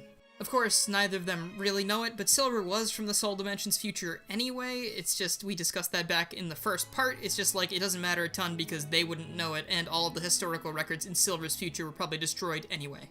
And that's pretty much it. I decided to do it this way because one of the worst parts of Silver's character, in my opinion, is that he always just rolls in from the future all willy-nilly. So this time, anytime Blaze shows up, Silver can hang around too, and it's not all, oh god, the future is so bad this time, oh my god. It's just like a, hey, I'm here and I want to help because we're friends, and also maybe I'm trying to work off that guilt from before too, even if you don't really hold it against me. But that's it. Sonic 06 Rewritten is done, and I hope you enjoyed it. Now you can go back and watch the whole thing as a marathon or something and see all the plot holes that I probably forgot about. I mean, we're talking about Sonic 06 here, right? So can it ever truly be fixed in its entirety? Much like in the original game, the story begins with Sonic's friends gathered to celebrate his birthday. The group is just able to pull everything together in time as Sonic bursts onto the scene, causing a gust of wind that knocks over some plastic cups and sends some balloons floating off into the sky. The gang jumps back to reveal Sonic's birthday cake, and he is really surprised that he never caught wind of their plan. The gang unanimously agrees that it was really simple because he doesn't have that good of an attention span, which allowed them to plan practically right in front of him without noticing. Sonic denies this sheepishly as the others walk away from the cake to mingle with each other as the festivities begin. The camera then pulls back from the scene a bit, and it's revealed that someone has been watching this take place on a monitor. That person, of course, being Dr. Eggman. The doc slams his fist down on his desk and spins around in his chair, holding his head up with one hand. Orbot and Cubot approach from the shadows of the lab, hesitant to interact with their boss while he's in one of his moods. Dr. Eggman, however, doesn't give them a chance to speak as he stands up and strides over to a large containment field that's housing a mass of purple and black smoke. Boss, you wouldn't happen to be sulking because they're all celebrating Sonic's birthday, not yours, would you? Eggman whirls around, suddenly huffing and puffing after hearing his lackey say what was very obviously bothering him. As if I care that blue nuisance and his irritating friends are having a party without me. My birthday is of no concern to anyone but myself and Mama Robotnik. Yeah, I still haven't seen a card from her in the mail either. That's clearly the fault of the mail system and not her. Eggman begins punching in some commands to the keypad at the base of the containment field. If you went over there in peace, I'm sure they'd let you hang around. It's not like you and Sonic haven't played nice before. I don't want to celebrate that brat's birthday with him. In fact, if what I'm working on right now yields the results I'm expecting, he won't be celebrating a birthday ever again, whether it be his or mine. Eggman laughs to himself and continues clacking away on the keypad as Orbot and Cubot shrug off the Doctor's hysteria and float off. Quick note on one thing before we go any further, this whole birthday thing. In the context of this story, Sonic and Eggman share a birthday because of the release of Sonic 1, but that doesn't mean they're the same age. They were born years apart, obviously, but I just wanted to keep their shared birthday in some capacity because of what I had planned for the story. After Eggman finishes typing a veritable thesis of code into his machine, he plants his hands softly on the glass and observes the contents. The purple smoke gathers at the top of the chamber as the destroyed body of a Motobug clangs onto the floor from a panel on one of the sides. After some hesitation, the purple smoke lowers itself to the level of the broken machine, and then it surrounds it. Minutes pass before the smoke changes hue slightly and then lifts itself up, revealing a functioning Motobug. Eyes cloudy and purple instead of the usual white. Eggman's own eyes light up in excitement as he calls the small bot out of the chamber, carefully making sure not to release the smoke contained inside. As Eggman looks over the Motobug, he locates the plate he was searching for. A flashback of him carving his name crudely into the side of the Badnik plays, and then as it dissipates, the scene rests on the same panel from before, except the name is no longer carved into it. Ho ho ho! I've done it! Using that primordial energy I found while drifting through space, I've actually managed to harness the power of time manipulation. He turns back to the monitor showing Sonic's birthday party progressing as normal. Amy attempts to hug Sonic, but he holds her off as he enjoys a conversation with Knuckles. Eggman makes his way back to his chair and spins around to face the screen once more, neglecting the newly reformed Motobug. The purple smoke presses itself against the glass, and the Motobug stands at attention. It quietly rolls towards the console Eggman was messing with just moments before, and raises its scythe-like arms and crashes them down, piercing the machine. Sirens blare and Eggman's lab is bathed in an eerie red glow. He nearly chokes on the drink he poured for himself in celebration and turns around just in time to see the smoke pouring out of the containment field. Eggman rushes to it to try and fix it, but can't since the console's been destroyed. The smoke envelops the Motobug and several other contraptions around Eggman's base before swirling around and reforming as what we all recognize as the Time Eater, except in its more mechanical form as seen at the end of the original game. The camera turns to focus on Eggman's face. The entire room is engulfed in a white light as he screams, but that too is slowly muffled as it fades out. What follows is pretty much the exact same scene from the original game, where Time Eater appears and kidnaps all of Sonic's friends, and then it ends with Sonic getting knocked unconscious. When the scene fades back in from the whiteness, Dr. Eggman is lying face down in the grass in a very familiar location. He lifts himself up and looks around, unsure of why he's suddenly taking a cat nap somewhere other than his sofa. After looking around and not seeing Orbot or Cubot anywhere, he worriedly walks down the path until he comes across a sight for sore eyes. How lucky is that? It's his Eggmobile! The doctor happily examines it and without further questions jumps inside and it roars to life. Now feeling more confident, he zooms off to parts unknown. As he vanishes over the horizon, a familiar jump sound is heard and a pair of shoes land directly in front of the camera as the figure appears in the direction the doctor fled. This is where Green Hill Zone Act 1 begins. You'll play through the level as normal until it ends. Classic Sonic runs by the Robotnik goal pole just in time to see the doctor's hovercraft coming to a halt in a clearing by some floating platforms. I'm sure you can see where this is going. Classic Sonic leaps into the air and strikes the side of the Eggmobile. It shakes violently, letting out that classic damage noise as well, and almost throwing Eggman out of it. He turns around angrily and stares down at the Hedgehog below. Of course you'd be here too. Well, unluckily for you, I'm always prepared, even if I don't remember doing the preparing. He presses a button and the wrecking ball falls from the Eggmobile into the ground. Ah, an oldie but a goodie. Boss battle number 1, Egg Wrecking Ball. Don't expect it to be very different or difficult. It's purely a throwback boss. Hooray. Eggman's wrecking ball is destroyed, as is his Eggmobile. He crawls away from the flaming wreckage, coughing and cursing Sonic's name. Curse you, Sonic. If I'd had more time to perfect my latest scheme, this little game of ours would be over. My countless defeats would mean nothing, because you'd be nothing. He angrily pulls on his mustache, stamping his foot into the dirt. Classic Sonic looks up at him with a confused expression and tilts his head. Eggman stops throwing his temper tantrum and looks down at his nemesis.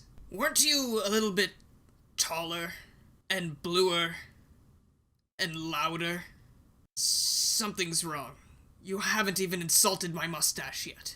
Classic Sonic pantomimes plucking at a mustache on his own face and smiles. Significant lack of bald comments as well. Classic Sonic shrugs. Eggman looks further off into the distance. He turns his attention to his wrecked Eggmobile, and then to the smaller, mute Sonic before him, flashing back to his last moments at the lab. His mustache droops as the realization hits. There is a small chance that I might have brought upon the destruction of this universe. Elsewhere, modern Sonic wakes up, and we're just gonna call him Sonic from now on, and he tries to recall what just happened, but he's having a little bit of trouble remembering the exact order of events. He mostly just knows that something is wrong. Around him is the familiar landscape of Green Hill Zone, but his friends are all gone, so he stands up and runs off. Green Hill Zone Act 2, hooray. The next scene starts on some bushes that are rustling. Robotnik's head pops out after a few seconds. He's looking grumpy.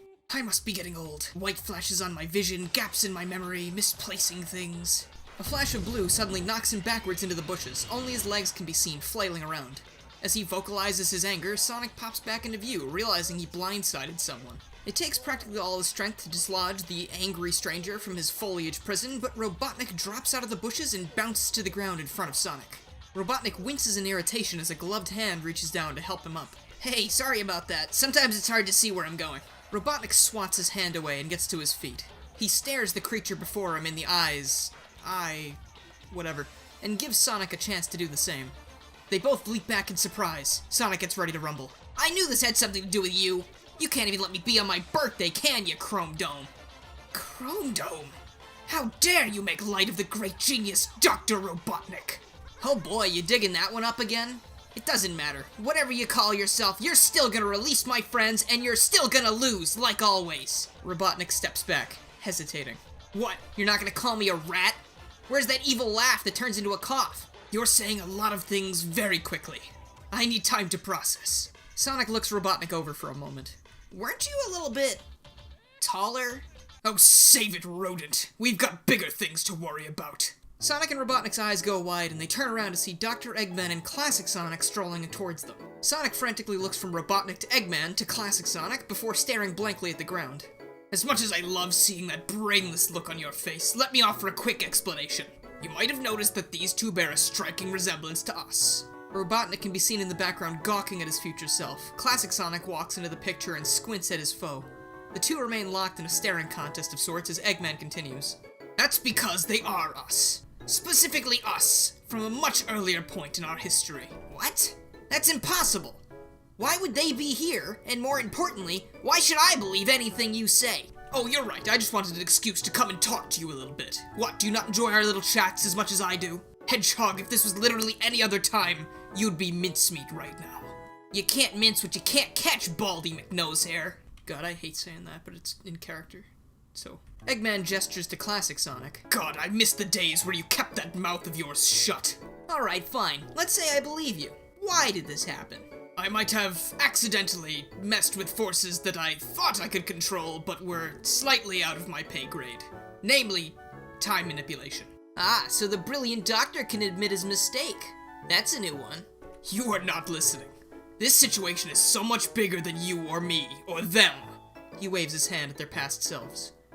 I was programming this power to rewind specific things, but since it freed itself, I fear that it's messing with time on a much grander scale. So on a scale from Wrecking Ball to Dark Gaia, how does this measure up? I don't believe I can quantify just how bad this is on such a crude scale.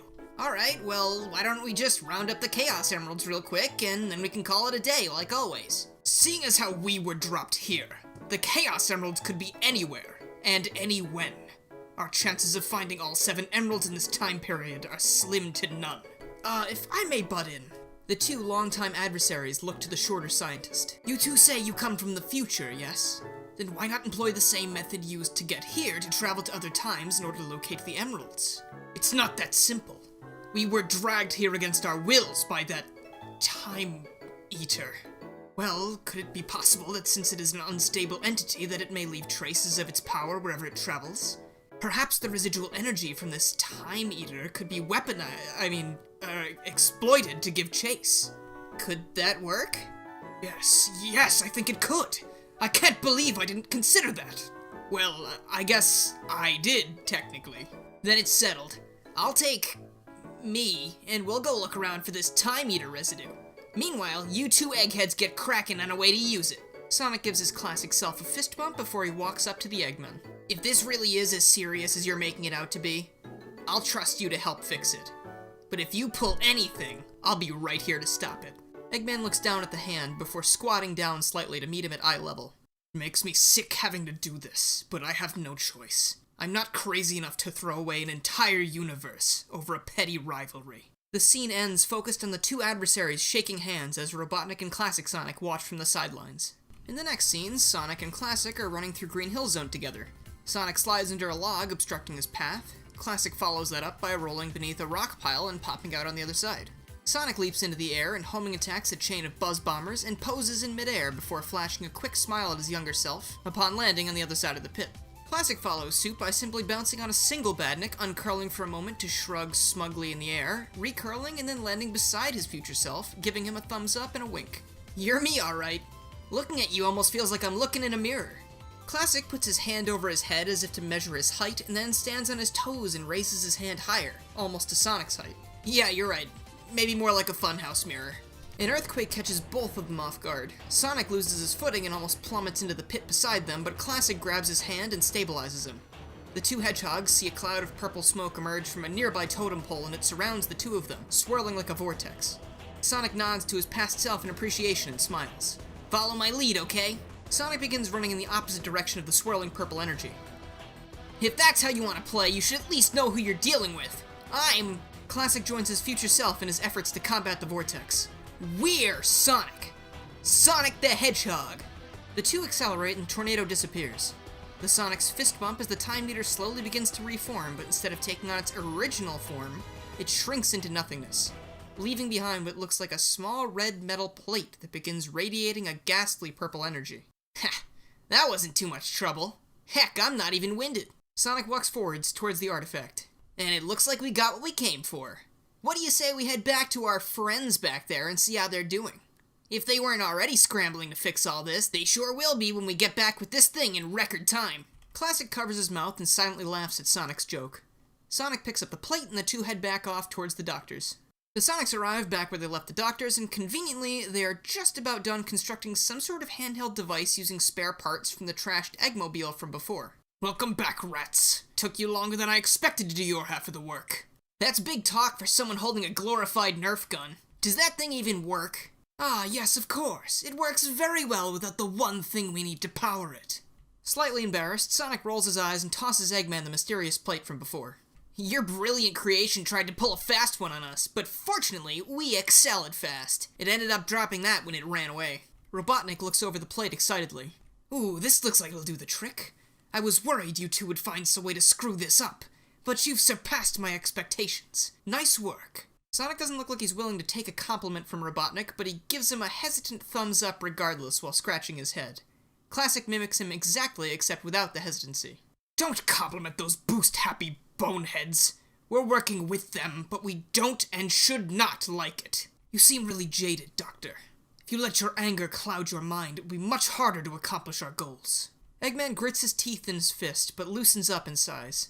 He takes the device from his younger self's hands, and after securing the plate within the chamber above the barrel, he points it at the pathway behind the Sonics and fires it. The special ring sound effect echoes through Green Hill Zone as a large ring appears. Within its center, a hazy image of chemical plant can be seen.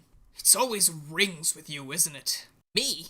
Are you saying that you're not the one dropping those things all over the place? Why would I actively aid in your survival like that?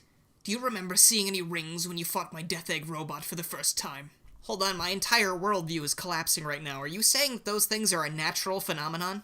The Hedgehog and the scientist share a moment of confusion over this, but they both shrug it off and head towards the portal. Robotnik and Classic follow their lead, and soon the party of four vanishes into the portal they created. The scene lingers on Green Hill Zone for a moment afterwards as the color slowly begins to fade away. Water stops rushing, the clouds stop moving, even the badniks become frozen in place. And finally, the gate the quartet escaped with is sapped of all its energy and ceases rotation. Green Hill Zone is now devoid of life and color, with our heroes none the wiser. Where we last left our heroes, Sonic, Classic, Eggman, and Robotnik met up in Green Hill Zone after the Time Eater abducted the entire cast. Fearing for the survival of the universe, Eggman and his younger self form a truce with the Hedgehogs, and now we return to the adventure as the world's last four saviors appear in Chemical Plant Zone via Warp Ring.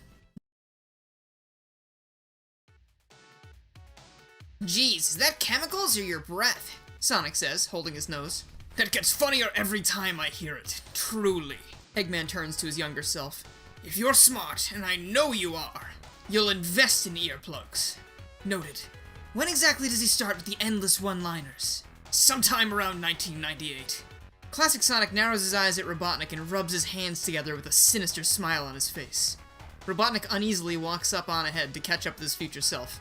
So, do we have any way of tracking down the emeralds, or are we just going in blind like the good old days? I'm sure we could sweep this entire place in a jiffy.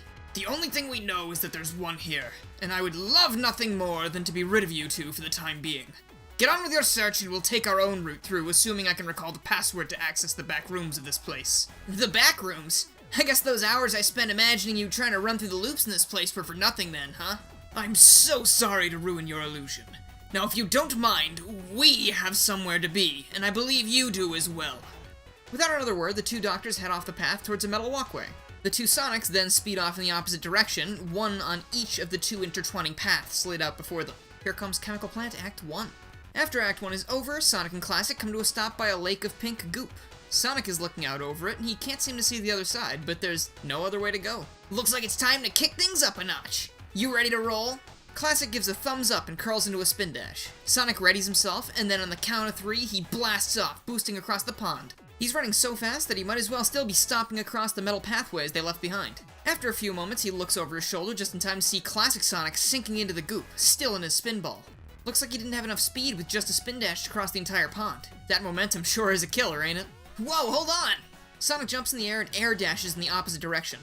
Once he reaches Classic, now fully submerged, he begins to run in circles around his past self. Classic is staring up at him with wide eyes, unsure of what to do.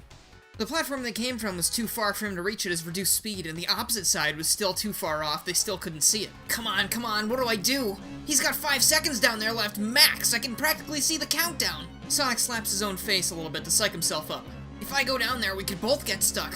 But if I don't do anything, he's a goner!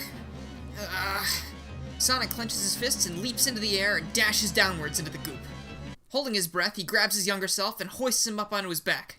He yells with every bit of air left in his lungs to hold on, and hardly a moment passes before he takes off at top speed. As he goes faster and faster, he can feel himself slowly rising to the surface, and not a moment too soon, as his lungs are practically screaming out for a breath of fresh air. The 2 hedgehogs break the surface, and Sonic, with his eyes still closed, goes even faster to cover the distance to the other side as fast as possible. When they finally reach the opposite shore, Sonic stops on a dime and whirls around to help Classic. The young hedgehog is breathing really heavily and rubbing his eyes, because I'm sure the chemicals probably don't feel very good. Phew! I'm glad you're alright, buddy. I wasn't thinking. I might have been through all this before, but you've never even set foot in this place, have you? Classic shakes his head and puts on a smile. Sonic can tell he's a bit upset, but he's trying not to show it. He knows that mannerism well. I'll tell you what. Let's head down the hall a little bit and you can take a break. I'll do a quick sweep of the rest of this place and be back in a flash. Classic looks back at the pink goop and then to Sonic, and he nods. The 2 Sonics run into the distance, and Act 2 begins. Back with Eggman and Robotnik, the 2 scientists have set up shop somewhere along the main pathways and are tinkering with a disabled Eggmobile they found behind the scenes. This should help us keep up with the vermin as long as we can get it working before they turn the entire plant upside down. Even if we can't keep up with them, it would be good at least to aid in the search for the emeralds. He keeps tinkering for a moment. And would you mind explaining this Eggman thing? Is it not insulting to refer to yourself as such? When you get older, you'll understand that you've always been Eggman. You just didn't realize it. I'm not following. I wouldn't expect you to. Robotnik stops working and crosses his arms.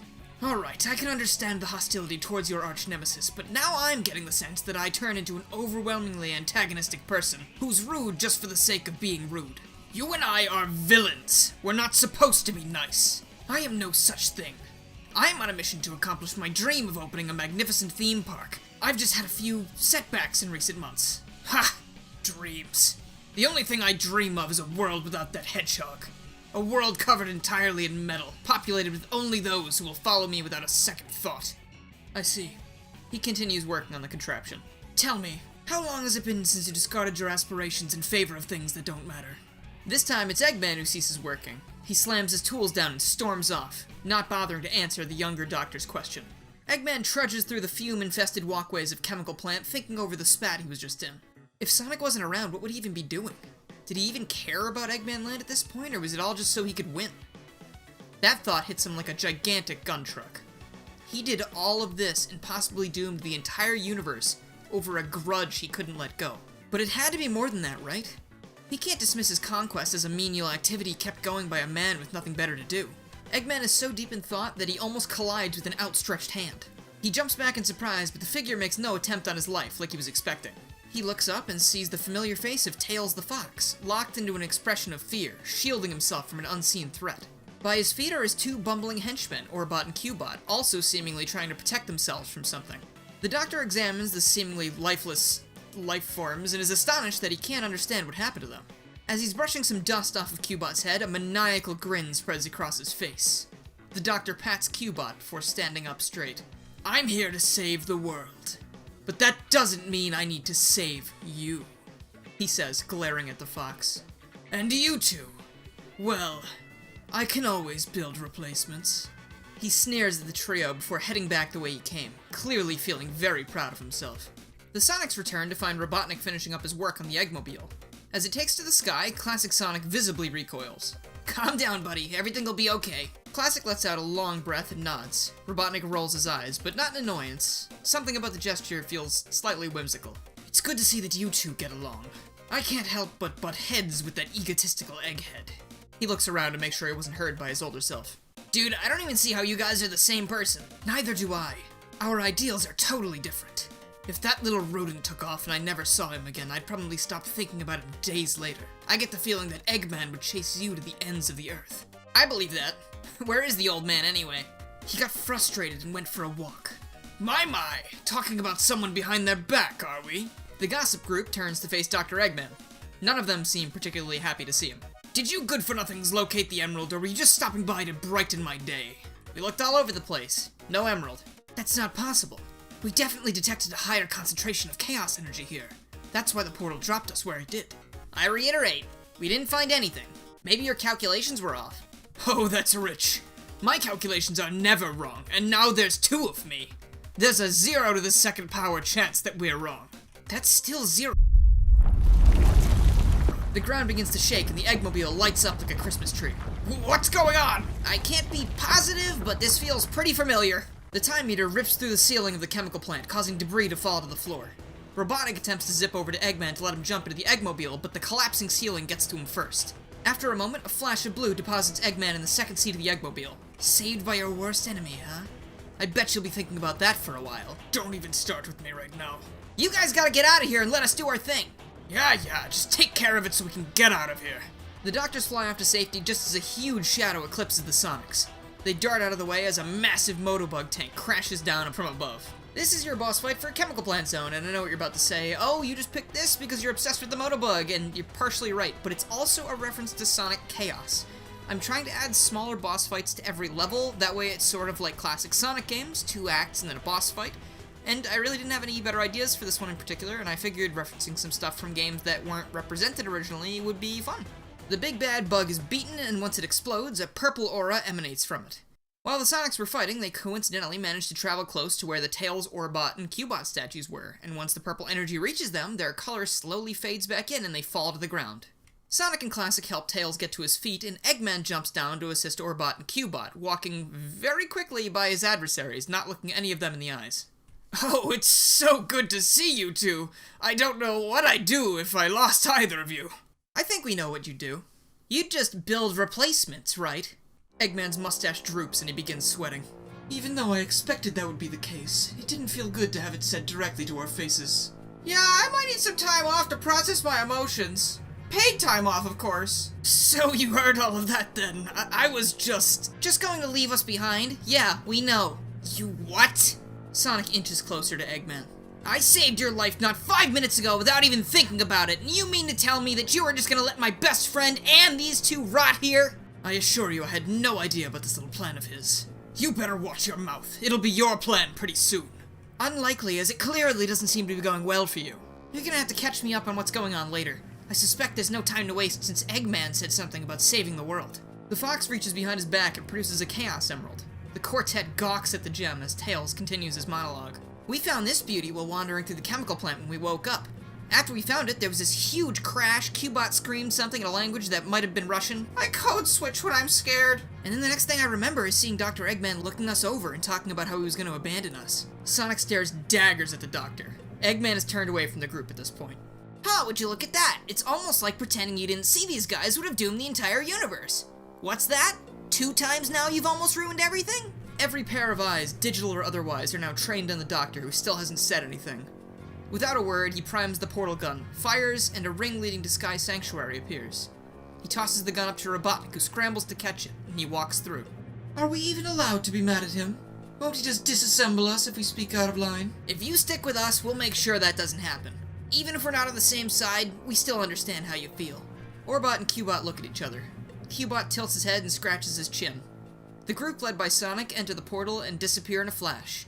Just as before, though, the world they leave behind slowly loses its color and ceases all movement.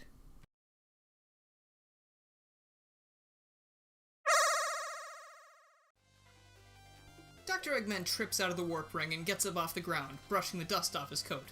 He takes a few steps forward and marvels at the floating sanctuary before him. It's just as breathtaking as the first time he laid eyes on it, and it's not due to how high above the world's surface it was. For the Hedgehog, looking back on all this must feel bittersweet. There was so much at stake, but he always managed to succeed. For me, it's like looking at a portfolio of my worst moments, and I'm adding more to that collection even now. The doctor sits down and looks up at the floating structures and clouds above him, stewing on what happened moments ago with his companions. He looks behind him at the warp ring. They sure are drawing this out. I would have thought they'd been here by now. Meanwhile, Sonic, Classic, Tails, Robotnik, Orbot, and Cubot are traveling through the space between space using the warp ring from the last part. No one's saying anything, since they're all still rattled because of Eggman's previous actions, but Robotnik in particular looks the most lost in thought. Would he really become that despicable in the future? Sure, at this moment he wasn't exactly the picture of benevolence, thanks to his stuffing animals into robots for free labor idea. But what'll be the thing that drives him to such lengths? 2 losses? 3? He looks back at Classic, who is absent-mindedly looking around at the fantastical landscape of the world between the warp rings. He makes a swimming motion and inches closer to a gigantic green bird statue before getting Sonic's attention and posing beside it. This lightens up the mood a little bit, and Sonic chuckles, nudges Tails, who looks over and just basically placates the Sonic with a quick chuckle. Robotnik raises a brow. If you can swim through anti-gravity, why didn't you try swimming in Labyrinth Zone? Classic looks in his direction and shrugs. Robotnik facepalms, but catches himself with a slight smile on his face while doing so. He quickly scowls before anyone can notice, but he feels someone nudging his leg. He looks down to see Orbot staring up at him, his emotionless eyes somehow looking amused. I won't tell a soul, boss. Orbot floats back over to Cubot, and the former continues to console his acquaintance over their real boss's betrayal. Robotnik looks up, a strange noise breaking him out of his musings. Did anyone hear that? Hear what? It sounded almost like some kind of metal contraption? I can't really describe it. I've been sobbing uncontrollably. Maybe it was that. No, I've blocked that out at this point. Alright, I heard it that time. Tails, doesn't that sound like... Sonic, Classic, and Tails are knocked away from Dr. Robotnik as Metal Sonic crashes into the scene. Robotnik hardly has time to react before Metal grabs him and darts out of the warp corridor they've been following and vanishes into a warp ring some ways away. Orbot and Cubot stop their heads from literally spinning and look to the others for clarity. That robot just doesn't know when to quit. Well, we'll show him, won't we? He looks at the last place he saw Classic Sonic, but he's not there. Sonic scans the area, just in time to see Classic entering the same warp ring that Metal had fled to with Robotnik, the ring closing behind him. Silly boy. He's you alright, throwing caution to the wind and then running even faster than that wind. Tails, I know I've got a lot of issues I need to work out for myself, but now's really not the time for an I told you so, especially over something I didn't even do. Well, technically, I don't want to hear it! The now quartet of Sonic, Tails, Orbot, and Cubot drift slowly towards the Sky Sanctuary warp ring and enter it, and it closes behind them. The group emerges from the warp ring a few feet from Eggman, who had been pacing back and forth in anticipation of their arrival. What on earth were you doing in there? I thought you were the fastest thing alive, but apparently that only applies when you're trying to stop me. Kinda surprised to see you hanging around waiting for us. Did you get bored of putting cats in trees without us around? Eggman grumbles and looks over the group. I'm noticing a lack of prepubescent blue pests and evil scientists in denial. Where did they get off to? Well, indirectly that's your fault. Our old pal Metal Sonic showed up and took off with Robotnik. And then the younger me took off after them. They ended up somewhere else. And the next thing you're going to say is that it's my fault that my younger self was still holding the portal device. Well, I don't want to point any fingers, but... Eggman glares at Orbot as he retreats into his ball form to hide from his gaze. Eggman picks up the small red ball and holds him at eye level. If you all are looking for me to apologize for what I've done, you've got a better chance of the fox growing a third tail. Sonic steps forward and puts his hand on Orbot, pushing him out of Eggman's face so he can look his enemy in the eye. This isn't just about you. You yourself told me that if we don't do something, our entire reality will collapse. You caused this. You messed up.